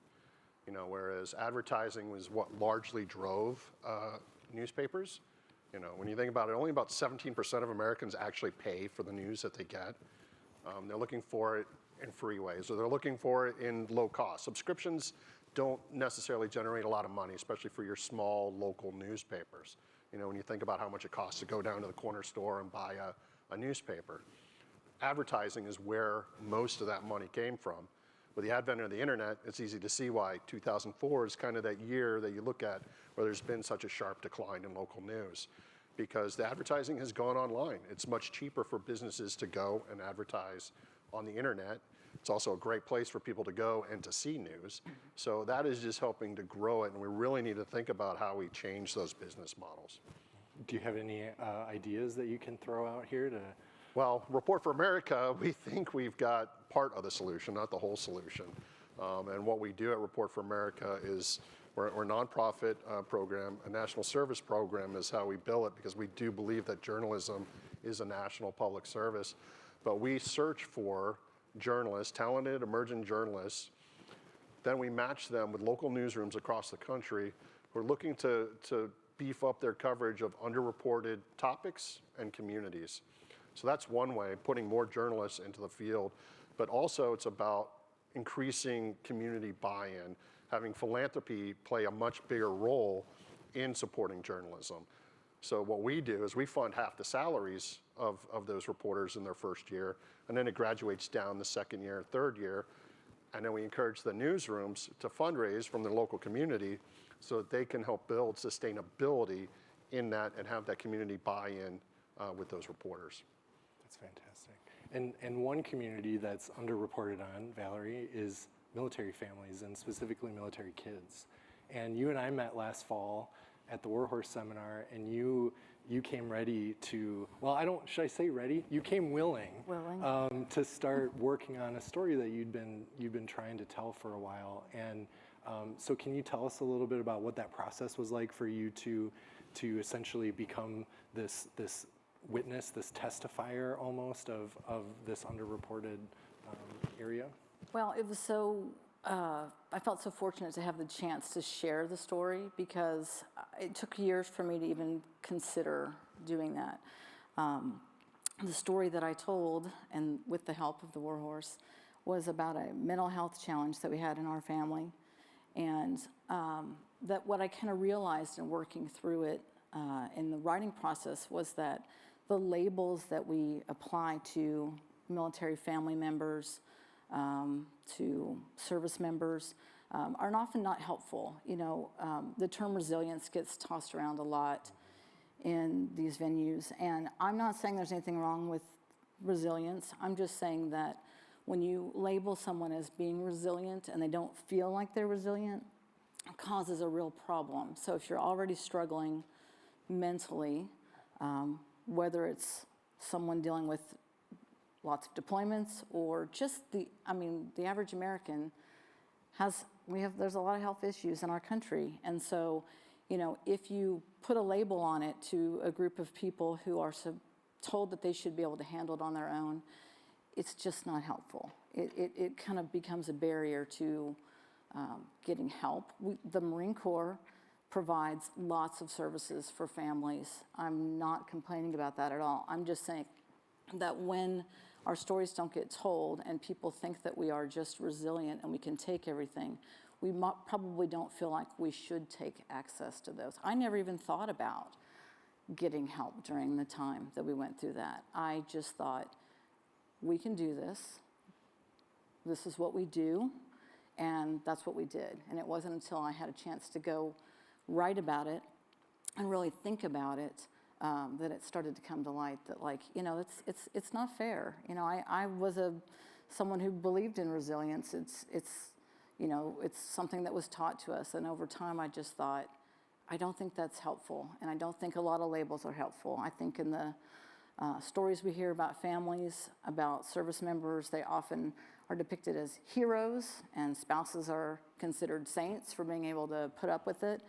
And that's not really a good bridge to the civilian community. I'm a civilian. I mean, you know, the first bridge is between the civilian spouse and the service member. So it's kind of sad that we're at the point where we don't get to have these connections. So it's almost a matter of the pendulum swinging too far, right? So away from this, like, everyone's broken, everyone's damaged, everyone has trouble, to everyone's resilient, everyone can take it, everyone can handle it. It's almost like, well, lucky you. I mean, all these moves, all this stress is going to make your kids resilient. So that's a real bonus. And I'm how not. Many times did you move in your? We've relocated 15 times in 35 years. In 35 years. Yeah. And how many deployments was your husband on? Five. 3 combat, 2 before. So earlier when we heard Thomas talking about the last 20 plus years have been hell on military families, that's maybe an understatement. It was tough. There was a definite switch after 9/11. We were in a pretty sleepy, I don't want to say sleepy Marine Corps. People won't like that.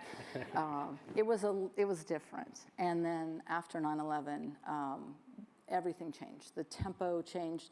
Even if you didn't have a spouse that was deploying, there's so much more going on stateside. There's so much more stress. You never really knew when something was going to pop up and someone would have to go. And so, yeah, it was tough. And it's particularly hard on kids because they have no agency in any of it. And our kids were so great about it.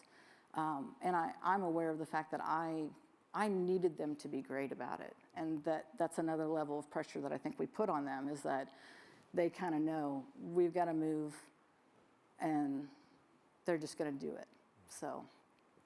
I know, Derek, when we were chatting last week about the panel, you were really touched by Valerie's story. Yeah, absolutely. I had a very similar situation. So in 2020 to 2021, I was the commander of the 1484 Transportation Company, and we were mobilized to the southwest border.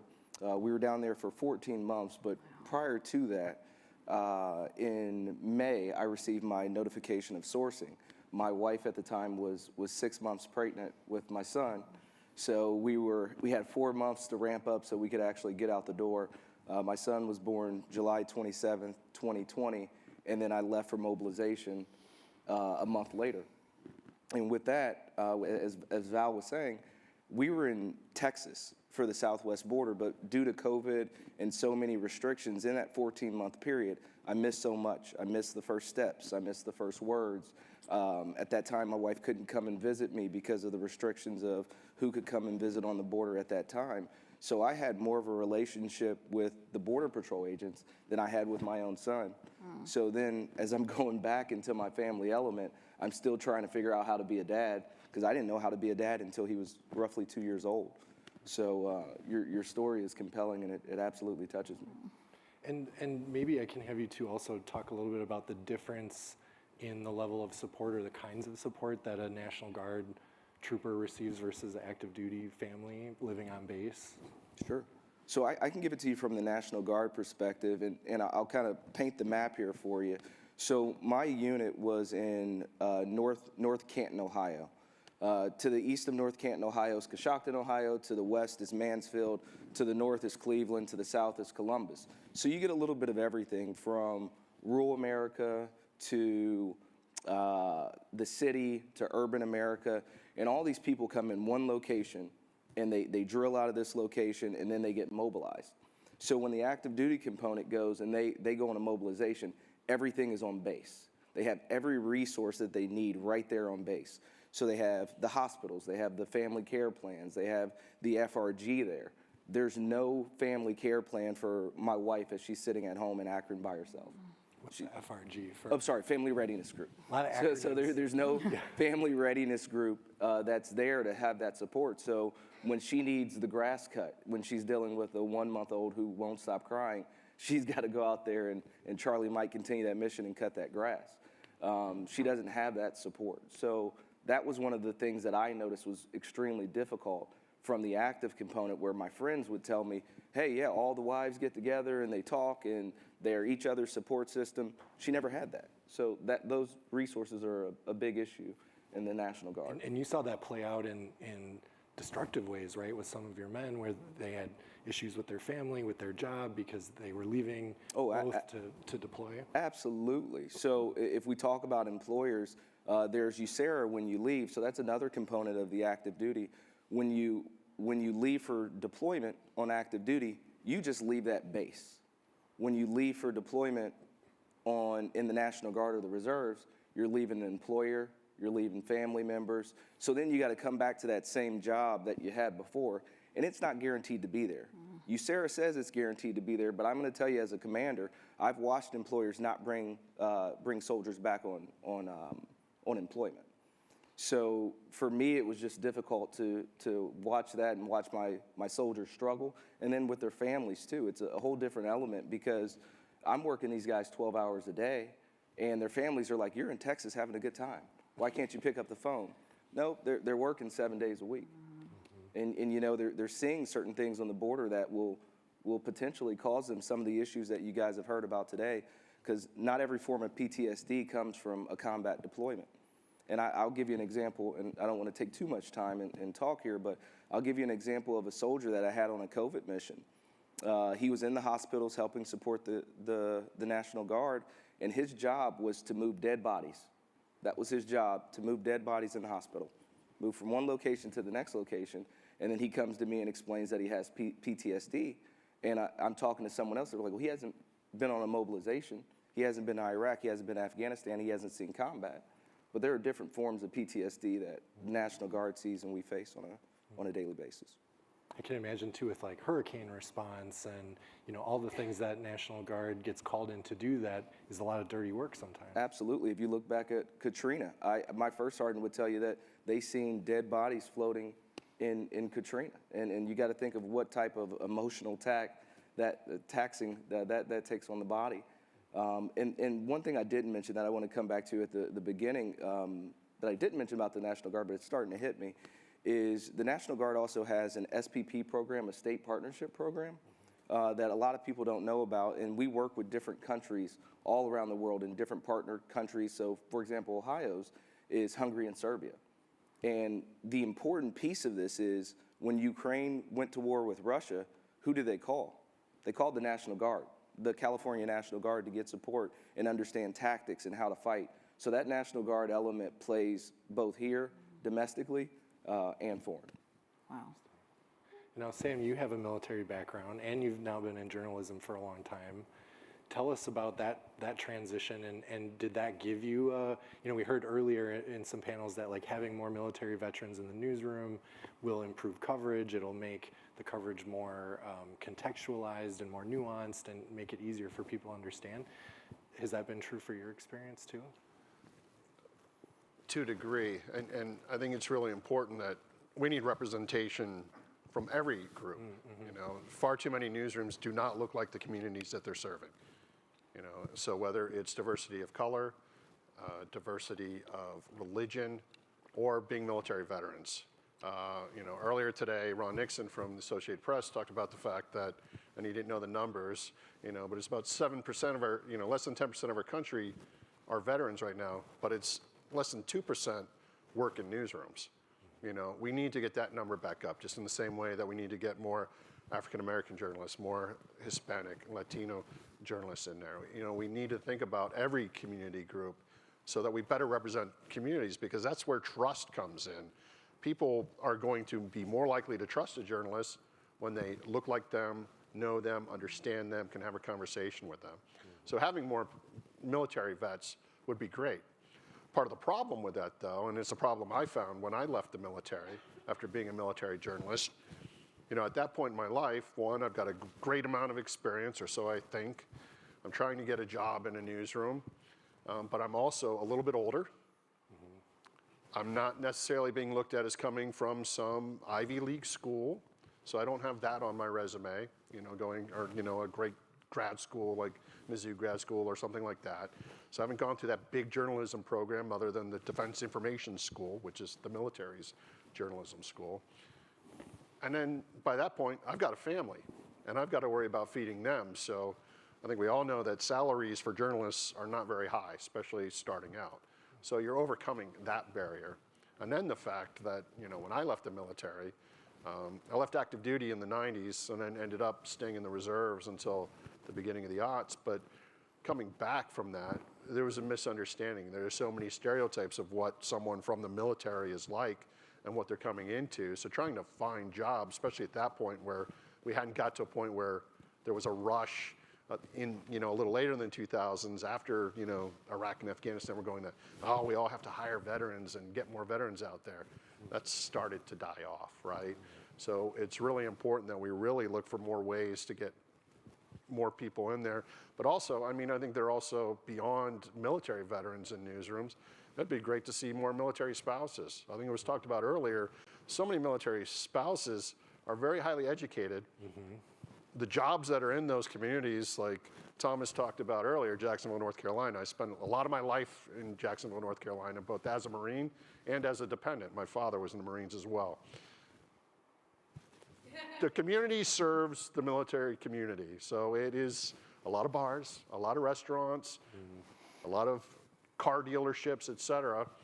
So what about, you know, potential journalists there? You know, would love to see that take place, you know, see more writers come about and share those experiences so that more people understand what is happening in their community. Well, and Valerie, when you look at media coverage of deployments of military families of kids, like what's missing? I know we talked about the resiliency trope, but what else is missing, or what's being focused on too much? Is there anything that comes to mind for you? Well, we are all used to seeing the homecoming stories, which everybody loves a good homecoming story, but it's that, or it is the negative, far negative. So I think the middle ground is what we're missing. And I think one of the things that could help are stories told by military family members, by spouses, because in a sense we are kind of the bridge to the civilian community. We're civilians ourselves. My husband did 35 years, did several combat deployments. I can't relate to what he did. Like, I never wanted to be a Marine myself. I think what he's done is fabulous. He was very good at it. But that's not my life. That is a life that I share with someone. We often get kind of depicted as the sidekick. You know, if they're the hero, then the spouse is kind of the sidekick in this whole thing.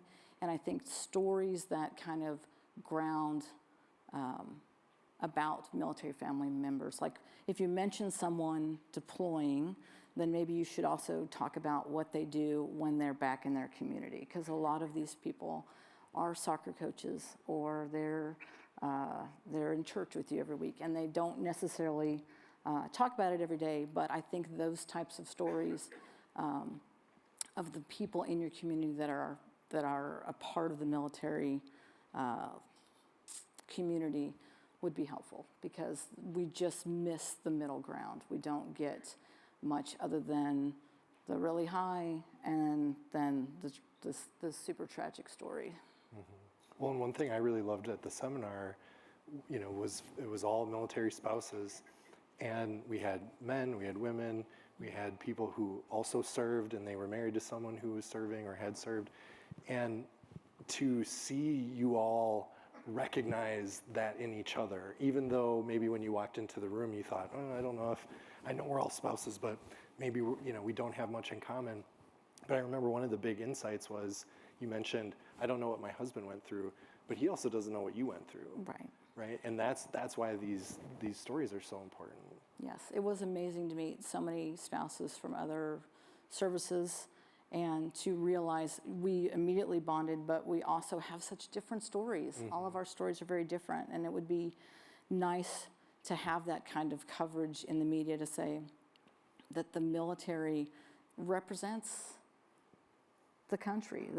We are as diverse as the country is. As Flo was saying earlier, both parties, different religions, all different types of ideas, but what we want is we want the same thing that most Americans want, which is their families to be successful, their families to be happy. And it was nice. It was kind of a microcosm seeing the spouses there to go, yeah, we relate to each other, but our experiences are different.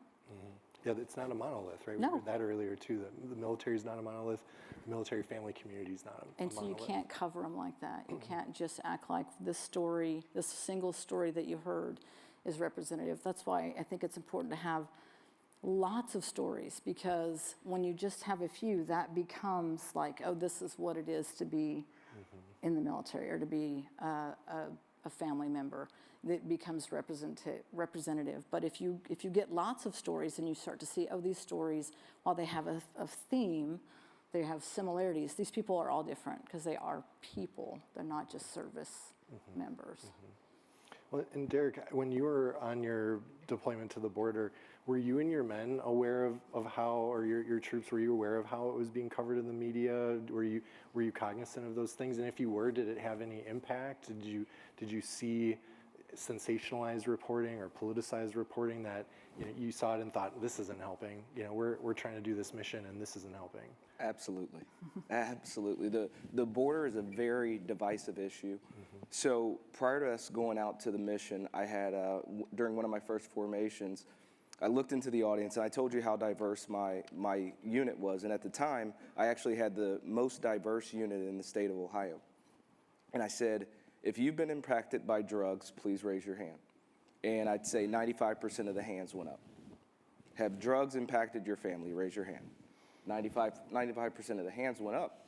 So I said, I don't care if you're left, if you're right, if you're gay, if you're straight, if you're black, if you're white. We have one purpose, is to ensure that we stop drugs from entering the United States. I am not going to speak in assumptions or opinions. I'm going to speak in facts.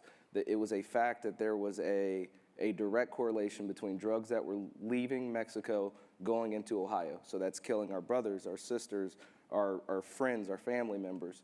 And that's what we focused on. We focused on keeping drugs out of Ohio and helping people enter the country legally. So I didn't care how you felt about the border. It's let's do this job. And that's the great thing about the military. And like Flo he was phenomenal. He's such a captivating speaker. But he hit on it. Once we have a mission and a goal, I think that's the great thing about the military is we're so diverse and we can come together to accomplish one specific thing. But hitting on the sensationalization of it, absolutely. We heard it the entire time we were down there. As we're on the border, there's a camera in your face. You got your media card in your pocket and you're ready to go. But they're everywhere, whether you're Democrat, Republican, shouldn't be there, should be there. Soldiers are confused at that point. And you're usually talking to, I'll tell you, a girl that worked in my tactical operating center, 18 years old, getting questioned as she's going into work. So it definitely could have caused a strife between us, but I believe that because we understood what our mission set was, we were able to overcome and accomplish. And the unfortunate thing is a lot of that coverage was national media coverage, and a lot of it cable news network coverage. Texas is one of the states that is a leading state of news deserts in this country. So you don't have that local reflection, and the local reflection is going to be a lot different. It's going to be what's the impact on that small little town? What's it matter that there's potentially drug mules coming in? What's the impact of the National Guard being here in our town? What does that do to our structure of our town? What does this mean for our schools and our kids and all of that. So you're not getting that nuance. So it's really easy to find the vacuum elsewhere. You look for news in other places when you don't have it. And that's what leads to sensationalism. It leads to a lot of opinion and a lot of lack of facts. And then the local voices end up getting unheard in the mix of it. And to hit on that point too, we did so many great things while we were on the border that I wish were highlighted. We had 44 students start school at that point while they were on the border. We did, I think it was over 2,000 hours of community service while we're improving the community, where the average person or the average family household was $16,000. We're going back and we're putting money in the community. We're helping in shelters. We're helping with cleaning schools. We're helping cleaning parks. And those are the things I wish would have gotten highlighted to say, while these guys are doing a potentially political mission, they're out there doing really good things for the community too, because that's who we are as a National Guard. We take care of our communities. And that's something you find in local news in a way you don't find in national news. It's about community. Because that reporter who's working that beat in your community, they're part of the community. They go to the grocery store that you go to. Their kids might be on the same sports teams, going to the same schools. So they're not out there to get you, you know? They're out there just to report on what's happening, like what matters to you as a resident of that community. Sam, what are other kinds of stories that you think are not being done the way they should be done or aren't being done at all?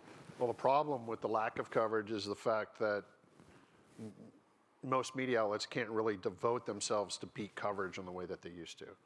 You know, the idea of a beat reporter who's out there, this reporter covers education, this reporter covers health, this reporter covers government, so they're sitting in the city council meeting, et cetera, or the school board meetings. You don't have that. And so if you're not gonna have that, you're definitely not gonna have the military affairs or veterans beat reporter that's there. You know, it was hit on earlier, you know, by Thomas that he was one of the last beat reporters for the Jacksonville Daily News covering Camp Lejeune, which is the Marine Corps' largest base on the East Coast. The whole community is very centered and tied around that. I remember when I worked in that public affairs office in the 90s, not only did we have beat reporters from the Jacksonville Daily News, we had the Wilmington Star. We had each one of the local television outlets, the radio stations. They were constantly trying to get on base to cover stories, you know, and we almost had to push them away at times. Whereas now you don't have that. And then on the base itself, even the military itself is not doing the amount of coverage that it used to. Camp Lejeune used to have a newspaper called The Globe. I was proud to write on that weekly newspaper each week. That is now gone. It's gone the way of everything else. So the base itself is not just getting, while we didn't do investigative journalism at the Globe, obviously being a military publication, we were talking about what mattered at what was happening at Camp Lejeune High School or in the elementary schools. We were talking about, issues related to the hospital and any changes that were taking place to care that people needed to know about, what families needed to know who lived on that base, because we forget about the fact that living on those bases aren't just the military members in the barracks. There are big housing communities there with families who are living, working, playing, doing all the things we do out in the rest of the civilian world. And they're not getting the coverage that they once had either. And so where do they go for information? It's really important that we really start to look at the fact that the local news ecosystem is what holds up the rest of the ecosystem. A lot of the big stories that come out, some of the ones that were talked about earlier today, while Secretary McDonough was here, about the employee health records, I was really glad to hear Kelly mention the name of one reporter named Orion. Orion Donovan Smith is a reporter for the Spokesman Review. Happy to say he's a Report for America Corps member, but he is constantly looking for that connection, that local connection as to what does that electronic health system mean there in Spokane, Washington. That story ends up getting picked up by Military Times, Stars and Stripes, other publications where the story gets bigger and you start to see the bigger picture. But most big national stories like that end up starting at the local level. And when we don't have those beat reporters covering those specific beats, we lose that. Are there any other mechanisms or strategies that are on the table to try to get to those local stories, absent, reopening a newsroom and hiring beat writers, which may not be fiscally possible? Well, obviously, we're trying, and other organizations are trying to get more reporters out into the field, because that's the number one thing we need. We also need to really develop media literacy with our youth, and our core members do service projects to help work with youth on student newspapers, things like that, teach them about journalism. Are they going to become reporters one day? Maybe, maybe not, but maybe we inspire them to do that, or at least have a better understanding of how it is you parse through all that information that's out there and know what real news and fake news might be. And I think there's a lot of work, of course, as newspapers fold. There are a lot of digital newsrooms that are starting up, which is great, and we'd love to see even more of that, but most of them are starting in your bigger cities, in your communities that have more people to absorb that news and who have broadband access to actually see it. We have a lot of this country that doesn't even have internet access. So before we can fix those issues there where they have no news, digital news be a great way, but they have to have access to the internet to begin with. So there's a lot of work that has to be done. And Valerie, you and your husband were really active, and I kind of forget the title of it, the Wounded Warrior Battalion. Oh, Can you yeah. talk about that? Yes. My husband was the CO of the Wounded Warrior Battalion East at Camp Lejeune, North Carolina, and it was probably one of the most stressful times of, I'll say, my life, which is saying something since he'd done many deployments, but it's a very challenging issue, right? I mean, how do you take care of the people who serve this country, go put themselves in harm's way, and then come back and have things that they have to deal with? It was probably the most rewarding time that we had, but it was a lot, and I don't think that those stories get told very often. I was talking to someone earlier about the fact that may have been these gentlemen, about how physical injuries are very obvious to people when people come back, but a lot of service members come back with things that are not readily apparent to Traumatic people. brain injury, post-traumatic stress, Right, toxic lots of exposure. things. And when you have like the service members, the Marines that were in the Wounded Warrior Battalion were there because they had additional stressors in their lives too. So I would just, I can't speak much to that topic other than to say that the people that are in that situation, the Marines and their families that were in that battalion, are Marine families just like mine. They just had additional things that they had to deal with, and while we want to lift them up and try to give them the best opportunity to transition, because that's what a lot of them are going to do out of that type of a battalion, is transition to civilian life, which we know is challenging of the best of circumstances when you leave the military the way you want to or choose to. Like Thomas, when you have to go, and not necessarily what you chose, it's even harder. So just recognizing that they served, their families are just like ours.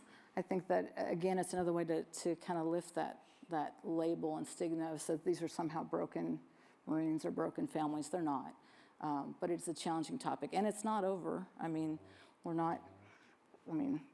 it's not over. There's still a lot of people that deal with a lot of things. So. Well, and Derek, you mentioned in our call, you said there were 9 service members injured in Syria recently, and it sort of was a surprise to a lot of people that they were National Guard. Yeah, so in that day, my boss and I, we were actually in a coffee shop, and it goes across the bottom of the screen, and it says 9 soldiers injured in the Middle East. But people don't realize those are Ohio soldiers, those are Michigan soldiers, those are South Carolina soldiers. My boss just made a comment yesterday. So I'm aide de camp for Brigadier General Woodruff, who's the Assistant Adjutant General for the state of Ohio. And I'm privy to a lot of different conversations, and he walks in and he says one of his brigade commanders in the Middle East is going to be giving 9 Purple Hearts. And it's like, where are those stories? You know, where are those stories? Because it will tell you soldiers. So when you think of soldiers, you're thinking of that active component. But right now, the majority of the people that are actually serving in the Middle East are National Guard soldiers. And that goes to why we need to really train journalists to better understand, or at least try to understand and ask those questions to learn those things, so that we're not making mistakes like that, or making the mistakes that Ron talked about earlier about, you know, a marksman badge. Ooh, he's scary. You know, a marksman badge means you barely qualified in the Marine Corps. You know, you just made it. So like understanding what those differences are is really important. So I think, you know, the great thing is folks like the AP and MPJ are doing work to create those style guides. But we really need to have newsrooms think about how they're funding training to increase those competencies so that we can better understand both the military and their families. And that goes to the point of right now we're in a recruiting fight. We're in a knife fight when it comes to recruiting, and in the military, it's a family affair. The majority of people serving in the military had someone in their family that served, me as well.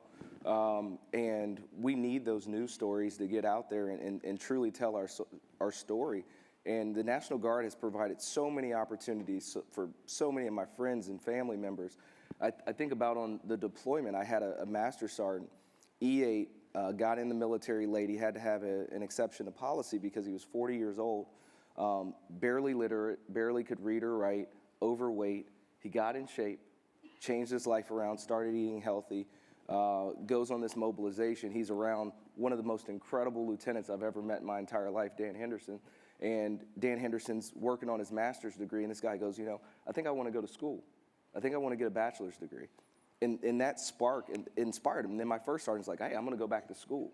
And those are the stories I wish more people would tell. Now that person's going to go back with education, going back, getting a better job, bettering their community, and then they have a positive story to tell about the National Guard. And really, that's what I'm looking for in journalism is please tell our story. Please tell how positive we are. Get more people into our organization because we can make a positive difference in both communities and the military. Well, I can say when we were analyzing the results from the survey that the War Horse put together, which became the basis for the white paper, which is why we're here today, one of the things we noticed was this feeling that negative press coverage about the military had a negative impact on those who were serving and their families. And I think teasing out that word negative is really important, right? Like it can be a bad reporting job, right? Sensationalized, politicized, zoom, you know, helicopter in, get the story, leave, don't think about context. But also, like, we're here as journalists to hold powerful to account when something goes wrong, right?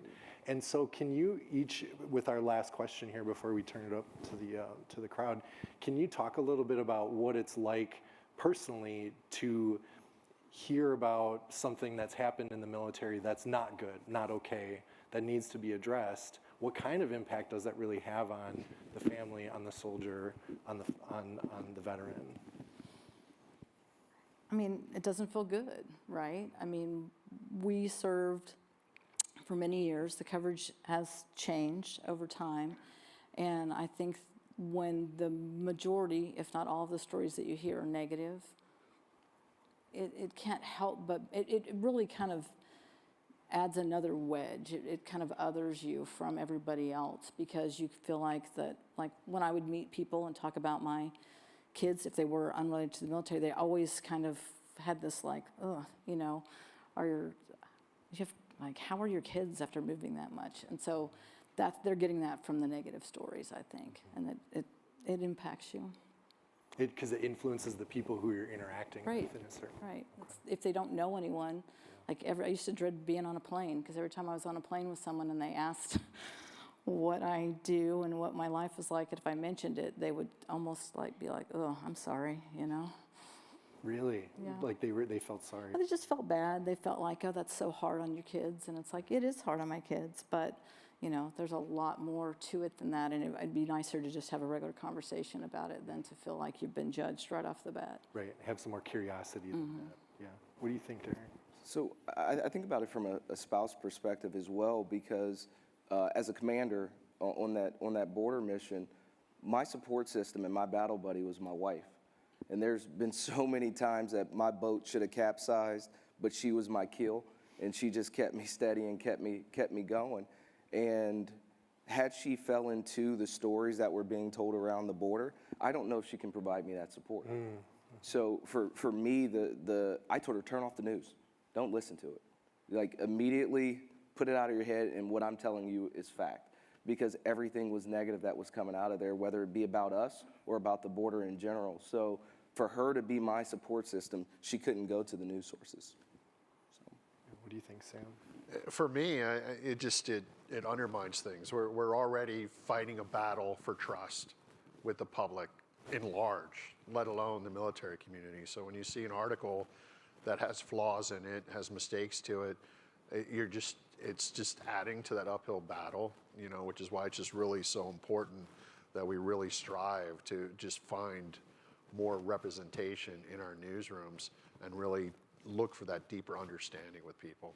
And by increasing the amount of reporters that we have out there doing it and the number of newsrooms that are doing it, we can get there. Okay. Thank you all for answering my questions. And now we have some time to take some questions from the crowd.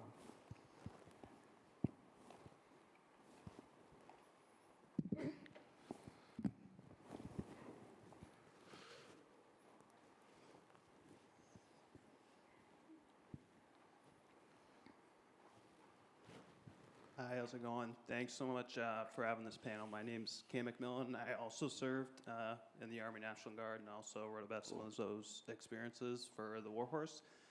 My question's kind of on this topic of how lack of reporting of these current, you mentioned Syria, these current military deployments can trickle down to military communities. I remember being a guardsman in Iraq in 2021, consistently having rocket and drone attacks, also had soldiers get Purple Hearts, combat action badges, and really the only people who knew about it were us and our families at home alone. So if you could speak implications on military communities, but society more largely. Thank you. You want to tackle that one? It's more of a National Guard.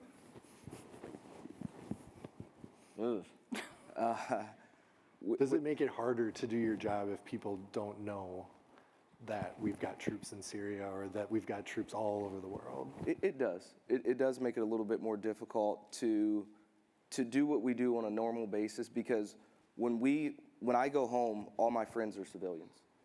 When soldiers leave drill, all their friends are civilians. So they have no idea what they're doing that 1 weekend, a month, 2 weeks, a year. And I think if people had more of an understanding, there would be more of a support system, recruiting numbers would go up. There would a lot of the issues that we face with mental health issues, I think, could be resolved through that as well. But we just need understanding. Probably also just when you talk about employers, employer understanding of why it's important to hold that job when the guardsman or reservist goes away for whatever length of time it is and comes back. Because they don't understand the concept either. They just know that they're told by the law that, hey, I'm supposed to hold this job and it's supposed to be at the same level. Meanwhile, they have work to do and they have a business to run. I know that when I first came back off of my deployment in 2002, I was trying to go for job interviews, and we're getting ready to invade Iraq. So it's like, why would I hire you when I know that you're probably going to get reactivated again and have to go away, and I'm going to have to hold that job? It's a dilemma, and I think if more people understood what it is that Guard and reservists go through, as well as just anything related to the military veteran community, we'd help bridge that divide and make things easier. I think if people understood it. And it's unfortunate because our media outlet are Army Times, Military Times, and the only people that read that are the people that are in this room. Unfortunately, the employers aren't reading those magazines. They aren't getting the National Guard Inquirer sent to your home, so they don't hear any of these stories. We need a bigger microphone or a megaphone to scream what we're doing, to draw attention to it, and let people know that we're trying to improve our communities and make things better. Can I add something as we're talking about employers? Military spouse unemployment is high. Yeah, it's very difficult. I think the last time I checked, it was close to 25%. Yes, yeah.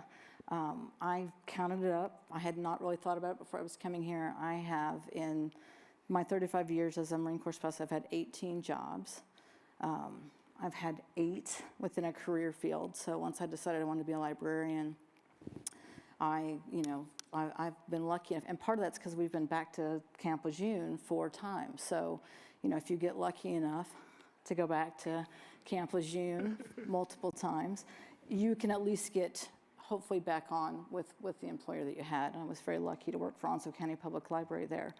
But it's a real challenge. And when I first married my husband, I was very young, and I just had a series of jobs, and that was fine. But, at the time, you could have a single person earning money for your household. That's very difficult now. I was lucky that I could stay with my kids a lot and just kind of pick and choose where I worked as we went along. So that's another issue, because I worked a lot of times because I wanted to, but people have to have that second income now. That's one of the big changes from when we came in. And, the other challenge is just good luck trying to have a career. It's very difficult because every time you move, even in the same field, if you're trying to get a job, you got to go back a step, right? You were at this level, and then you move, and now to just get something in your field, you take something a step back and think, well, I'll just work up. And you just hope that they'll give you a chance, even though they know, hey, she's probably going to be here for 2 years. And when they don't, it creates some of the larger issues like food insecurity and other things that affect the military community in a way that doesn't happen. So like maybe taking a look at that, it's like easy to talk about, for some reason soldiers are starving. Well, why? And digging into the issues through good reporting is how you can figure that out. Right, I think there's a misconception, right, that if you're in the military, your health care is taken care of, your food's taken care of, your housing's taken care of, and certainly there are benefits, but it doesn't cover everything. Child care, it's another big one. If it did cover everything, they'd have no problem recruiting anyone. True. So, unfortunately it doesn't. And people don't go into the military necessarily for all those things, but it is important that we are taking care of those who serve and understanding what they're going through.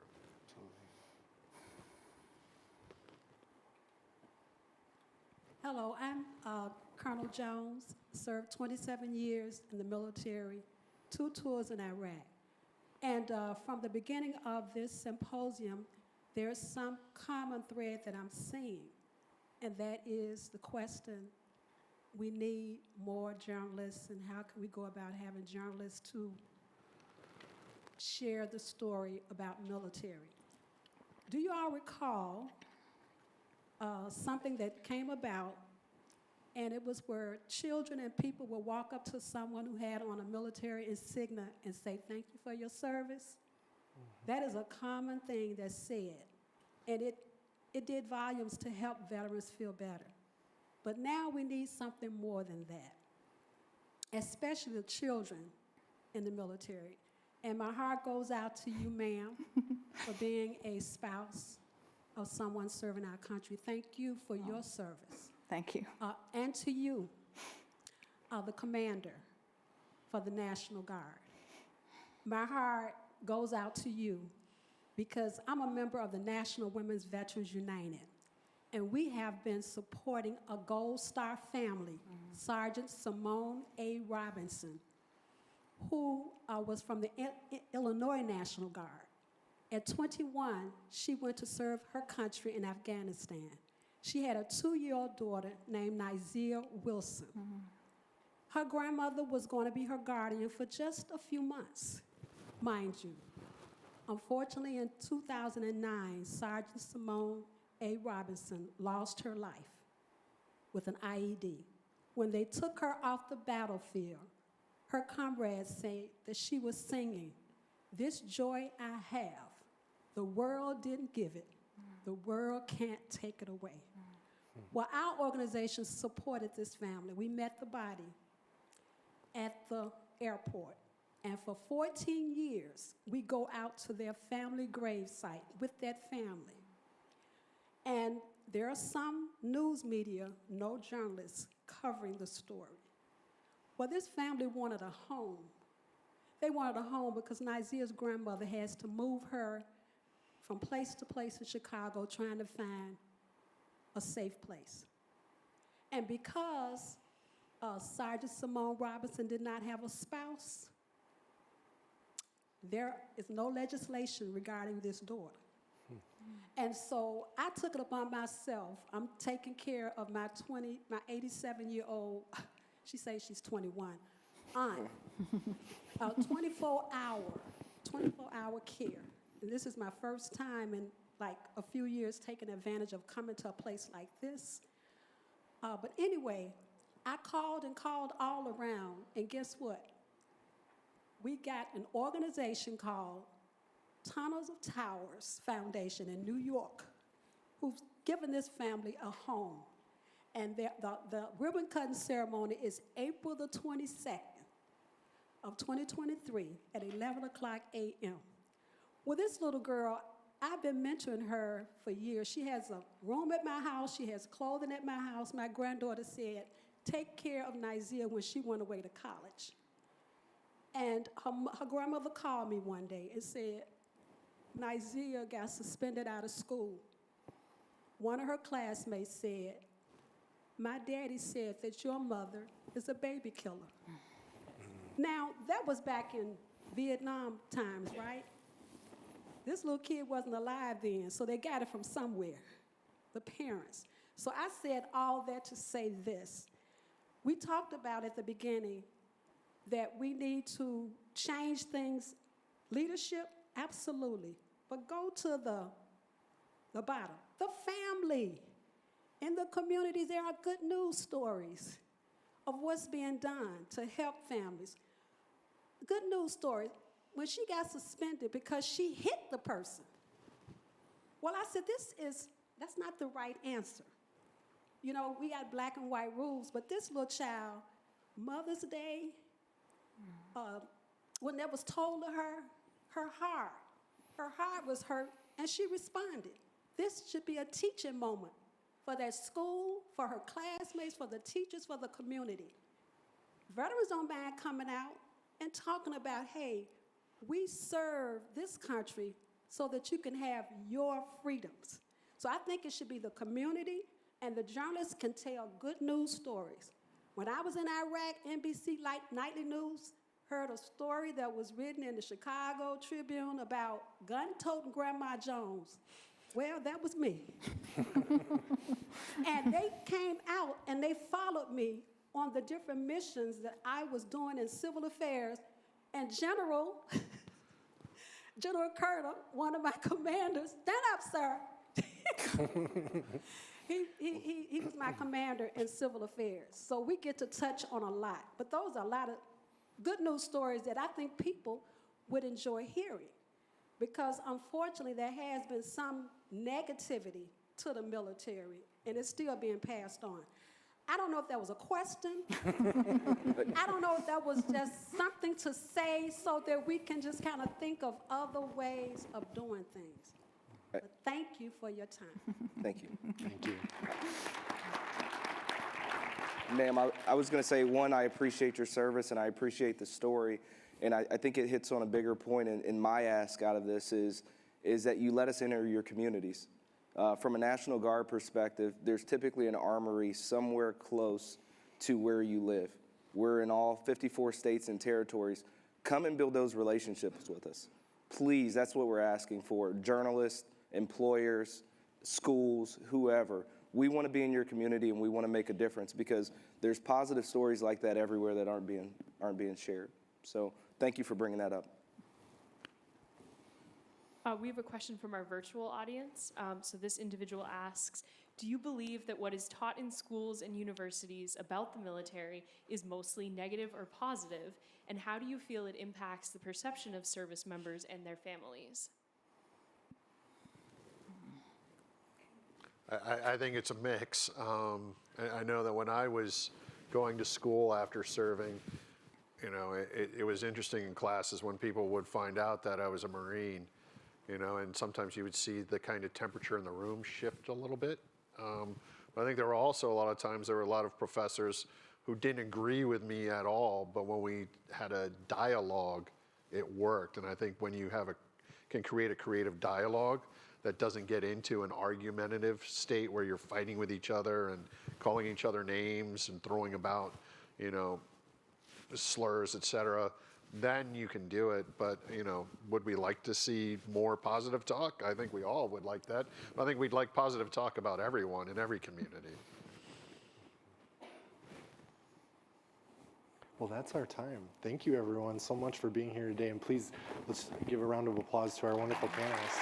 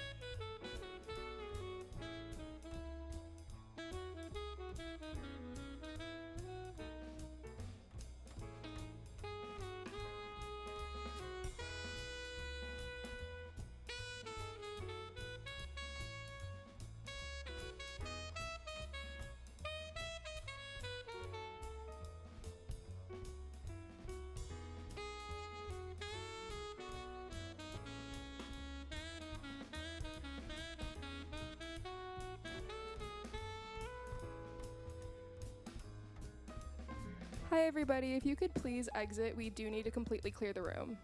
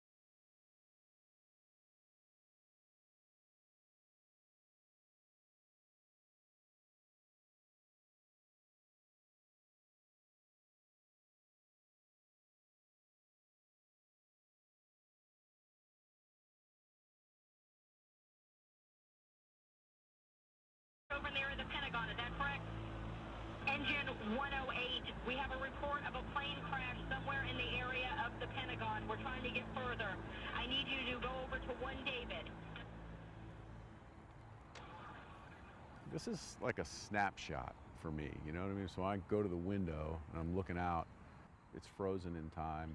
And this is obviously a memorial to that moment, even though none of us existed then. But it is very effective at taking you back.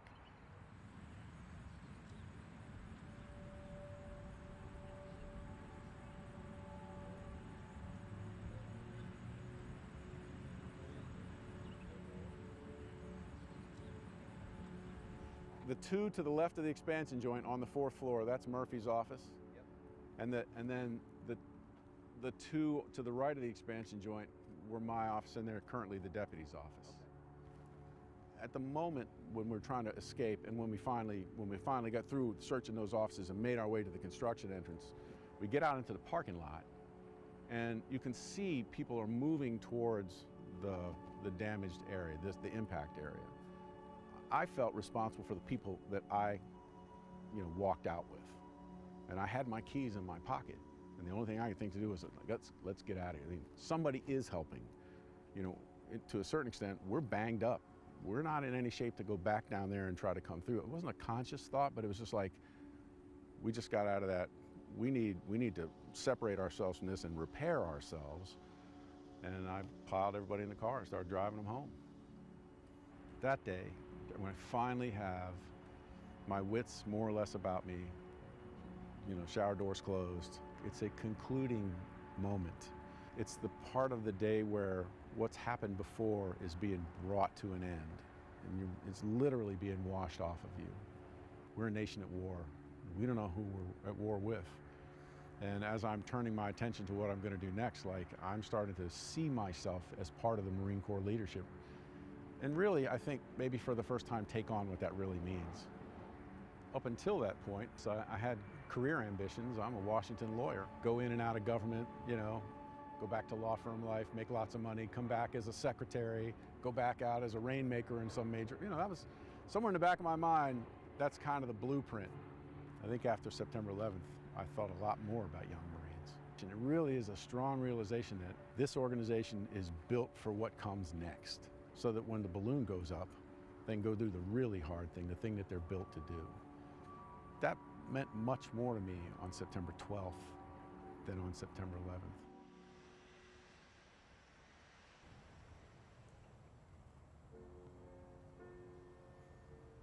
The Marines see the front-facing part of this. It's all steel and polish and short hair and crisp uniforms and all that stuff, and I think that draws a lot of people in, of course. And that's definitely a part of the whole experience and part of the culture.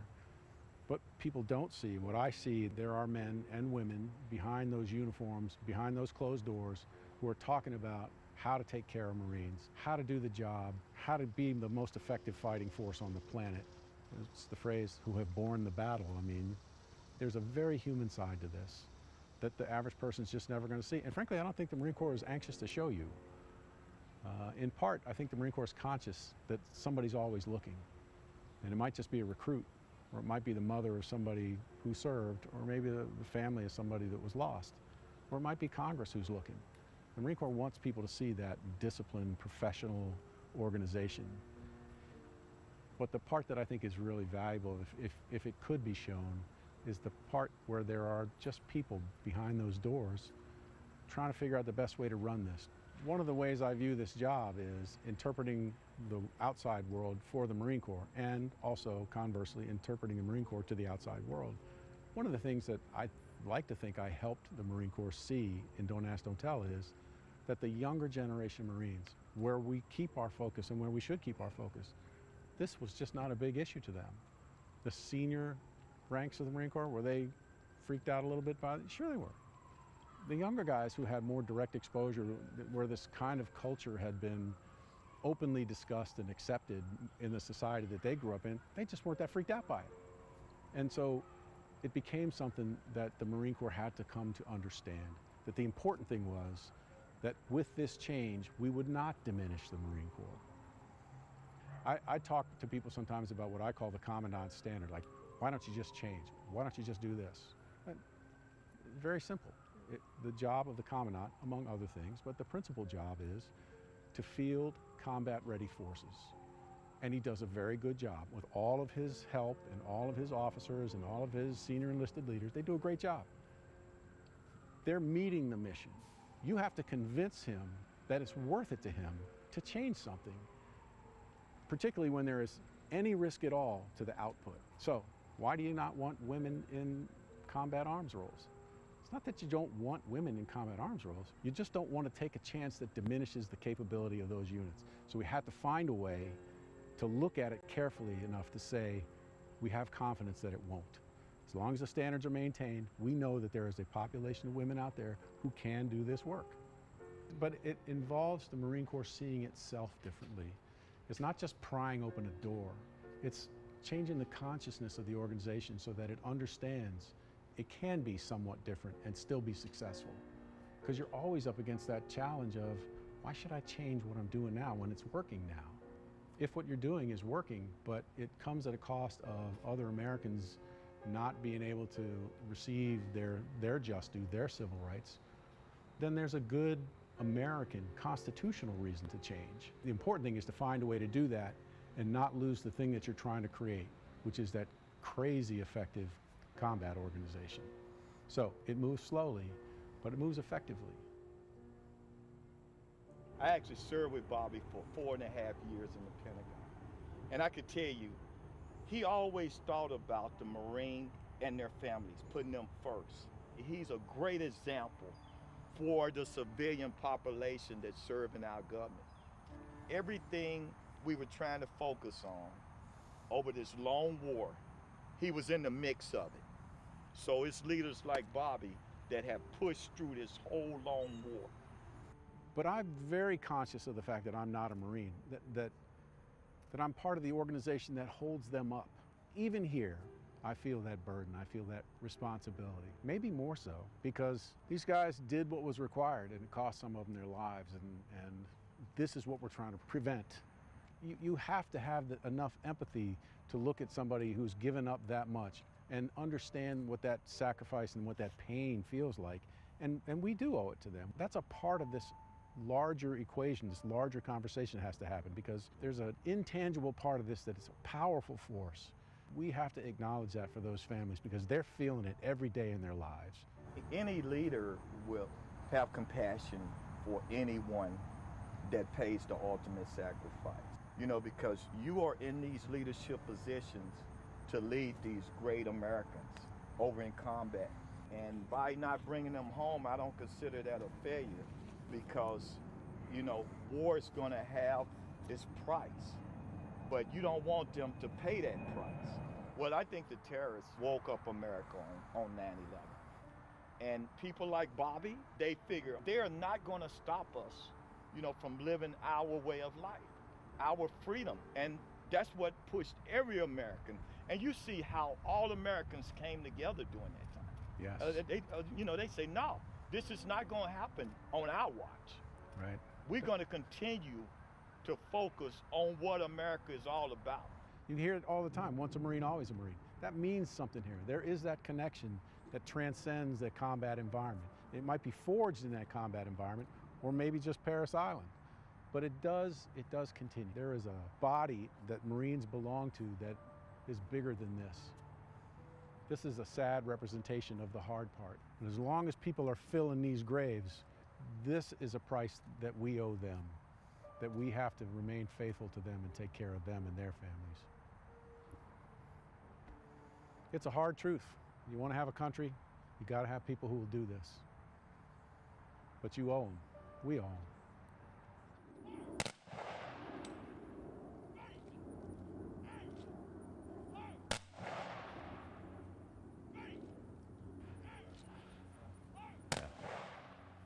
I just want to have this framed and hung in my living room, you know. I mean, the Marine Corps tries hard to do stuff right. When it gets it wrong, though, you know, it's just... What's wrong about it? It describes this flag as having been rescued from the office of the staff judge advocate who was there on 9/11. It's true, he was there. He was about 100 yards further down the hallway. That was from our office, which is a civilian office. But, you know, honestly, the Marine Corps doesn't see civilians for the most part, so... It was an easy mistake to make. Somebody said, this was in the lawyer's office. And because nobody kept the placard that they took down, that's what you get. Some well-meaning, corporal or sergeant, thought that's what he was told, put it on the plaque, and hung it. So this flag was in the office of the counsel for the commandant. And as you can see from the photo here, it's actually standing behind the counsel's desk. You can actually see the back of the chair of the counsel, Peter Murphy. There used to be a wall here in this photograph. Obviously, it's gone. And in the second photograph below, you can see that part of the building that has fallen down. My office windows are in that slice of the building that's closest to the ground that you can see right there. This flag, since it was there on the first day of the war, it came to represent something else other than just the Marine Corps. It came to represent that part of the Marine Corps that takes the hit, that survives the fire, that is there on the second day. I'm a civilian. You can argue I don't have the slightest idea what Semper Fidelis means, but to a certain extent, the flag's survival and that symbolism carrying forward with Marines that went into Iraq and Afghanistan and dozens of other places. But it also represents, to a degree, a closing of a chapter of my life, 20 years of my life. It's been a privilege to serve Marines at the elbow of the commandants, 6 of them.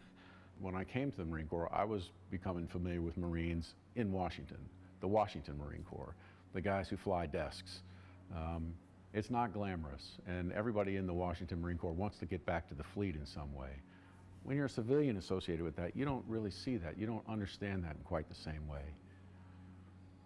But when you live through something like this, you get to see what a slice of combat might be like, and you begin to see Marines differently. You begin to see, in particular, the young Marines, the Marines who carry rifles and mortars and gear in those really, really awful environments.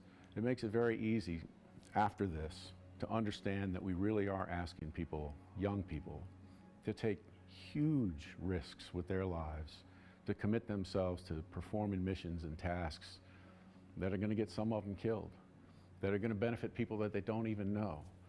And the flag is a thing, it is the symbol of that service in many respects, but it symbolizes most of all survival and a will to go forward. And that's what I'm trying to do. It was great to serve with the Marines. I see thousands of people, men and women, organizations, rushing in with a single purpose: to help. To help put out the fire, to help care for the wounded, to help build the building back, is a focus that everybody brought to this. And in the years following it, it's a powerful force. You can almost feel it in the air. I mean, everybody's committed. On September 12th, when I was in the conference room, when the Commandant and the CNO came in and asked the hard question, I want to know who did this and what we're going to do about it.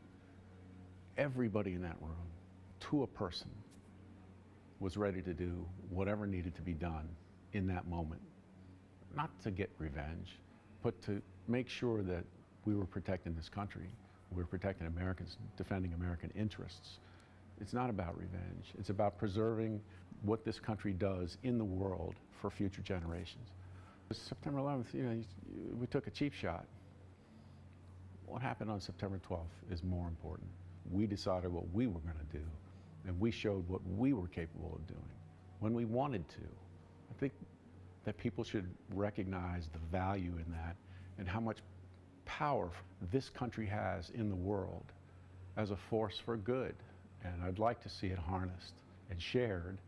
And if we're going to spend American lives, I'd like that to be the objective.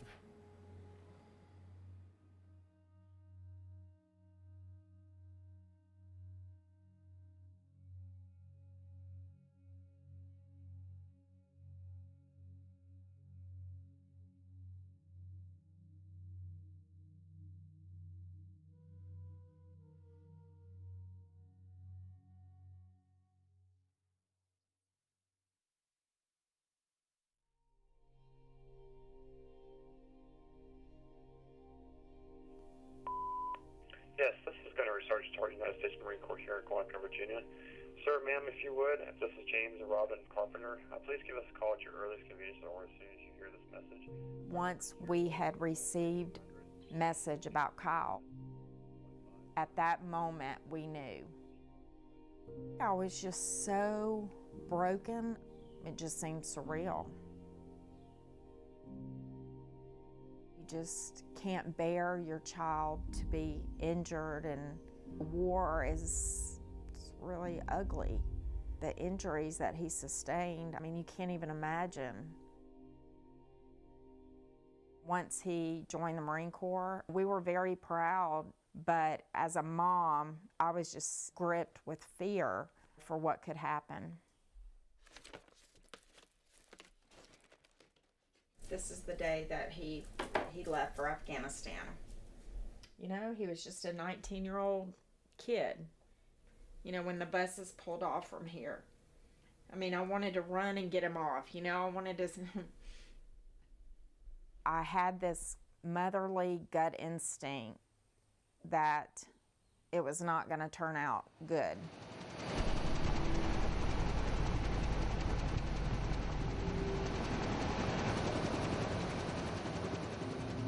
I remember we were flying in, and all I could think of was, am I going to die in that field? Am I going to step on an IED on that road?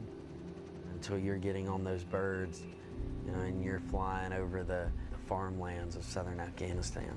At that moment is when, you know, this is about to be really real. In about 21-day stretch, we've been in 19 firefights. No type of fear gripped me like the fear of hearing the sounds of an IED go off. Someone that you love and care about had stepped on IED and not knowing his status or condition. You know, a true deep fear grips you. We drew straws for the mission that I got injured on. I don't remember seeing the grenade. I just remember falling face forward like an empty shell. My vision, it was just white and gray static. Blood started to pour out, like someone was pouring warm water all over me. I knew that this was it.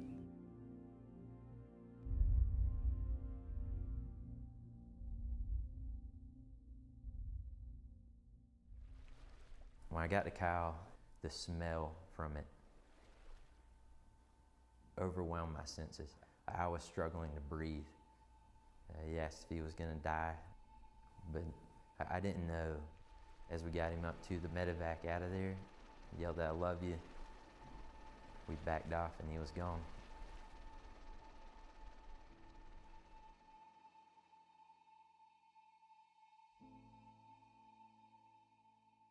You just cannot prepare yourself for when we saw him at the hospital. I mean, that grenade just tore his body apart. I just melted. I could not deal with seeing him like that. I mean, that wasn't my son. The nurses had to escort me out. He had surgery on his brain to remove shrapnel. We didn't know if it was still going to be Kyle once he woke up. My mindset was never, I might get injured. We're either coming back perfectly fine or we're coming back in a box. So when I woke up, I was very confused. The only thing I remember is opening my eye and seeing those stockings. It was around Christmas Eve. He was still the Kyle that we knew. It was just amazing. What had happened to him was just destroying us, but we got our strength from him. You know, I woke up, I had already been through, say, 20 surgeries. I knew I had 20 or so to go, and I knew I was going to be in the hospital for 3 years.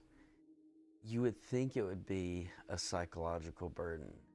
but my physical state consumed my mind and my emotions. It shaped everything for that hard 3 years. I remember going into this appointment, the only thing I asked him was, do you think I'll be able to do a pull-up? He almost laughed. You're joking, right? You're not. You broke your arm in 30 places and you severed most of the nerves in both your arms, and neither one of your arms or hands or your fingers work. And by the end of my 3 years at Walter Reed, I got up to 17.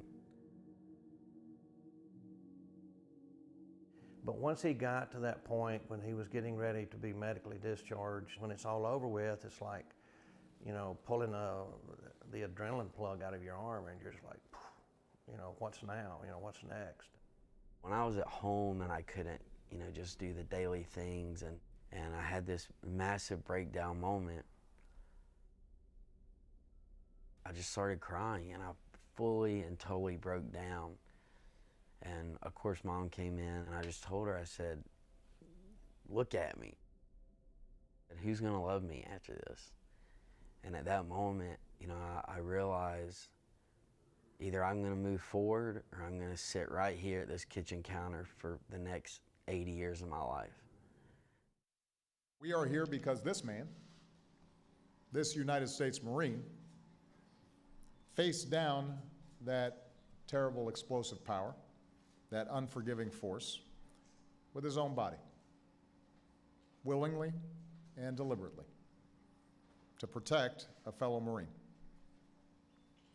When that grenade exploded, Kyle Carpenter's body took the brunt of the blast.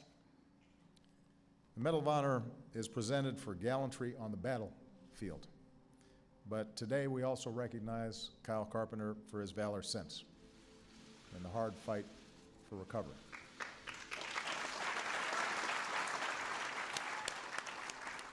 Medal's hard, man. You know, the guilt of having the medal when those that never made it home should be wearing it. I still have Kyle. There's a lot of guilt that goes with it. I cannot even imagine the pain that he has suffered. When you see how he motivates and inspires others, I mean, that is certainly something really positive that, you know, that has come out of this. Not a single person came back unaffected. I was in a dark place for a long time, and you're so scared of being weak. For years, I buried it. I don't know, like, if you ever truly, like, fully heal from it. When I see Kyle now, it's not dark like it used to be.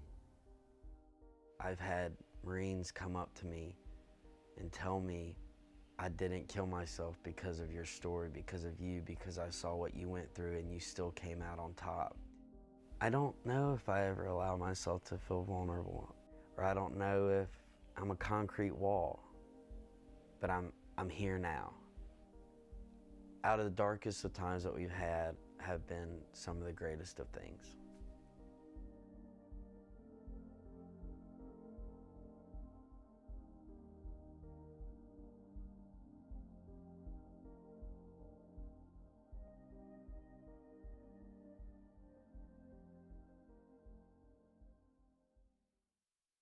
My journey really started with a photograph that was taken by Finbar O'Reilly. His story covering the day that 4 of us were wounded. They're the only reason I can remember the worst day of my life. Those photos helped me come to terms with my own experiences, and they helped me find closure in my own injuries. One day when I was in therapy, my therapist handed me a notebook and told me to write. That notebook turned into a letter to Finbar thanking him for his photos, and then that wound up getting published with the New York Times and showed the world what his photographs did for me and my Marines. I was reading a war blog in the New York Times, and I saw a piece by Thomas Brennan, and I felt that I wanted to help him somehow, and I just contacted him out of the blue, and I found out he was starting this organization called the War Horse. Right now, no newsroom exists to cover the largest issues that are facing the military and veteran community, and the War Horse is determined to fill that void. We made the deliberate decision to make our first story a killed in action profile. It was about Staff Sergeant Javier Ortiz Rivera. It was a death overseas that really shook our unit to its core. We're not going to have the conversation we need to be having about war until we talk about the human impact that war has. And he said, "Hi, Mommy." He said, "Am I going home early?" And at first I thought he was going to surprise me by coming home. And I said, "No, buddy, I need you to sit here with me for a second." When I was wounded in combat, it wasn't just me as an infantryman that had been hurt. My mother was hurt by me being hurt in combat. War almost drove my wife and I apart. I've lost Marines to suicide, and I think that all of that was captured within Javier's story.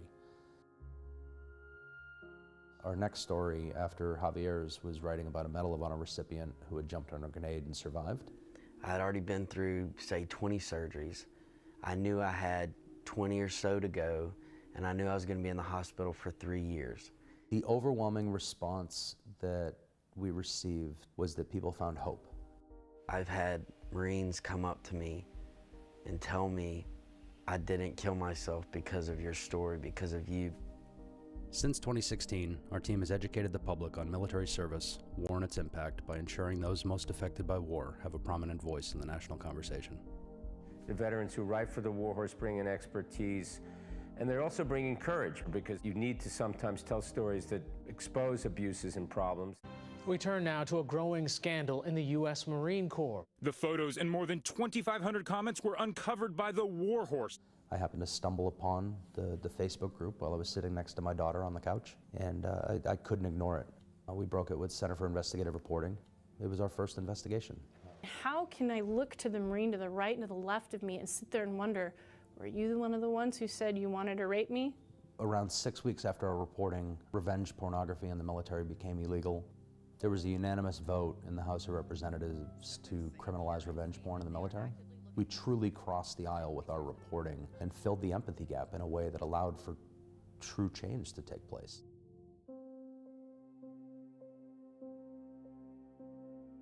So this is our fourth writing seminar. This time it's for combat medics and corpsmen, and it creates a safe space for them to be honest about their experiences and hopefully write something that will allow one of our readers to connect with their story and feel less alone in the long run. They are volunteering their time to be here. Pulitzer Prize-winning journalists, you're going to meet bureau chiefs. They believe that you have a story to share that's worth telling and that's worth people reading. I'm writing about sexual assault. Ultimately, my goal is to empower other people and myself. I'm writing a story about experiencing my first mass casualty and now met Adam, who his story is about the same incident. He was one of a bunch of guys that got killed, and I put him on the helicopter, and where he went was to her. They switched me out on a convoy, and the medic that had been there for 3 weeks got hit with the VBID. You have value. You all have value. You've done remarkable things in your lives that very few people can understand. I've had the good fortune to be involved in 3 of the seminars as a coach and a mentor to some of the veterans. The group that's here this week, they have survivor's guilt, but they've helped save people's lives. And by telling their stories, they're healing each other, but also these stories are relevant to a broader society. And you feel alone, and you feel like, wow, like how do I even explain what I just went through, what I just saw? Writing's given me freedom. It's the things that hold you back. I really want it to be something bigger than myself. People who read them or see them or listen to them begin to understand what it's like to be in the service. And some do become professional writers or authors. So that is a really unique element of the War Horse. What Thomas and what the War Horse are doing by giving this generation of veterans a voice and by actually educating people on the true cost of war is priceless.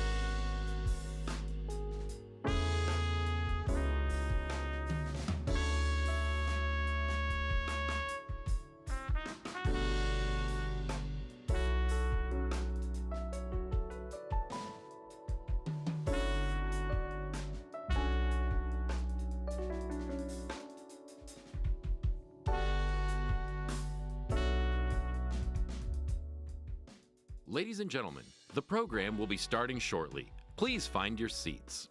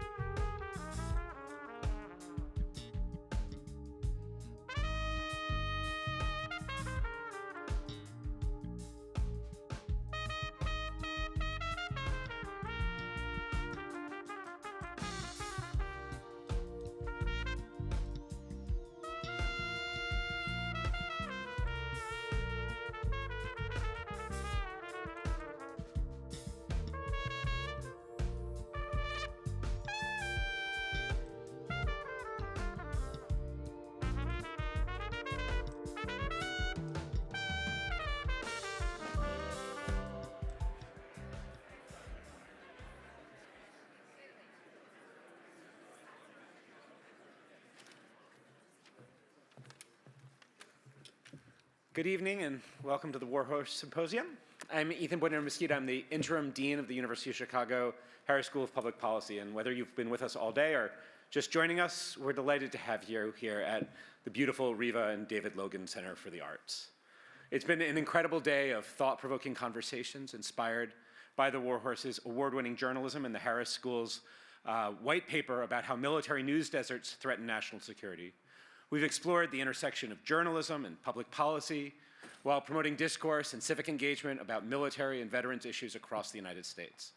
Our students have also had an opportunity to engage in this conversation today during a lunchtime panel sponsored by the University of Chicago Office for Military-Affiliated Communities and the military-affiliated students of Harris. The panel allowed a group of military-affiliated University of Chicago students and other students from across the U.S. to explore themes of veterans in higher ed with Secretary of Veteran Affairs Dennis McDonough, retired U.S. Air Force Major General and former POW John Borling, and U.S. Army veteran and Medal of Honor winner recipient Jim McClone. Now it's my pleasure to introduce Thomas Brennan, who's the founder and executive director of the War Horse News. Thomas is a veteran of the United States Marine Corps and served as an infantryman in Iraq and Afghanistan before studying investigative reporting at Columbia University's Graduate School of Journalism. His reporting has appeared in Vanity Fair, the Center for Investigative Reporting, and the New York Times. Thomas is the recipient of the Fourth Estate Award, the Edward R. Murrow Award, and the prestigious Robert F. Kennedy Human Rights Journalism Award. Please join me in welcoming Thomas Brennan.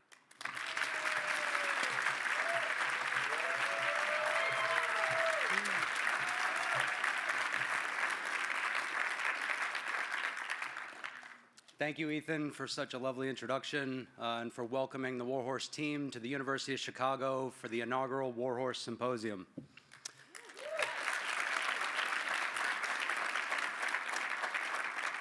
Today has really been a truly incredible day, and I'm grateful for all of the guest speakers who all volunteered their time to be with us today. I'd also like to thank the Harris team, the Office of Military Affiliated Communities, the donors and sponsors who made this day possible, and my fellow teammates at the War Horse. I'd also like to thank all of you. It means so much to all of us that you're joining us here at the Reva and David Logan Center for the Arts. And as the founder of the War Horse and as a veteran of Iraq and Afghanistan, it's really surreal for me to be standing here in front of you today. I can still remember when 7 years ago, the War Horse was still just an idea, and I was launching our Kickstarter campaign, the day that 500 people brought the War Horse to life. I had no money, I had no team, and to put it bluntly, people told me the War Horse would never succeed. They said our work wasn't necessary. What they didn't realize was that's how stubborn Marines like I can be, and how veterans, military families, and civilians would rally in support of the War Horse's work. Today, our team is a dozen people that publish in-depth, often award-winning reporting projects that help to bridge the military and civilian divide. We've also hosted writing seminars where we've trained 60 veterans and military family members and have published hundreds of reflections that serve as the emotional cornerstone for all of the work that we do. But more than anything else, I'm proud that our newsroom team is not only earning, but maintaining the trust of our growing audience. During today's symposium, we've heard from legendary journalist Bob Woodward and Medal of Honor recipient Flo Groberg. We've also heard from national security leaders like Michelle Flournoy and newsroom leaders from the Washington Post, the Associated Press, and Report for America. But the conversation that I've enjoyed the most was between the War Horse's managing editor, Kelly Kennedy, and VA Secretary Dennis McDonough. In 2008, Kelly, a Desert Storm veteran herself, broke the story about burn pits. For years, she persisted, and her dogged reporting inspired the biggest change in the history of VA healthcare.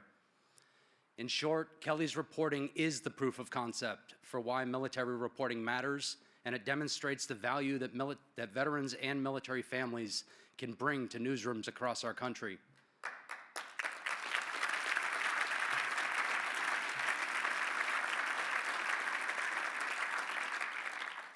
Kelly is a talented editor, she's a wonderful friend, and she's the person that introduced me to Jon Stewart. But what everybody here doesn't know is that Jon was the first person to say yes to participating in today's symposium, without hesitation. Once Jon said yes, the War Horse team got to work, and we continued to dream big.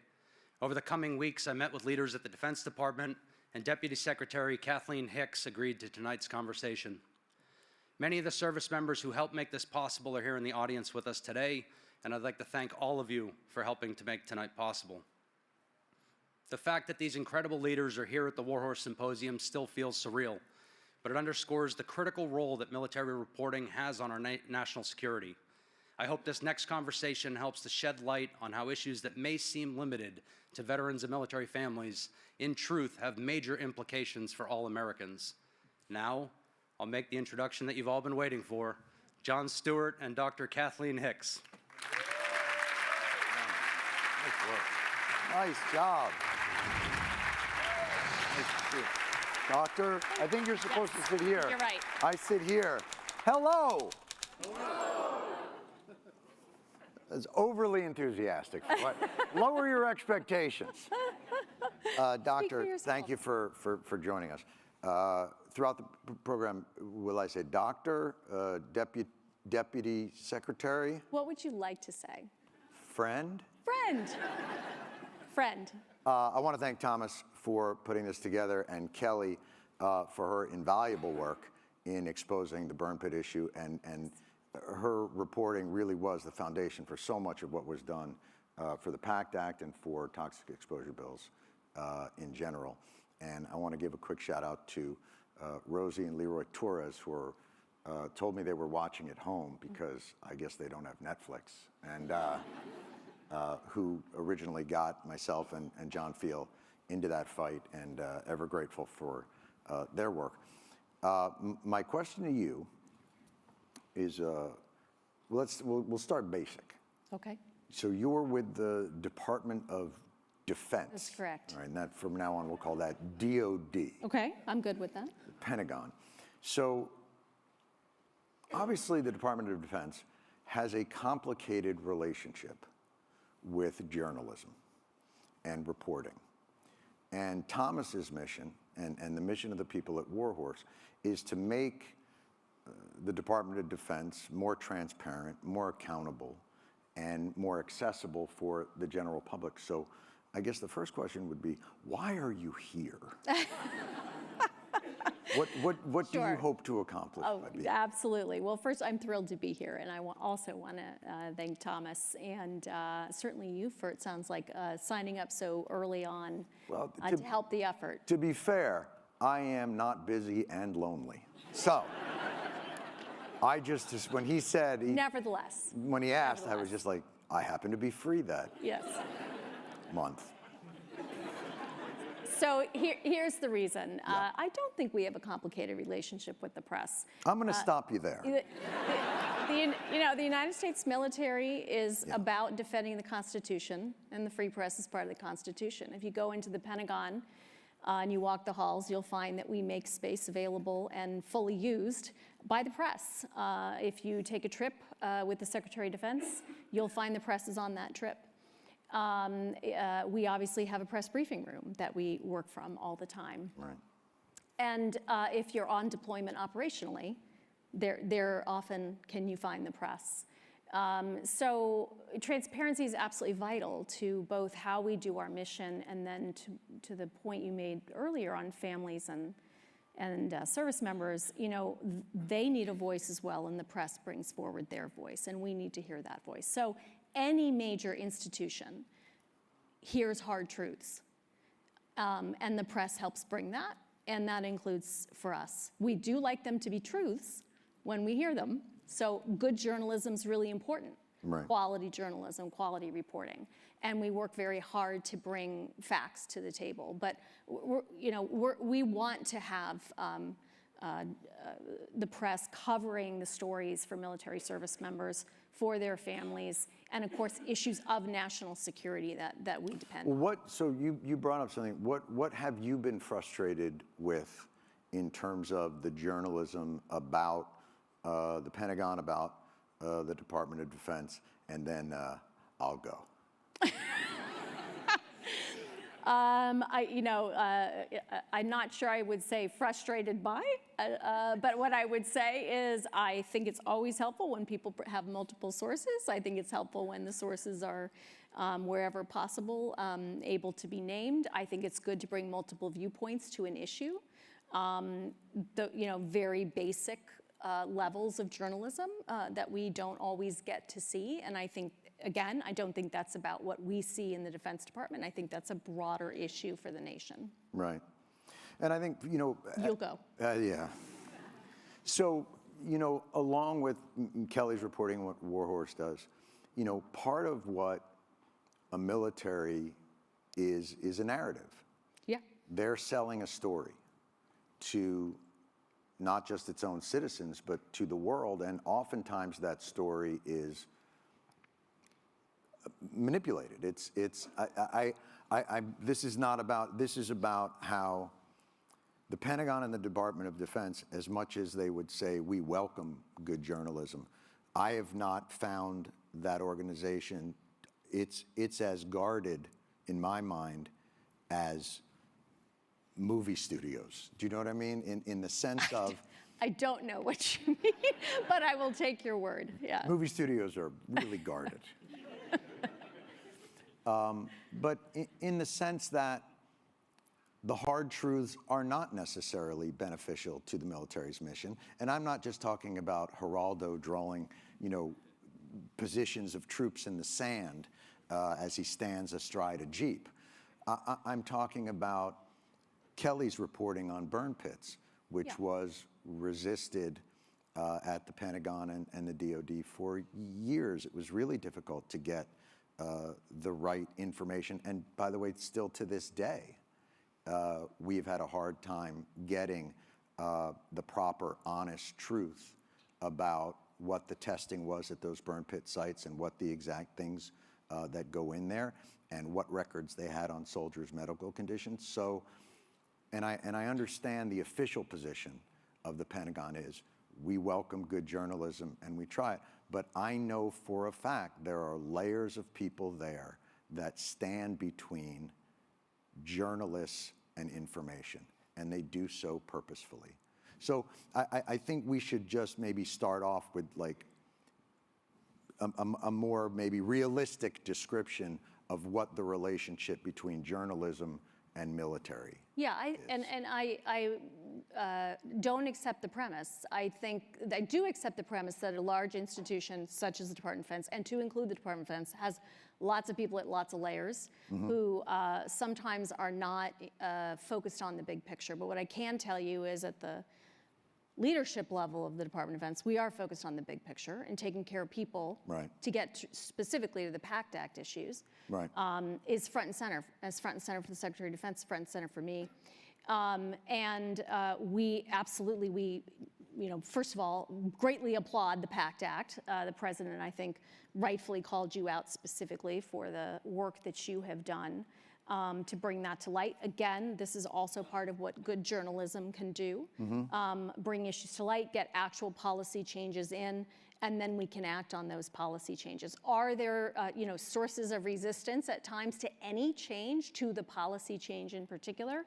Absolutely, and that's part of my job, is trying to work through that and push the change down into the system. Sure, and it's not to suggest that there's something incredibly, but even for instance, we just saw something today where the White House released a report on the Afghanistan drawdown. Now, they have a narrative that they would like to, and it is an administration line, and War Horse and journalists are there to permeate that narrative so that we can get a more clear-minded truth to that. And I don't mean to be argumentative, but I think to suggest that the Pentagon embraces that is not actually so accurate, that they are there, especially the political arm sometimes, or the entrenched bureaucracy, but they are there to tell a story. And that story is generally more flattering to the military and not, you guys, there was $10 billion on a pallet in Kandahar, and we don't know where it is. Like, that's not, they resist that. I don't think that's being argumentative by suggesting that the Pentagon is not particularly embracing of those narratives. Yeah, and I have not argued with you. I'm simply saying to you that I think all institutions, including whether it's the Defense Department, an administration, or others, they have to have that sunlight and transparency that journalism You think brings. it's helpful? I think it's helpful, and I think it's healthy. And of course, there will be differences, as there is in journalism itself, around where the narrative ought to fall along the facts. But I'm very confident about the focus we have at the top on trying to make sure that transparency can come in. That's excellent, and it's good to hear, because it hasn't been that way for got to be 250 years. So it's good. It's good that we're making that course correction. The good news is we didn't have a Defense Department until 1947, so I'm quite confident that it's not 250 years. I stand corrected. Back to the fact-checking. Yes. No. These are things that would be helpful. Yeah. Very, very wise. What, in your mind, with this embrace, what would you say are the crucial issues then that you would like to see journalists digging into in terms of the Pentagon? Would it be surrounding the budgetary largesse? Would it be about military families? Where would you like to see the real energy of journalists, as they push through? Sure. I think the personal stories and personal experiences are really important. That can come through the lens of any number of major issues, or better said, it can illuminate many major issues. Let me pick one that's very important and part of why I'm here to answer your question. It's the 50th anniversary of the all-volunteer force. We used to, folks will remember, have a draft. After Vietnam, we switched to this all-volunteer force, and to maintain it and sustain it, We need to have people raising their hand, signing up and saying, I want to go do that. And that is vital to our democracy. That professional force has been absolutely outstanding. It's brought representation across the country, which a lot of people doubted it could do, representation across all sorts of classes and gender and races. Are you about to go woke? Because No. if you're about to start talking CRT, I'm going to have to ask people to leave. What I'm going to tell you is that great leaders at all levels build teams, and that's what we're about at the Defense Department. The all-volunteer force has been vital. But what we do need is to connect young Americans to the concept of service, and it's not just in the military. We're having challenges, nurses, doctors, AmeriCorps, Peace Corps. You know, everywhere you look, there's disconnectedness, and that's very, very challenging, I think, for the country overall. We have a major civics problem, and we in the Defense Department feel that in the recruiting challenges that we have. So what can journalists do? What can the media do? It can help to illuminate, yes, fairly and transparently challenges that folks face in the military, but also there's a lot of fantastic things that come from military service. There's reward from it. There's you know, sense of belonging, as I said, connectedness. There are folks who do spectacularly, of course, after military service, and highlighting those stories is really important. So I think having a kind of a 360-degree look at what military service means in this time Do you and age think is important. that part of military service has gotten short shrift from journalists, or do you feel like, you know, something that's as independent? What I love about War Horse is it's a lot of people that have served in the military that are also telling these stories and training people who've actually experienced it, as opposed to, I think the media in this country oftentimes are excited when they get to embed and they get to fly to a place and they get to sit in a tank. And I think you find a lot of coverage focuses on what they believe to be the sensationalized aspects, but there's very little coverage of the day-to-day realities of the sacrifices and challenges that military families that they face. I'm not sure there's a question there, but I'm going to answer something in there. Hold on. Oh. That they face? I think what I would say is yes, and first of all, veterans who are journalists, fantastic resource.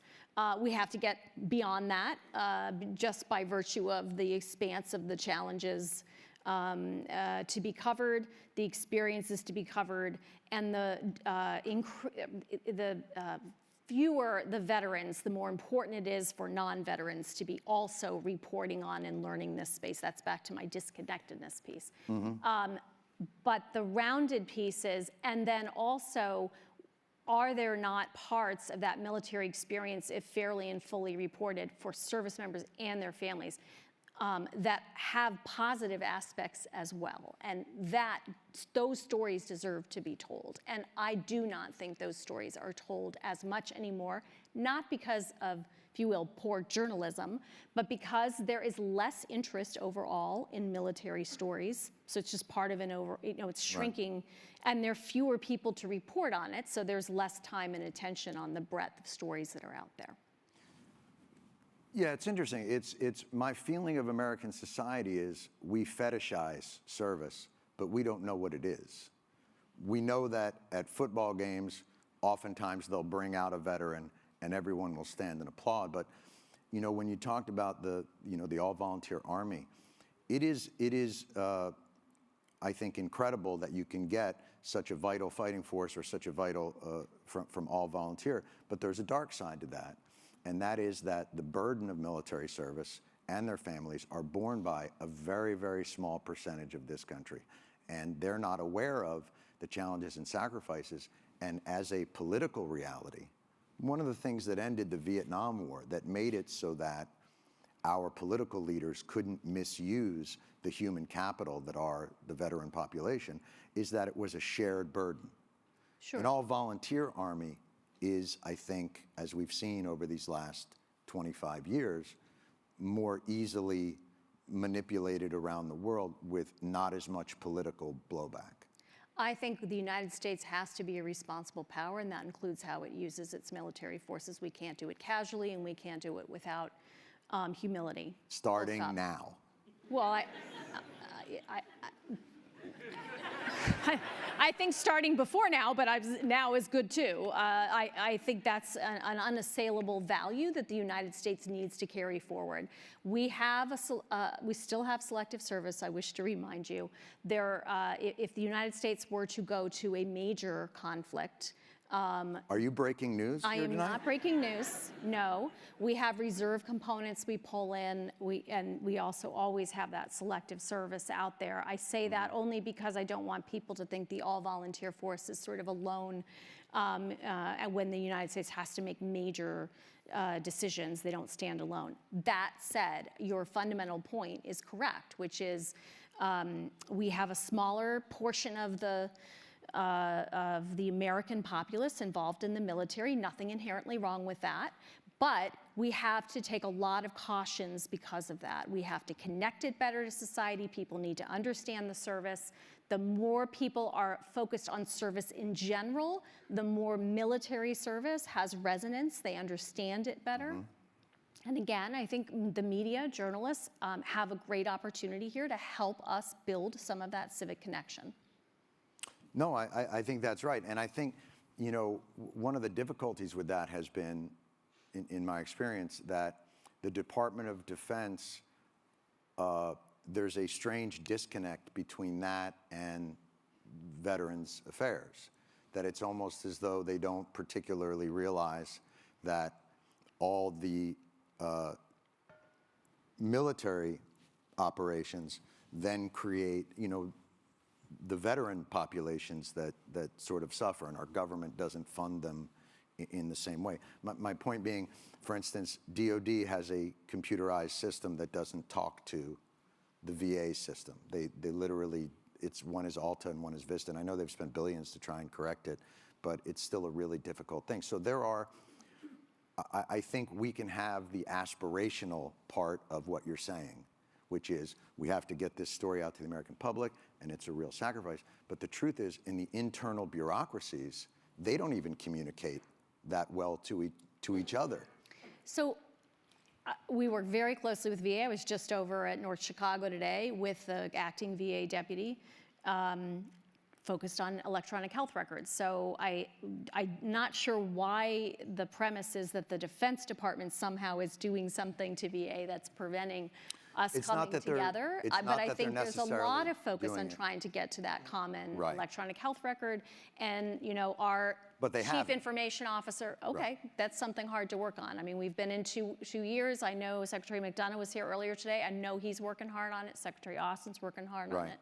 You know. But it's this, if I may, and again, I'm not trying to be argumentative, but that feels defensive to me in a way that I don't think the question was posed. It wasn't about blame. It was about reality. It was about the idea that... If you played yourself back, what you said is basically how did DOD do this to VA? So that's why I was trying to understand why it comes from that. John, where is this coming from? Let's talk about your childhood. There's something in there. There is something here about DOD that I was coming through. abandoned by my government at a young age. And hung out to dry. Look, I don't think I'm telling you anything that you probably don't already know, and it's not about, like, I don't think it's a terribly aggressive point to make, that we have a military that I was in Afghanistan sitting in a tent watching eyes in the sky with drones that looked out over a 3-mile period that could pick a guy off of a motorcycle without knocking over a street sign next to him. And so the idea that we have the money to make those toys and not the money to make veterans coming back from American wars who are suffering toxic exposures not have an IT system that works, well, somebody is responsible for that. Absolutely. And so to suggest that the poor DOD is being picked on because they haven't come up with a system of information technology that allows people that come home from war not to have to tell their story over and over again to people writing it down on loose leaf paper. That's not a crazy thing to ask. We are merging those health records right now. I just went to the pharmacy today at North Chicago. That merger is underway right now. So understand the frustration. The care of veterans is vital to our ability, right, to have a social compact with anyone who serves. Absolutely uncontested. That is absolutely true. We in DoD absolutely have a responsibility to advocate alongside our VA colleagues for what VA is trying to do and to make this case of continuous service. When someone comes in on our end, if you will, up through recruiting, part of what we're recruiting them into is a lifetime of a social contract, and VA's at the other end of that. So we work really closely with VA, and they're doing incredible work to advance, electronic health records, but also, most importantly, the quality of care for our veterans, which is tremendously improved. So what is it then in your mind that holds that project back? Like why is it? Let's just take the electronic records. This is something we've heard about for more than a decade. And I can remember even those floors at certain VAs outside of Washington buckling under the weight of folders and paper records. So in your mind, what does hold back that cooperation, and what does hold back the ability for the most advanced military in the world with the greatest IT and technology ever from being able to do the simplest of tasks, which is, connecting medical records? So we have a common, what we call the firm, a common health records office. It's staffed with VA and DoD personnel.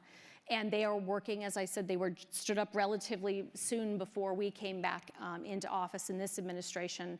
And we are working to merge those. We will have those merged in the coming, I think, year.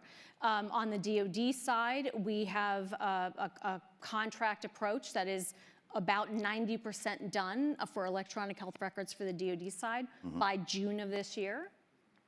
On the VA side, I think they have had more struggles. I think they would tell you. I will leave to Dennis and his team to talk about what their challenges have been. We have worked very closely with them to start to try to overcome their challenges. We're giving them a lot of assistance. An example of that is we have a chief information officer at DoD, very talented, John Sherman.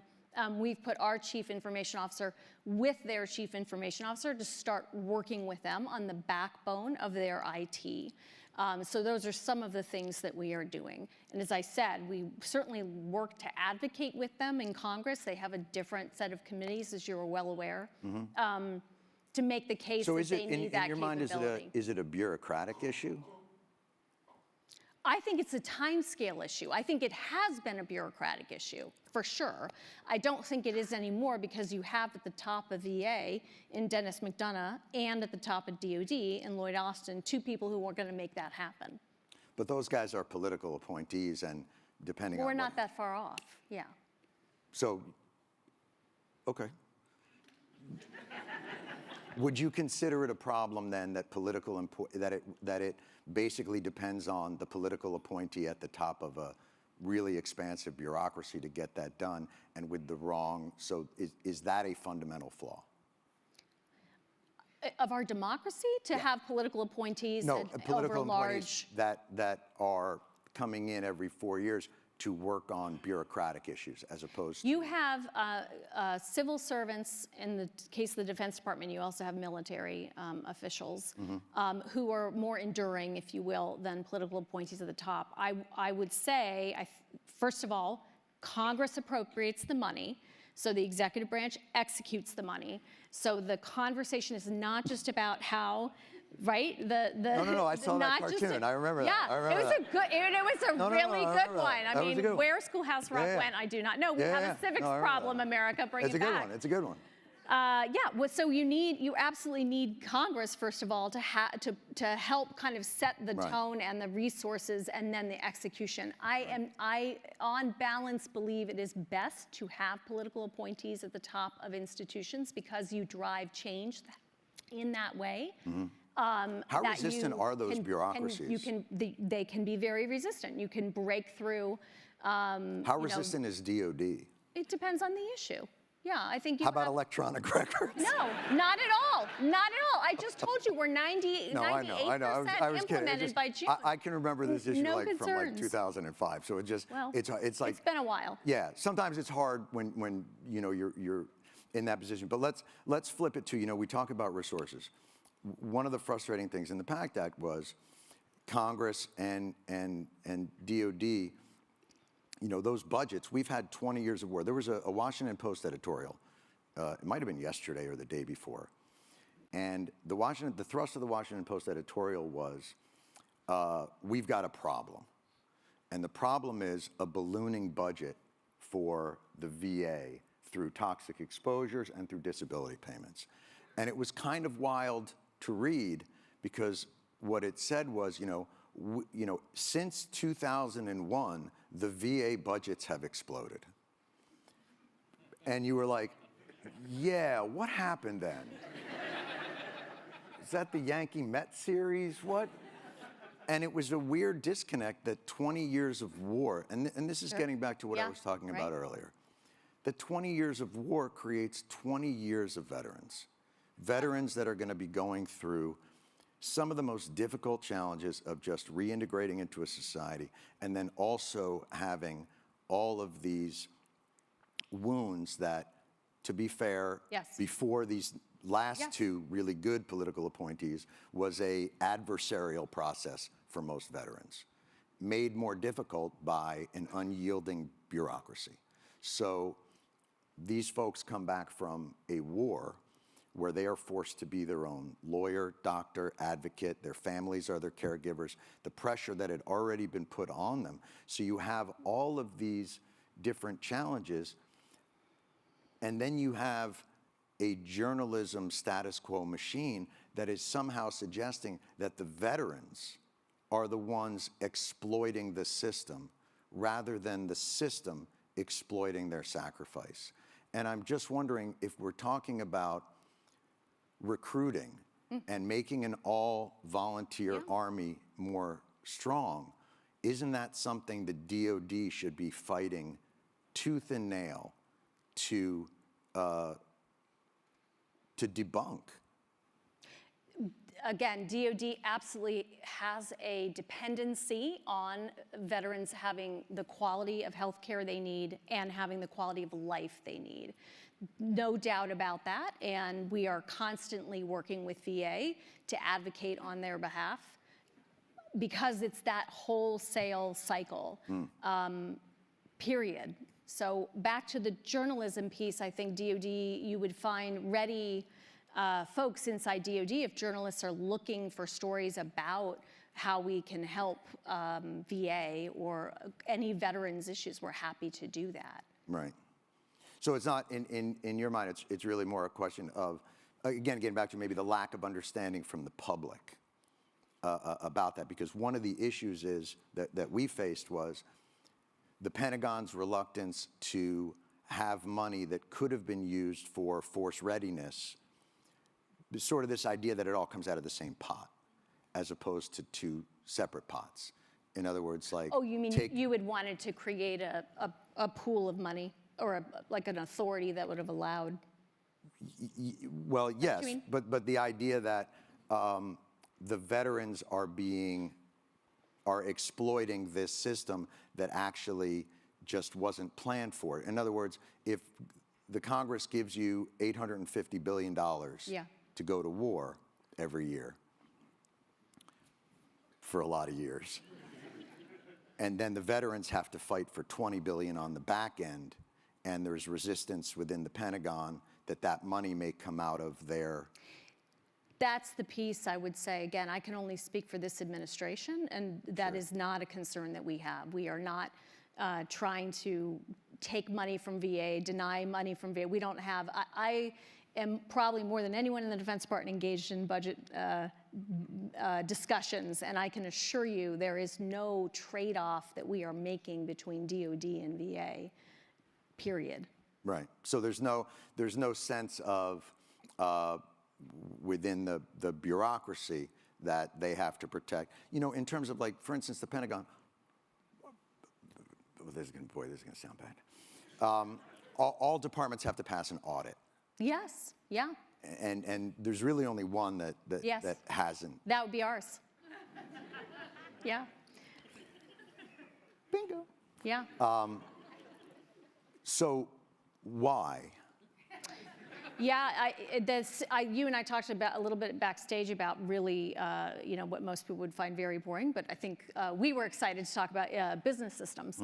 And DoD doesn't have the kinds of backbone business systems that collect data in a way that can allow you to pass an audit.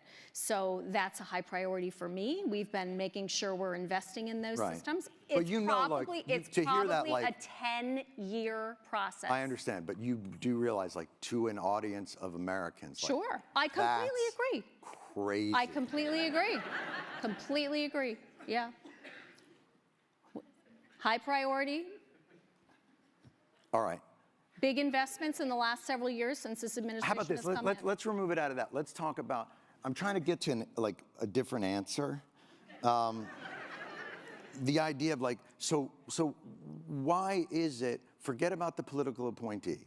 Okay. Why is it that this organization, that is the most well-funded department out of anyone in our government, can't pass an audit and doesn't have a calculator? So it's a big answer again. I gave you the IT backbone, but the scale is massive, right? So that's your point. Clearly, your point is you don't like the defense budget, which is fine. My point but half of that, of course, goes to support the very people. Directly goes to support the very people that you're interested in making sure get, you know, well-fed, well-trained, well-equipped, and you know, all of that. Half of it's just salaries and benefits, right? So we can have a defense budget talk if that's really where you want to go. But under the guise that you want to talk about I audit. wouldn't mind going there. Okay, under the guise that you want to talk about audit, the answer is an organization of this scale, there is no comparable for trying to develop an audit like that. We have dozens of different specific audits we then have to pass, and so pulling each of those forward. We do have some of those have clean audits, learning from those, getting those IT systems in and accountable, and then spreading it across the department. That's sort of where we are. Yes, it is going to take a long time. I believe we should be there. I'm sure anyone that a journalist would like to talk to in the Defense Department about the degree to which the Secretary and I are on people every day saying this is commander's business. Are these? Do you feel like these are unfair questions of somebody within a department of that size and scope? Do you feel that it's somewhat unfair? I think you have a particular thing you really want to talk about and you're asking me other questions, but I don't think it's unfair to ask me about the audit. It's absolutely the case that the United States military should be able to pass an audit, and we've got to be on that pathway to get there. But don't you think that does speak to the larger point that we're trying to get at, which is good journalism uncovers corruption? And okay, I mean, good journalism does uncover corruption, but I'm not sure these two things are linked. An audit is not. But they are. Okay, so you need to explain to me, do you understand what an audit does and the degree to which it is linked to the question that you're asking? I believe so. Okay, go ahead. Give me your explanation. No, I don't mind learning. So what I would suggest is that the audit that they have in the military doesn't really look at whether or not there's efficacy. It's just whether they got delivered the thing that they ordered.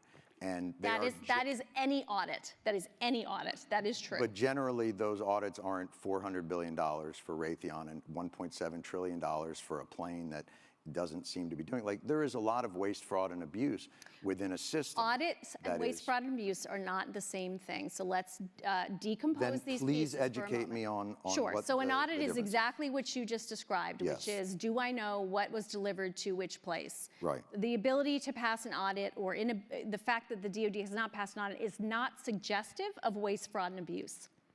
That is completely false right there. So what is now it's a question of, it's suggestive that we don't have an accurate inventory that we can pull up of what we have where. That is not the same as saying we can't do that because waste, fraud, and abuse has occurred. So in my world, Yeah. that's waste. How is that waste? If I give you $1 billion and you can't tell me what happened to it, that to me is wasteful. That means you are not responsible. But if you can't tell me where it went, then what am I supposed to think?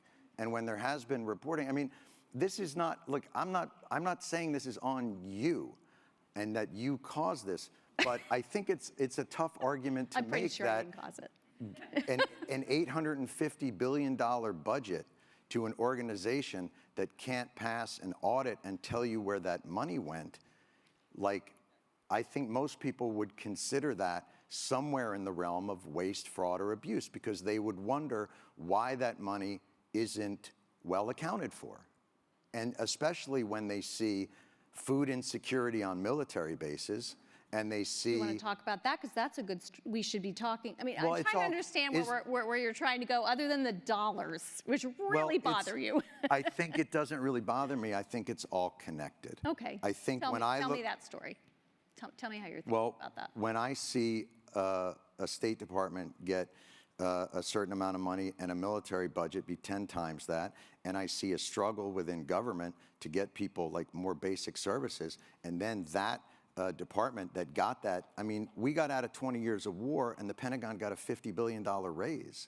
Like, that's shocking to me. Now, I may not understand exactly the ins and outs and the incredible magic of an audit, but I'm a human being who lives on the earth and can't figure out how $850 billion to a department means that the rank and file still have to be on food stamps. Like, to me, that's fucking corruption. I'm sorry. And if that blows your mind, and if you think like that's like a crazy agenda for me to have, I really think that that's institutional thinking, and that it's not looking at the day-to-day reality of the people that you call the greatest fighting force in the world. So I get back to this idea of like, I'm not looking to pick a fight with you, but I am surprised at that the reaction to these questions are, you don't know what an audit is, bucko. Like, that's just weird to me. Okay. On food insecurity, major priority for us. A lot of funds are going toward that. The biggest issues we have found, first of all, we have significantly increased funding on food insecurity. And we do think we are getting much better on that. We believe some of the challenges we face are not what you often think of as, food insecurity as hunger. They're really around, do we have food available? For instance, as people come on and off shifts, is it healthy food? Those are the types of food insecurity issues we are seeing in and around our military installations. We have increased pay 2 times in a row here. We've done 4.6% pay raise last year. We've asked for a 5.2% pay raise this year. We've also increased basic allowances and increased housing and pay and other allowances. So overall, we definitely think we need to increase the spending that we are putting forward toward our service members and their families. We're putting our money where our mouth is. Another big area is childcare. Spending a lot more money on childcare. That includes both childcare facilities, and it includes benefit that allows folks to go out on the economy to get childcare and have that subsidized by the government. Those are all examples of ways we're trying to put money forward for our service members and their families. Is that the kind of thing, too, that like in a change of administration, could that go away, or is that made more permanent into the structural system? The pay raises are in law, so those don't go away. They can only go up from there. Certainly same thing on any kind of childcare institutional development that we've done, for instance, new centers and things like that. The things that are more malleable tend to be what goes up and down with inflation, so we have some allowances that are based on inflation. Do you think they'll be adding more presumptions to the toxic exposure bills? Is that something that you'll be working with VA on to see if they can continue to add to? Happy to work with VA on that. I have not been aware of any things that are missing, if you will, that need to be added on. Happy to work with them on that. But I went to a PACT Act fair just a week ago in the Pentagon. We're enrolling folks all the time. We're taking active duty military, so they're not veterans, in other words, and we're saying, hey, start to look at this, start to see how you can enroll. A lot of advantages to getting that military community signed up now. So for you, what will be the remaining biggest challenges you think for for your tenure there and moving forward?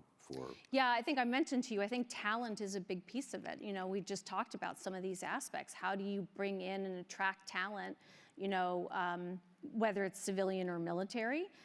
You have to be able to attract them with, as I just pointed out, the benefits, et cetera. You have to give them a sense of service. You have to show them that on the backside, to the veterans' point, this country's going to treat them well and fund that well. And then I think on the civilian side, I mentioned to you, we just aren't up to speed to the degree that private companies are today with the speed of hire, the kind of things people expect to have on day one. Does their computer turn on and function? Things like that, little things that attract people to a workplace. We don't have that environment right now where I want it to be. All right, well, we also have, we're running out of time, but we have, the audience submitted some questions, so I'm going to read some of those. And I think those will hopefully be better than my questions. How can DOD help with, this is from, I apologize, Seamus Murphy, is that correct? Is that Seamus? All right, here we go. This is your question, Seamus. And your handwriting is fantastic. How can DOD help with veteran transition, SkillBridge and mandating that sort of thing, internships and such? Sure, so SkillBridge is a program that we run that does exactly that transition, tries to bring folks in, make sure that they have the skills they need before they leave the DOD side. A couple things we've done there. First, we don't think that folks are being given, that all levels of command are ensuring that their folks are able to take the time to do SkillBridge, so we're trying to mandate that to make sure folks can get out and use it. We also have expanded the time frame in which DoD services are available to folks who are transitioning out to kind of ease that period of time. So it's not like you move out of our system and directly into the VA system if you aren't ready or you haven't done all the paperwork. We've extended that period of time. But a lot of these transition assistance programs are really important, I think, to make sure that our folks, if we're gonna say you come in here and you're gonna do well out the other side, we have to invest in those transition programs all the way through. Do you think that is a major frustration for folks that get out, that the support system is, it's also a population that's relatively stoic and oftentimes doesn't want to. We found that with the PACT Act stuff, that there was a sense of like, I'll be fine, do it for somebody else. That it's sometimes difficult for them to reach out and take advantage of certain benefits and programs. Yeah, I do think it's part of it is that can-do attitude where people don't reach out for the help that they need. I do think we're trying to change. The culture overall is changing societally. I think we're bringing the military culture along to really be willing to raise your hand and say, hey, I need some help. But also bringing it to them so they don't have to ask those questions. SkillBridge is a great example, making sure that folks just are put into that cycle, given the time off from work in order to go do the coursework that needs to be done, take on the experiential. We have some experiential learning approaches with companies, for instance, that folks can do through SkillBridge, and that's really important as well. All right, here's a good one. Seamus, is that what you were looking at? All right. Seamus! I'm sorry, Seamus, if I didn't get you home for your Passover Seder tonight. Seamus obviously is a Hebrew. Right? Is that? This is Passover. I am doing this on Passover. I want to make that clear. How do we stay dedicated to and faithful in entities like the government or military while recognizing their flaws? And this is from Keenan. And I think that was getting to a little bit about what I was saying is I think sometimes recognizing and being open to the flaws Yeah. of something is almost a healthier way to attract and retain people than the kinds of sometimes more not recognizing them. So what do you think of that? Yeah, I started off with that. I think you have to have a lot of transparency and ask hard questions. And I think good journalism does that. I think good engagement overall going out, not just the journalism, but our ability to communicate and engage publicly in ways that acknowledge it's going to take 10 years to do an audit, for example. Those are important. I agree. I think people can sense, particularly in the generation that we're trying to attract now, they don't have a lot of trust in institutions. And all the I think everybody knows that, but certainly polling reinforces that. So making sure that you can speak to both the value that the institution can bring, what it can do for them and their families, how it can feed something in them, and I think that's how the question is phrased, how you can have this sense of mission and purpose, but also really acknowledge that you've got to get better. I think that's the core of it. Is that something, do you think that the wars in Iraq and Afghanistan and the way that they ended, maybe not a mortal blow, but how big a blow was that to the credibility of institutions like our government and the military?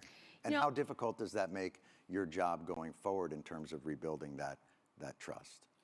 I think the reality of the U.S. experience of the last 20 years of war has been very challenging in terms of, you had a generation that 9/11 really excited to, if you will, got it energized to want to serve in all kinds of ways.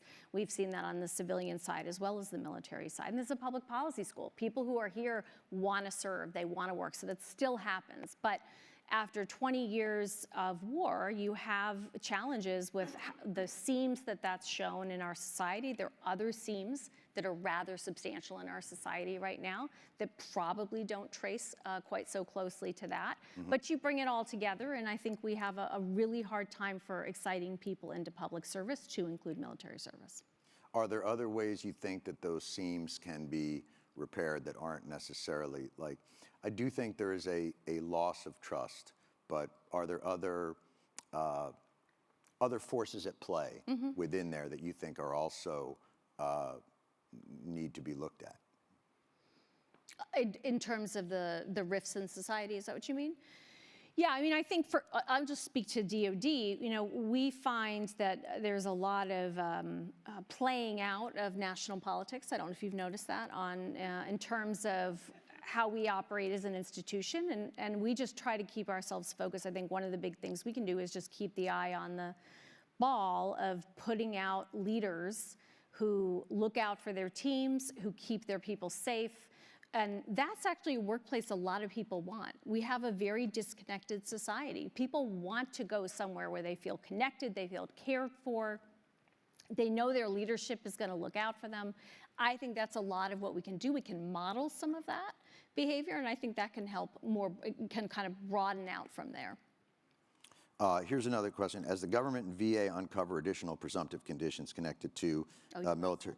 Sorry? Oh, I'm thinking, is this related to the one you asked? It may be, yeah. I haven't read these. I'm not prepared. No worries. No worries. They handed me right before it went out. And they're in script, which I haven't read in God knows how long. The bar. I only read things in email format. As the government and VA uncover additional presumptive conditions connected to military service, are you going to continue to advocate for the troops? Oh, that might be for me. Yes. Oh, that might be for you. Yeah. Yeah. No.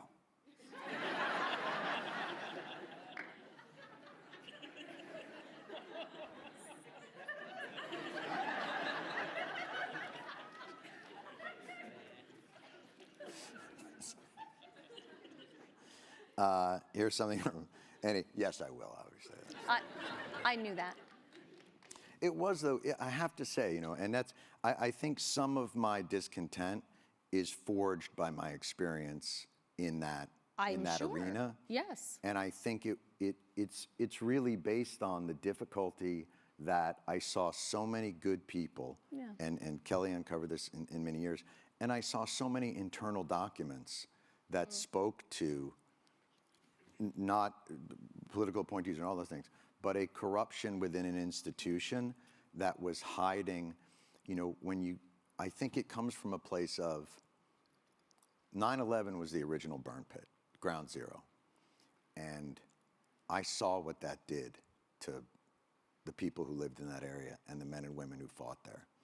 And they were really the first veterans in this war. And it took 10 years to get our government to recognize that breathing on top of a fiery jet fuel burning pit might not be good for you. And the EPA said the air was clean there 3 days into it. And when I saw the same thing happening, I mean, to be honest with you, when I went and visited Iraq and Afghanistan and I flew into one of those places, I thought it had just been attacked. And it was just a burn pit. I thought it was the enemy that had bombed it. And when I found out it was our country's own contractors and that they had sovereign immunity, like this all boils down to me believing that this system was designed to exploit the men and women that they were raising up as heroes. And it brought them home and made them fight against the very government that they had been overseas sacrificing and defending. So I do apologize. I come from a place of this, I'm going to get Al Pacino, but like, this system is out of order. We're out of order. This whole room is out of order. And so that's where this is, when you say, like, what are you getting at? Yeah. I think that's what I'm getting at. I think it's what you're getting at, too. And I think you should be incredibly proud of the work you single-handedly. Not proud in the slightest. I provided air support to men and women in the trenches. You should be incredibly proud but here's that what you brought voice I'm to more people sad. who needed voice. I'm Of course, because it incredibly should sad. never have taken that. That's never should have taken that.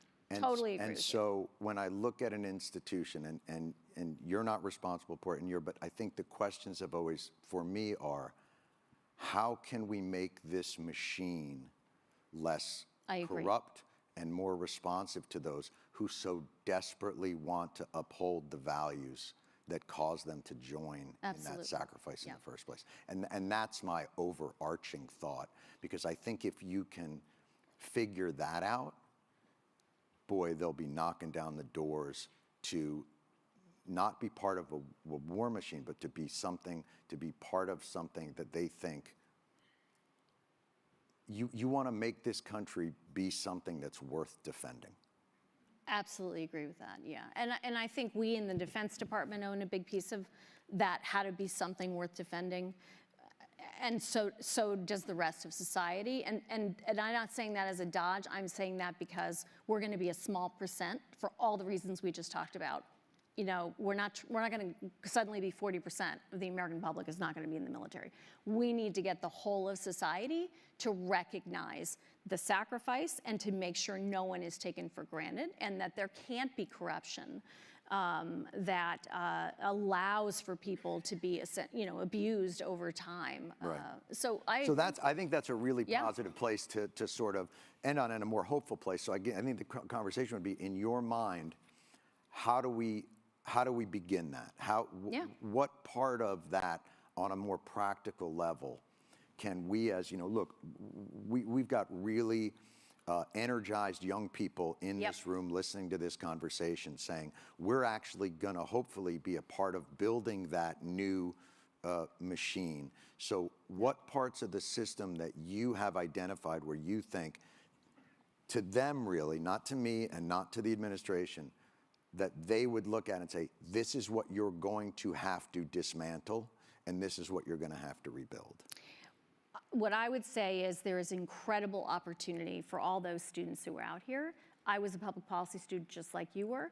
I was, by the way, in the Pentagon on 9/11. I sucked in a lot of toxic air myself.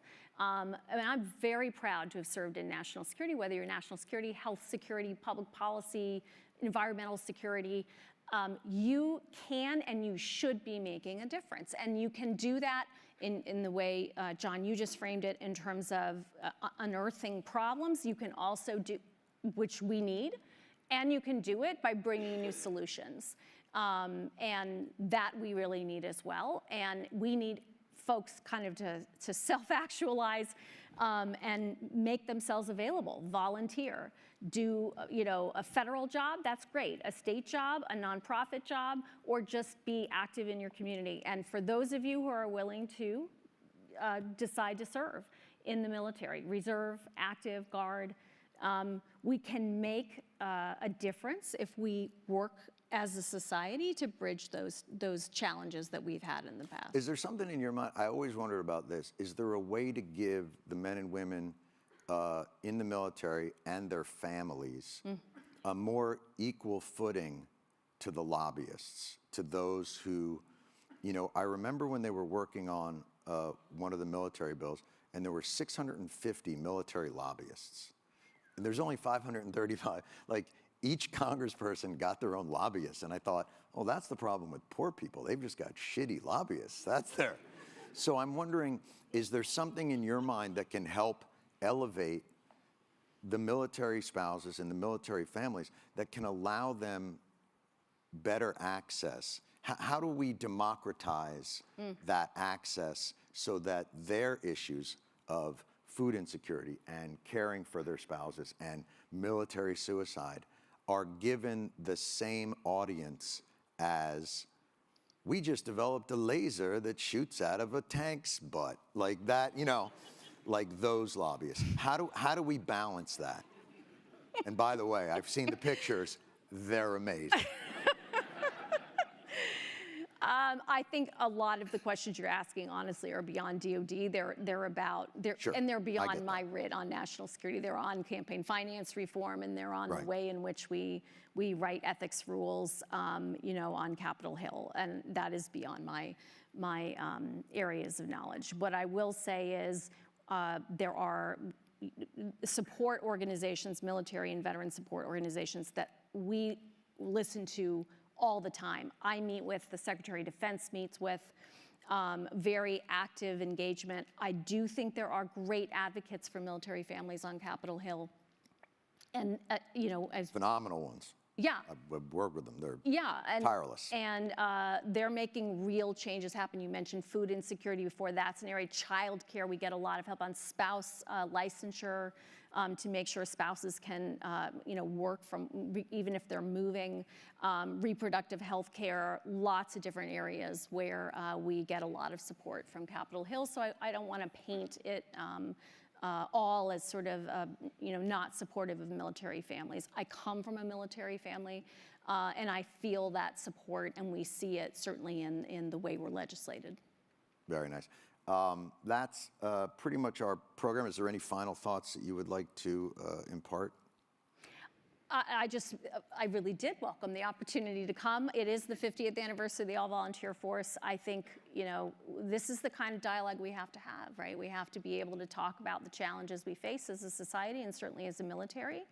And we have to be getting better. I think we're getting better, but we need Americans to come along. Very nice. And my final thought to all of you is, and that's why I think an organization like War Horse is so crucial. It's independent, it's outside of the status quo, it's outside of the system. It can have these tough conversations, but it is not owned by it. And I think, we have a status quo that is making change much more difficult. Power doesn't cede itself. And I'll give you just an example of this. That's something that you would never think of. When we first went down to DC to get the PACT Act going, we sat with the For Country caucus, which was all military veterans. And we laid out, Rosie Torres and Leroy Torres, laid out their case. They'd been working at this for 8 years and hadn't been able to get an audience with Congress people. And we laid it out in front of the congressional delegation, and they were very moved, and they were shocked. And they said, this is amazing. And then they said, but we're kind of overwhelmed here and pretty busy, so if you guys could write it, that would really help. The legislation. So if you're wondering why things are the way they are, imagine a busy Congress and lobbyists that work for certain industries, and those same Congress people going, we're really busy. So if you could write this, that would really help. It's kind of how we get the laws we get. And it was interesting, we were in a room with all the VSOs and all their partners, and they laid out the PACT Act of what would help fix this problem. And then I sat in that room and I watched them over the next hour negotiate against themselves for what they thought they could get. They sat in that room and they laid out a solution, and then they spent the next hour cutting it down to a point where they thought it might pass. And when I asked why, they said, it's money, and they'll never go with presumption. There's certain things, and they had been so beaten down by this system that they no longer could even dream of the ideal of helping. And when they said it was money, I said, here's an idea for the money. Let's slap a 2% war profiteers tax. Defense contractors get $400 billion. You can leave for this part. They get $400 billion a year. 2% of that goes into a fund so that the damage that is done by our war machine to our veterans will be ameliorated by this pot of money. And they all went, that's an amazing idea. And an hour later, I got a call from a VSO that will remain nameless. They said, yeah, we can't do it. Because guess who funds the VSOs? Defense contractors. So for $1 million, they get out of paying $1 billion.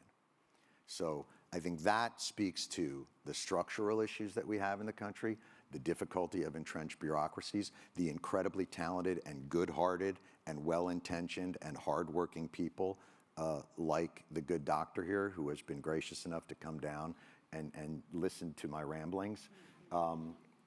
It's a system that makes your efforts so crucial, but also so difficult. So if I'm addressing those who are going to be a part of this system, it doesn't have to be this way. This is what we made of it, but we fucked it up big. So it would be nice if you guys could fix it for us. And I'll talk to Tom Brokaw about calling you the next greatest generation. Yeah. Thank you very much for being here. Thanks to Thomas Brennan. Thank you very much. I hope that was okay. It's all quite well-intentioned.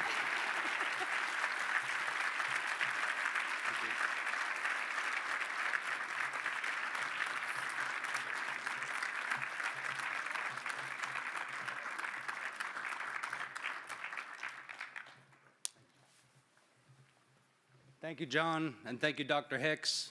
Your participation in the inaugural War Horse Symposium means so much to me and so much to our team.